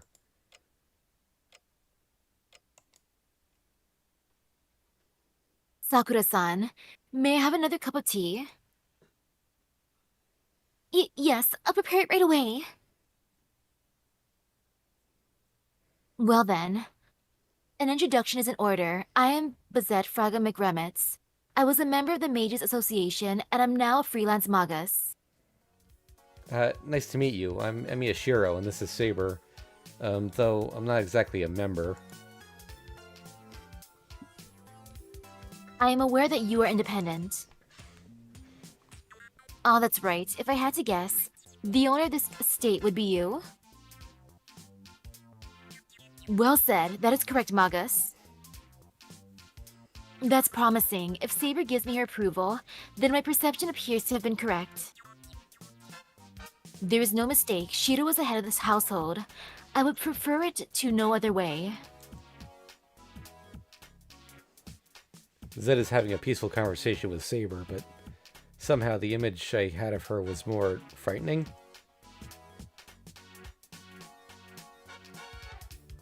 Thank you. So, Bazette-san, what's your business here today? Could you just wait a moment, Miss Bazette? Emiya-kun, this way. My arm was being pulled before I have a chance to argue. Catching on to Tosaka's intent, I leave my seat without objecting. Sorry, I have to leave for a bit. Saber, keep Bazette-san company. Yes. So what's this about, Tosaka? I have a vague idea, but is this a risky situation? You could say that. It just doesn't make sense. I mean, isn't she the sealing designation enforcer? At the Mages Association, they even say that the number 1 is Gazumi the Wraith. Number 2 are sealing designations, and number 3 are enforcers in terms of disaster ranking. Get it? If that person feels like it, 10 minutes from now, will have been massacred, and as a bonus, they'll be stuffed into a punching bag. You're right, that doesn't make sense, but... Is she that dangerous? Wasn't she smiling normally? No way. How does she look to you? Like this? You're joking. In my case, I could only see her like this. No, even so, saying we'll be massacred is... She'd do it. Sealing designation enforcers are beyond our understanding. Look, see for yourself. Here, your tea. Thank you. Naturally, I refuse to eat or drink in enemy territory. However, this is not enemy territory. So as proof of that... Eek, in one gulp?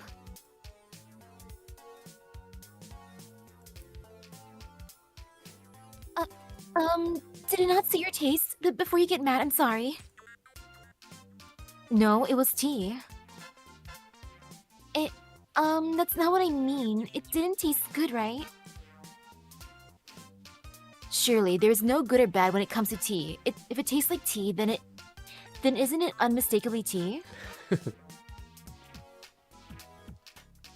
Ho ho, so that's how you see it. See? That's her true nature. Everything is just zeros and ones to an enforcer. For examples, meals aren't delicious or awful. Taste is secondary. She's a killing machine that only cares whether she finishes eating in 5 minutes or 30. Well, whatever. I only get that she's the polar opposite of Saber. And also, I understand that Tosaka dislikes Bazette-san. No, rather than dislike, it's just that she doesn't respect her, or... If that's the case, what are you saying we do? You're saying she's like a human bomb, so try your best not to set her off? That's right, but... Huh? I wonder why she came here in the first place? Maybe we shouldn't continue without that cleared up. Alright, Tosaka, ask Ryder for help. For a cool person like that, we'll call the coolest person in the house. I'd have done that already if I could. Riley's at her part-time job at the antique shop. She won't be back until 5 p.m. Yeah, so there's no choice but to somehow handle this on our own. Exactly. Even so, it'll work out one way or another, won't it? For some reason, she seems to trust you. Why? I don't remember doing anything to cause that. Well, I don't know. But she wouldn't have come all this way here otherwise, earlier. She even insisted that she couldn't speak until you returned. Perhaps she thinks of you as a little brother? From the viewpoint of someone proper like that, you might seem like a rambunctious younger brother type. I'm starting to understand less and less. I've barely even spoken to this person. What about you, Tosaka? Look, Emiya got his dream. Yep. He wanted a big sister. Yep. I suppose this is the second time for Sakura and myself. She came to the Tosaka and Mato household to say she'd be living in Fuyuki City for a while, but had no interest in fighting over territory. Is that how Magi greet each other? But anyway, I wonder why she would come here now. It'd be one thing if my old man was around, but... So is this during the time loop or after? I mean, it's an epilogue, so it has to be after, right? Well, it said sequel, but yeah. Oh yeah, sequel, you're right.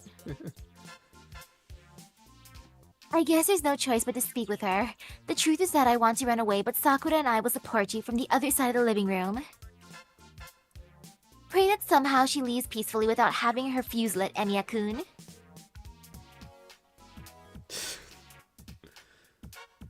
In other words, your mystic codes reacts not to noble phantasms, but to the opponent's trump card.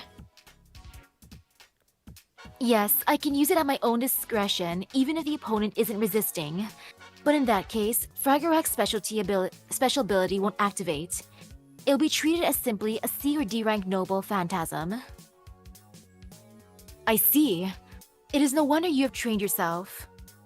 To fulfill that requirement, you must corner the enemy yourself. With inferior underlying ability, that prized sword of legend would fall to an insignificant one.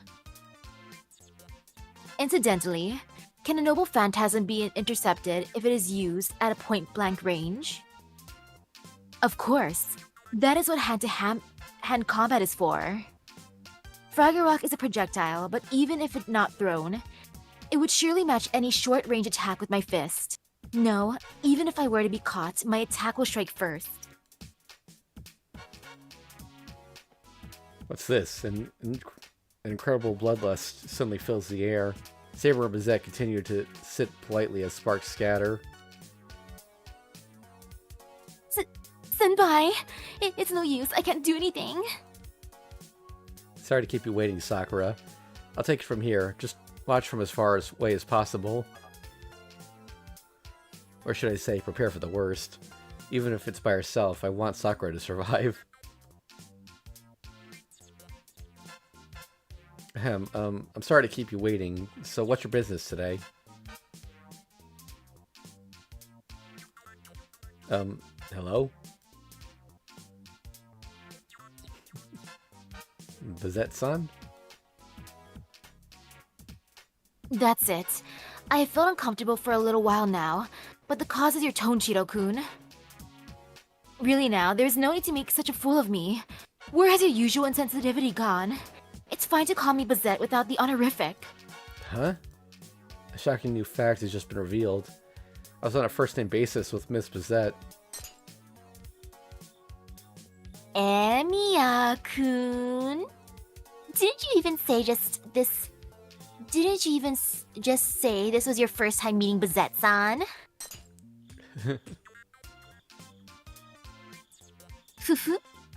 Usual, was it?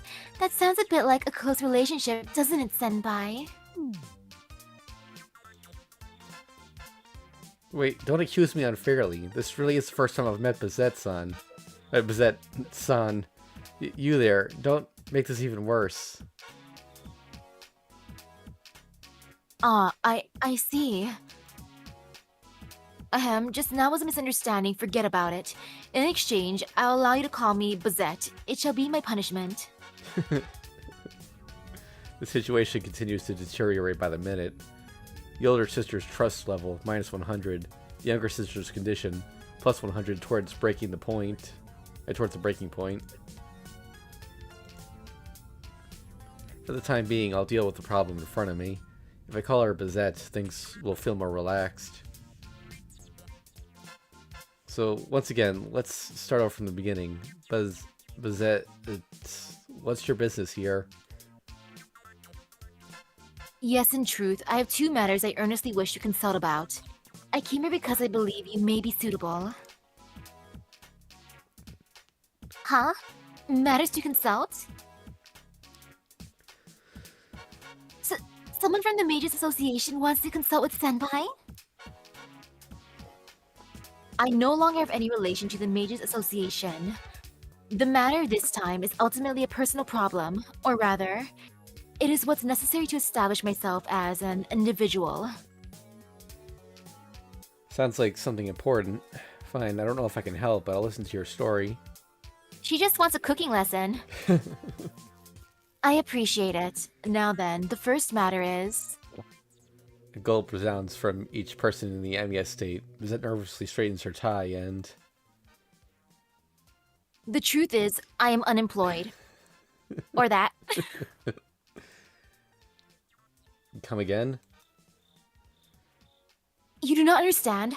I have no place of employment. I have no income. I have no way to fulfill my urge to work.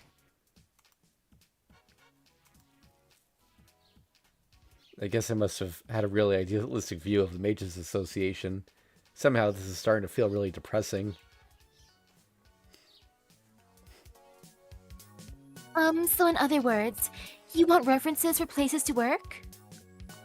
To put it simply, yes. I want suitable advice. What are you on about? Couldn't you just pick up any old part-time job like Emiya-kun?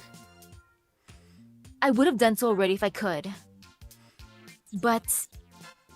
I am, that is, the kind of occupation someone like myself is suited for. I don't even know in the slightest. No kidding, you're pretty awkward after all. Somehow the atmosphere becomes friendlier all at once. Even Sakura, who had been so afraid before, looks as though she's watching a close friend. Why not something standard like a bodyguard? I can give you an introduction if you're fine with the Fujimura group. I decline. I looked into it for a few days, but that organization is averse to conflict. It is full of cowards. I would do poorly at a place where I could not make use of my skills. How about being a teacher at Shiro's school? Could you not teach all kinds of sports? I have also thought about it, but I wouldn't be good at teaching others. It's that my hand comes out before an explanation. Yeah, I agree. There's no place for a violent teacher nowadays. Well, you could use your fists these days for that very reason. Then how about something like a professional boxer?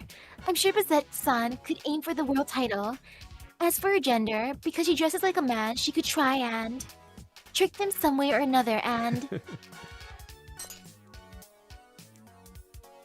Sakura-san, if you make fun of me too much, I'll blow you away. Zed looks flashy, but she's... Oops. But she's actually pretty plain.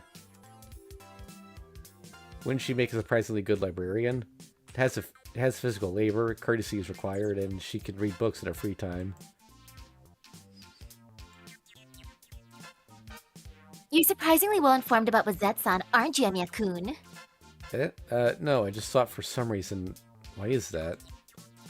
Well, setting that minor issue aside, Bizette's worries about wanting to find employment are normal for a person to have, but... Why are you looking for work in the first place? You're rich, right? I heard something about you having 3 metal suitcases full of cash. I heard that story from Lancer. As the enforcement of ceiling designations is such a big job, the compensation is absurd. That is irrelevant. Without employment, I cannot be called a master. What do you mean by that? What I'm speaking of is the relationship between a master and a servant. The master employs a servant. I'm sorry. They must prepare all the necessities in life.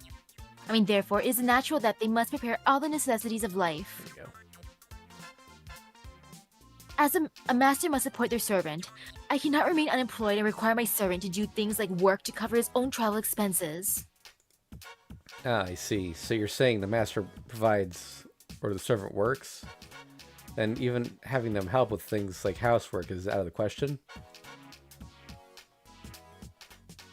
Of course, one who serves as a master must manage their own life.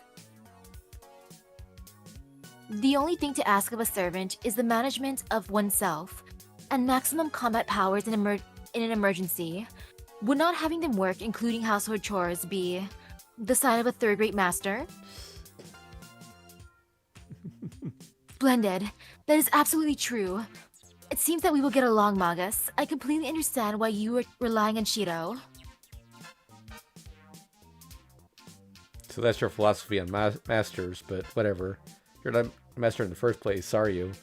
You don't have a servant after all. So in case anyone forgot, Rin did make Archer clean, like, at the beginning of Fate Stay Night. Yep. Everyone nods in agreement. You are mistaken. My servant is just on loan for the time being, and the borrower is merely reluctant to return him. Is that right? Then you and Lancer-san. The contract is still intact. If only that rotten woman would relinquish the command spells, then at any time. I'm gonna assume that's Karen. Disappointing. Isn't that a cruel thing to say to the one who saved your life, Bazette? With that, I'm feeling less and less inclined to oh. Still her. With that, I'm feeling less and less inclined to return him. Everyone turns towards the unexpected voice. Good day. It seems that you're all having quite an amusing conversation. A peaceful moment in the early afternoon. The chaos continues to increase as yet a third stranger appeared.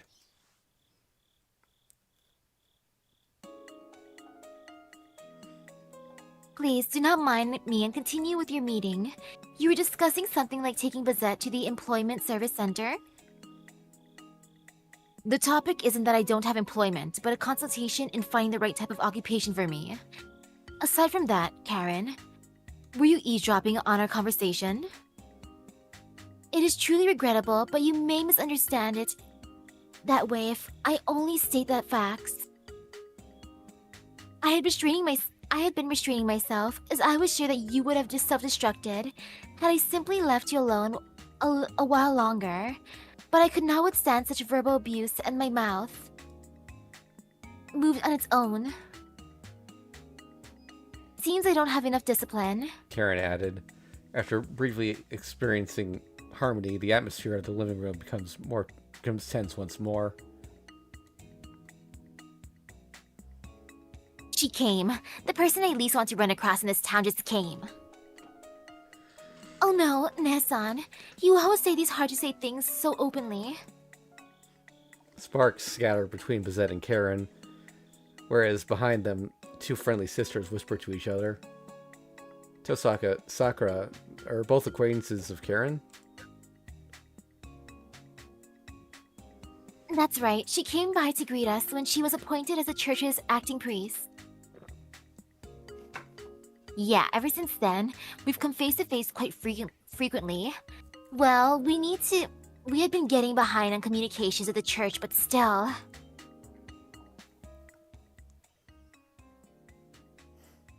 Well then, I want a regular report every Sunday from now on, to ensure that Tosaka Rin does not neglect her obligations as an administrator of Fuyuki. Also, Mato Sakura will attend as much as possible as Tosaka Rin's capable collaborator. Do you have any questions? I have no objections to the arrangement itself, but are you okay with this report? There are some essential parts omitted, like Kotomine and the Holy Grail. That is true, however. Because I am an unrelated party, verifying the authenticity will take time. It may only be provisional, but your verbal reports will be submitted as truth. I see, so you're giving us a loan? To call something of this level a loan, you have quite a strong sense of duty, don't you, Rin? However, isn't this all truth? If so, there is nothing to lend, isn't that right, Sakura-san? Yes, it's just as Karen-san says. See? Even if some details are not reported, these are just facts that we are unaware of. There is nothing to be considered false testimony. That's right. If we say that the Holy Grail War has ended, we would not be lying. I think it's called sharing a common secret. Meaning, we are accomplices. It sounds like you have something you're feeling guilty about as well, Karen Hortensia. Yes, after all, I am sending a report so blatantly full of holes like this. They will not pardon omissions, so there is no way that they would call me back as it stands. Then, where does that leave you? Rest assured, Sakura-san, though I am merely a temporary representative, I am sure that I will be entrusted with this church for some time to come.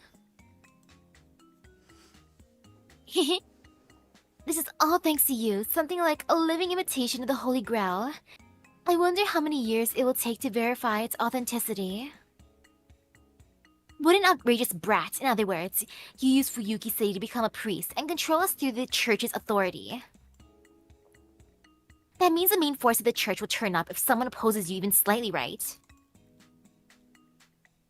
I suppose that sort of outcome is possible as well. Nevertheless, it will be 2 years at most. I am appointed to a post for a maximum of 2 years. Despite appearances, my rare talents are in high demand.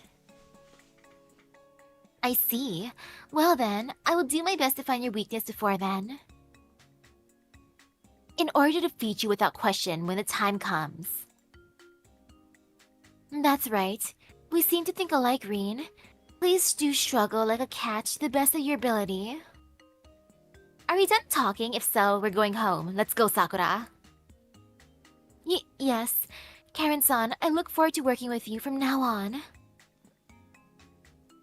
I should be the one to say that. Really, it seems like this is going to be fun. Let's get along then, senpais.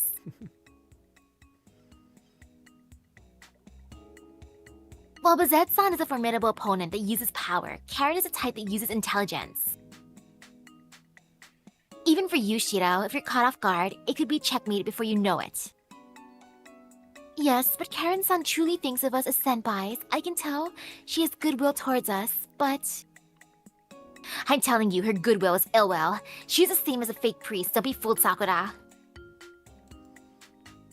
The church's new priest seems like a terrible villain. And that villain is engaged face-to-face in an argument with Bizette. To begin with, you were not chosen as a master, correct? The Holy Grail War has ended. A supervisor has no authority. It is not some kind of lost property, so there is no reason it must be returned to its original owner. While you were indulging in rest, the church provided nourishment. It is only appropriate that the master's rights are transferred to that place. Transferred? You just took them away without permission. How dare you steal them through a sneak attack and then... Oh? And what sneak attack would that be? I do not know the circumstances in which you lost your command spells. Would you please elaborate if possible? Gah. Grew up already, Bazette. I am saying that I will relinquish them if you accept my condition. You, please entrust to me that left arm. As one who serves the Lord, I cannot overlook you carrying a demonic-possessed arm with such care. I refuse. This is my arm. But it is only an artificial arm. Surely you could acquire as many replacements as you like. Sorry, but I am pleased with this artificial arm. I do not intend to part with it so easily. Well then, I do not intend to part with him either. I do not like him at all, but he is incredibly useful. He'll never agree. Bizette wants to take back the servant from Karen, and Karen wants Bizette's left arm. However, both of them want all the above, and so they argue. May I ask one thing, Magus? Sure, what is it? You were Lance's master, but judging from your personality, it does not seem like you would have a good affinity with him. However, you are insistent on being Lance's master. Just what is it that you so prize about Lancer? I am neither being insistent nor prizing him. He is a servant that I have summoned. It is only natural that I take responsibility until the end. Oh no, it's a custody battle.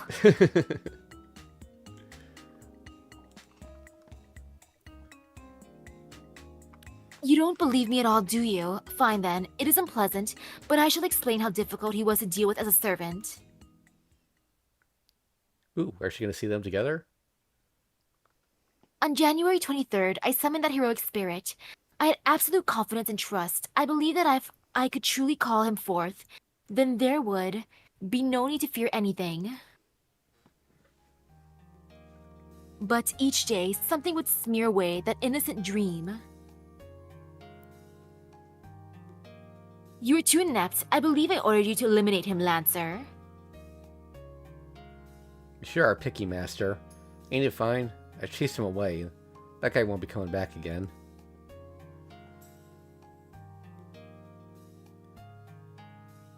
Our first battle, we got rid of the Magus from the association that shadowed us as my observer. I gave the order to kill, however, he continued to make mistakes and ultimately the observer Magus escaped. Well, since it was reported as a problematic act, when I made a move on the observer, his judgment to drive him back rather than killing ended up saving me later. But that is another story. I am astounded. I did tell you to have some self-restraint until information on all the masters had been gathered, but how can you carelessly go out shopping like that? I won't slip up and get us caught. Come on. You eat some too, Bizette. You won't grow if you just eat canned stuff. I accept because you mean well, but in the future, take care to act only after consulting with me.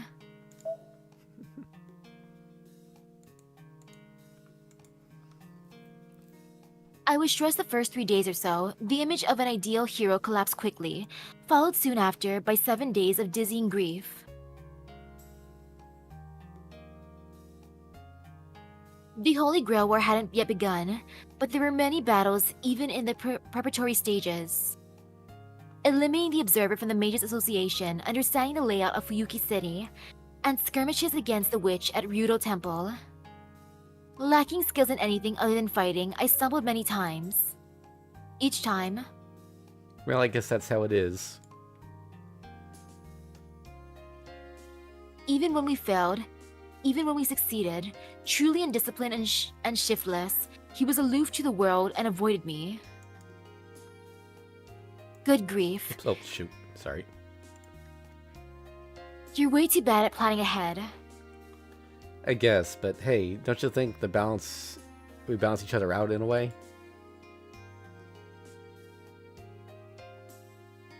He took a neutral stance towards friends and foe alike. Even I am no exception. When I asked him why, he laughed and said it was just his nature. In my country, everybody's like that. It's common for yesterday's friend to be tomorrow's enemy. They choose either side depending on the mood, but remain neutral at heart. Even when betrayed, you don't hate them? Yeah, I like who I like, even if they're enemy warriors. And if someone I like has to be defeated, I'll simply defeat them.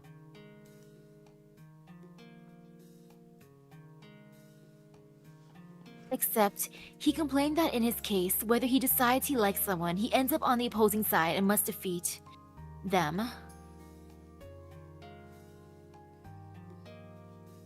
Well, that was surprising for us both. Who could imagine? I never thought I'd team up with someone I could trust my back to. Yeah, I'll do my best to make you dislike me as well. It would be unbearable to switch to the side that must be defeated at the last moment, That's harsh. he said while laughing. That innocent laughter alone was the laughter of the boy under the hazel tree I had imagined in my childhood.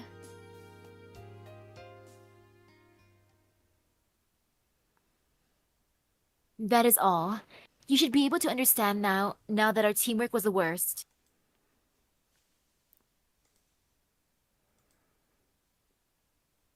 What's with that face, Karen, Shiro-kun? Nothing much. You always stab. Yeah, nothing much. The one you love. Listen, I couldn't care less about a loose man like that. He's just troublesome. But you like those kinds of things.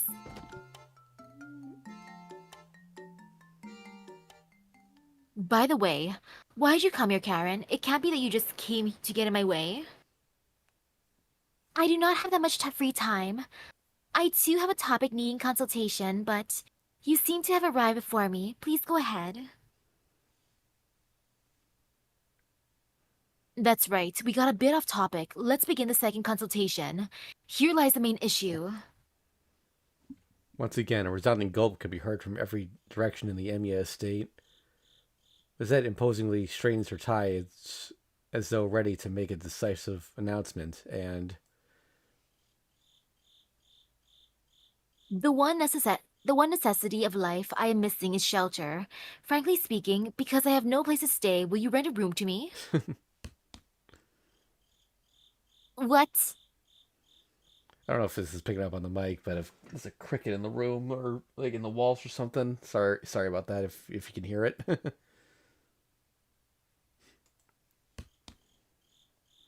In The hell?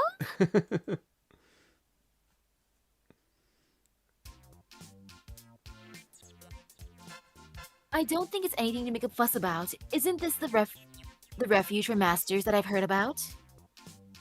That's impossible.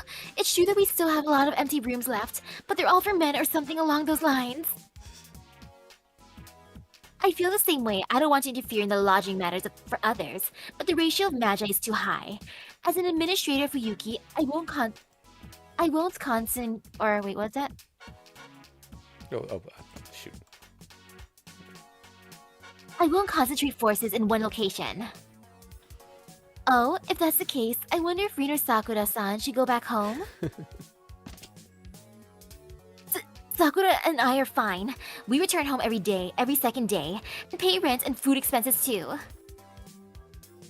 I will also pay my share of lodging expenses. Let's see.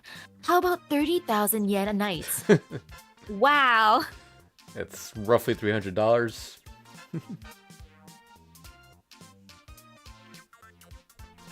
So that's your move. This is bad.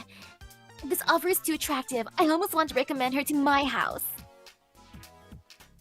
Hey, wait, hey, Saber-san. Saber, why have you been silent this whole time? Aren't you also going to adamantly oppose this? Aren't you going to adamantly oppose this? I do not really mind. There are rooms available, and even if Shido approves, should we not then provide the basic necessities of life? Do you know, Saber, if she lives here, it's certain that her profession...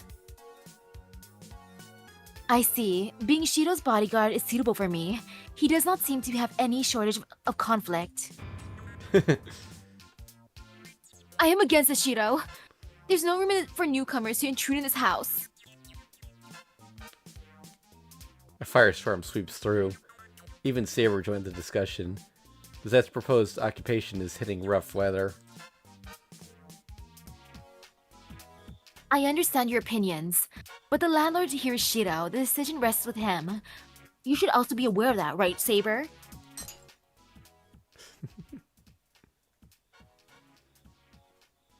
I am aware that you're independent. Ah, that's right. If I had to guess, the owner of this estate would be you? Well said. That is correct, Magus.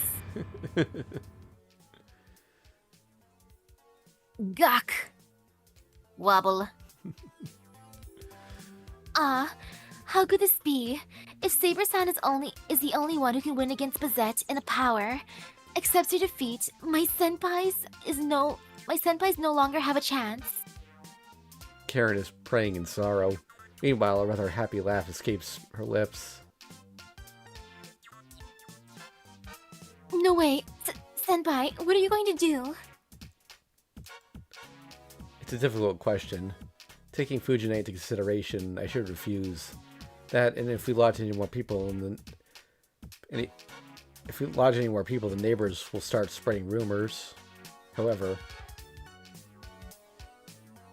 Oh my, you are abandoning someone in need? gah, that's it. It's true that Bazette has no place to live. She isn't familiar with the area, and if she doesn't have a relationship with the Mages Association anymore, Time out. Give me around 10 minutes for this topic. Sakura, Saber, come with me for a bit. Emiya-kun, until we come back, absolutely do not come to a decision. oh, hey Tosaka. Do your best for now, Emiya-kun. 10 minutes, just 10 minutes. The footsteps can be heard running towards the dojo. Hey. It looks like a strategy meeting. I had thought to press you for an answer, but it seems the opportunity has escaped. It seems that way, but what brought this on? I can't believe you would act as my ally, Karen. That is because I am always an ally of the weak. Liar. I'm clearly not the weak one here. Any idiot could see that you guys are the attackers. I sit on the floor, grasping my knees while grumbling. I've been taking advantage of this whole time, so I'm desperate enough to want to make some cynical remarks.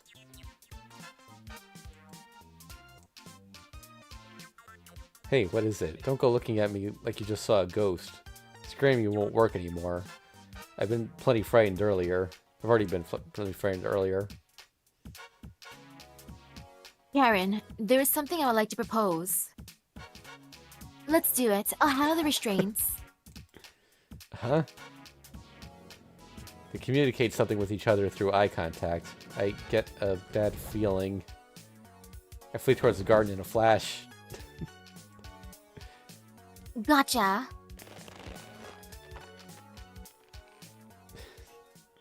It was useless. I was instantly defeated.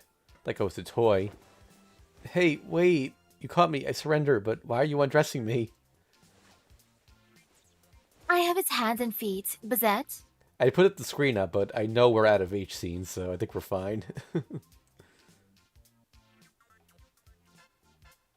Leave it to me. Drawing abstract designs are my specialty. Wait. Wrong, that's not the specialty. It's graffiti. Just graffiti. I gotta make him look like I can mine you? I guess so. Quiet, please. Even Bazette is not a demon. I'm sure she is using a water-soluble pen. Yeah? Eh? Oh, oops, yeah. You boxing idiot. What is S supposed to mean? So 1 minute later. Oh my. Oh? This is a psychological attack. He even dyed his hair. I stood dumbfounded with wild drawings all over my body. What a surprise. I thought they looked similar, but to look so much like him. Yeah, that's great. Though I have no idea who the hell you're talking about. Now then, may I change my clothes? I'll be cut down by Saber if I'm dressed like this. Please wait. Can't you say that in a rougher tone? Right. Say it more desperately, like some minion of a third-rate villain. Very well. You two are out of your freaking minds, ain't ya? That's it. That's it. So dizzy.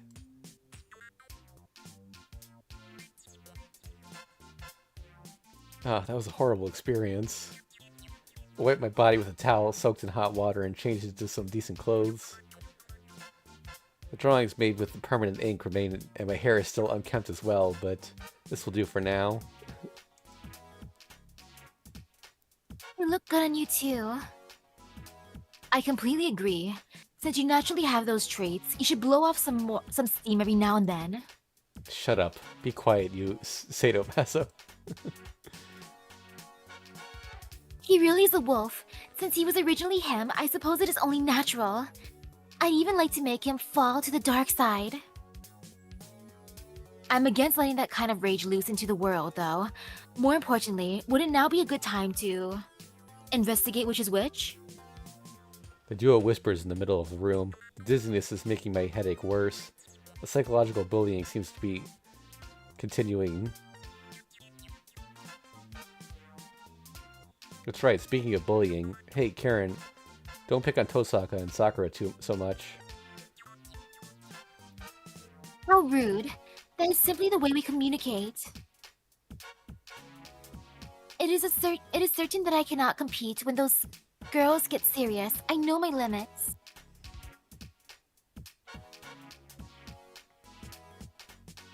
What calm reasoning. It's the correct decision. Of course, I would not adore someone as senpai if they were weaker than me. Besides, little jabs are the proper way to have fun with those types. I see. Bizette chimes in. People who talk about not liking each other, those two are sure hitting it off. You know, somehow I feel like the two of you are very similar. How so? How you say? It's difficult to put into words. They don't seem like heroines.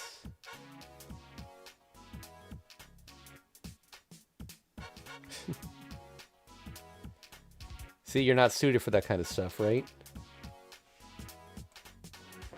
Bizette nods silently with Karen, then stands up while squeezing her gloves.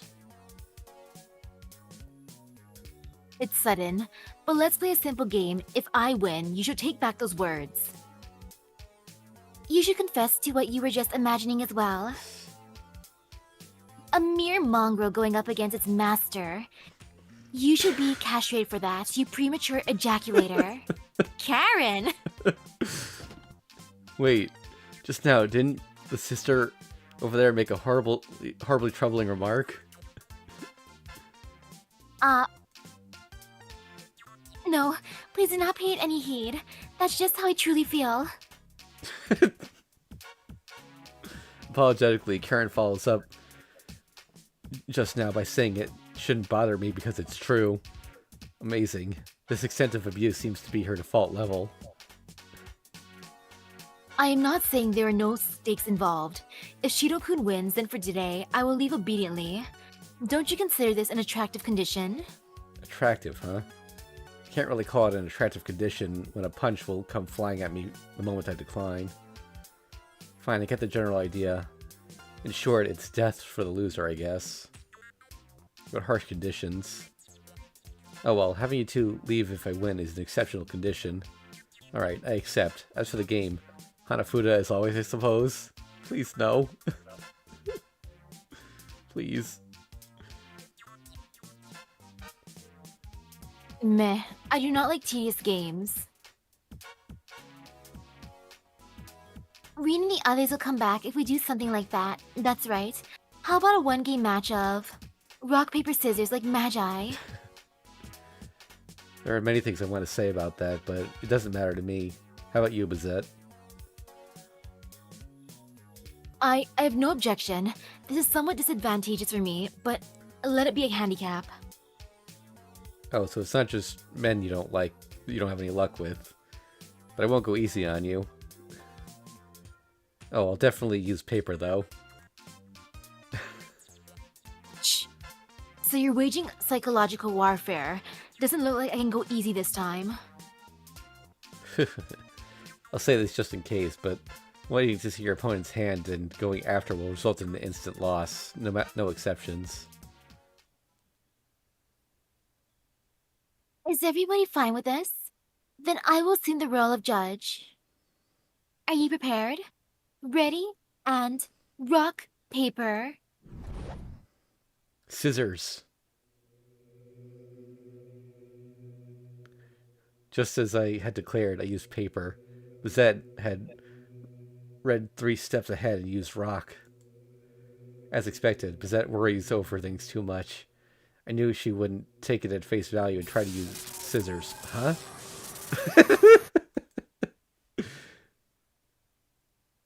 Answerer.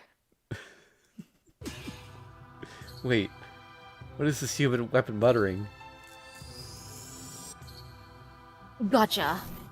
Rock, paper, die. Well, that's one way to play.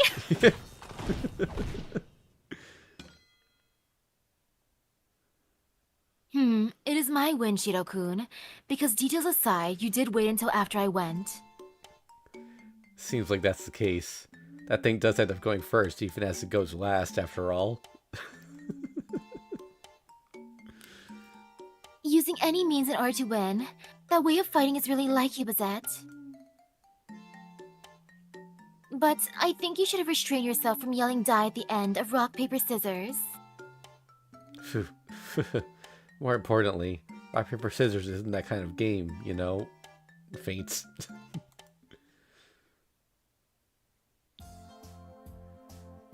Sorry for the wait. Emiya-kun, you're not sulking or something, are you? I was sulking earlier. I pulled myself together now. I'm fine. Don't worry about me so much. Just hurry and get this over with. Yeah, I'll respond to your request. Well then, Bizet, we've come to a conclusion. We agree with your proposed stay here. It's the right thing to do. Yeah, what the hell? What kind of strategy meeting was that?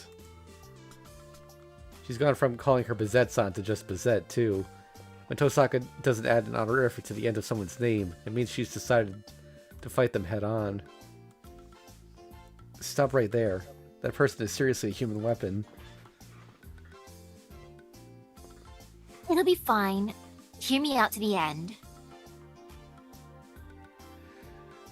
Bizet, you're a foreigner with no friends to rely on, and on top of that, the visa and identification nonsense would make getting a residence impossible.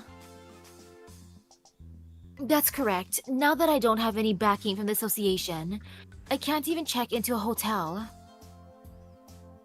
For that reason, as an exception, I will permit you your stay at the Emiya residence for a single week. Afterwards, you are on your own.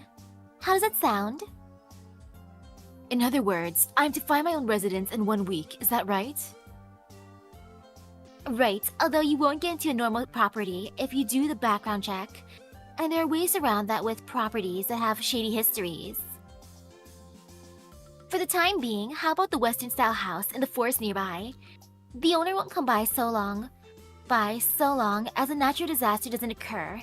It's even clean and in good condition, though you'll be there without permission.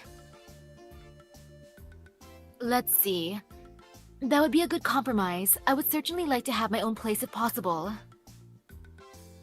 Hooray! Then it's decided. Yay! Sakura rejoices. Hmm. Tosaka is nodding happily. Saber has been ready to ready to react instantly for battle if Bizet objected. And I, the landlord, am completely out of the loop.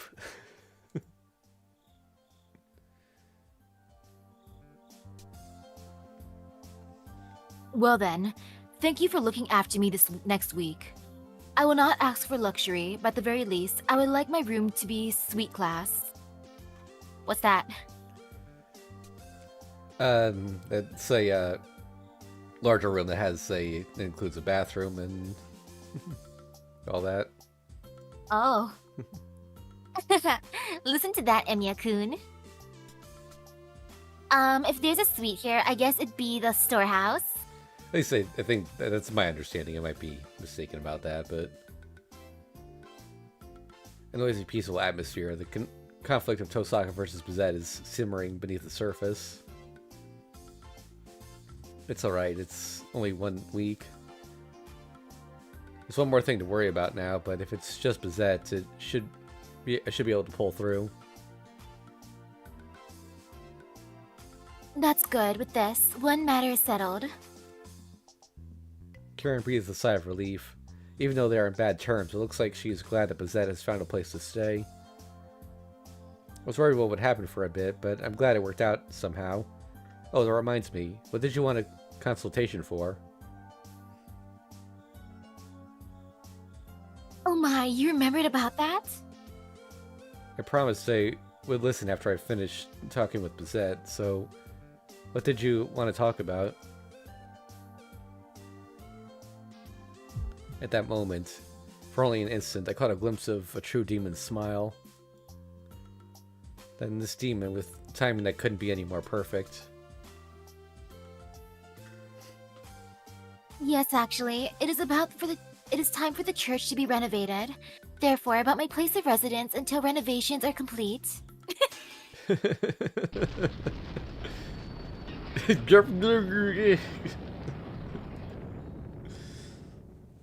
Oh, the Emiya household is literally a boarding house now. Okay, so I want to see. It says 100%, right? yep. Let me just drop a manual save to make sure.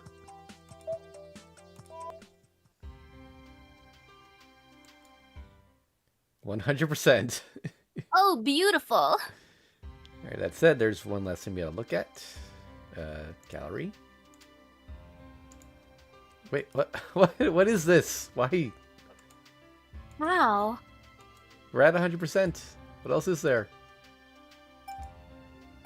Maybe it's supposed to look like that. Let's just say that. Let me just take one quick look around the menus to see if. Yes, I got Ilia's Castle 100%. That's this image, but I don't know what's this one. Yeah, if I go into Ilia's Castle, got the whole collection here. We'll look at these tomorrow, Misaki. They all have little descriptions on them, but Ooh, cute. Tomorrow's a bonus episode. yeah. All right.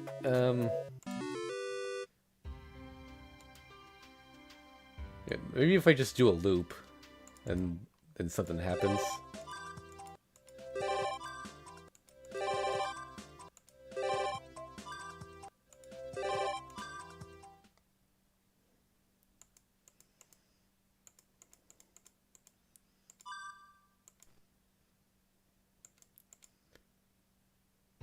No.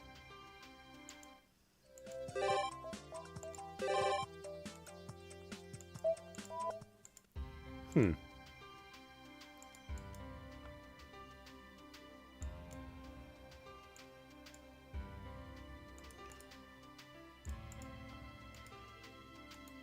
Alright, well, I'll see if I can dig up something. Maybe I missed something somewhere. But yeah, I guess for today, that's it. Alright, so thanks for watching, everyone. As far as the main game's concerned, we are done. Tomorrow we're going to do what's essentially a bonus stream, I guess. We haven't actually read most of the Hanafuda cutscenes, so we're going to do that tomorrow. And we're also going to do Rin's story in Capsule Servant. I've already taken care of going through it. It actually remembered my party from Shiro's story, so I just went through and unlocked all of the final battles. So we can just go breeze through that tomorrow, too. So yeah, we'll see you then.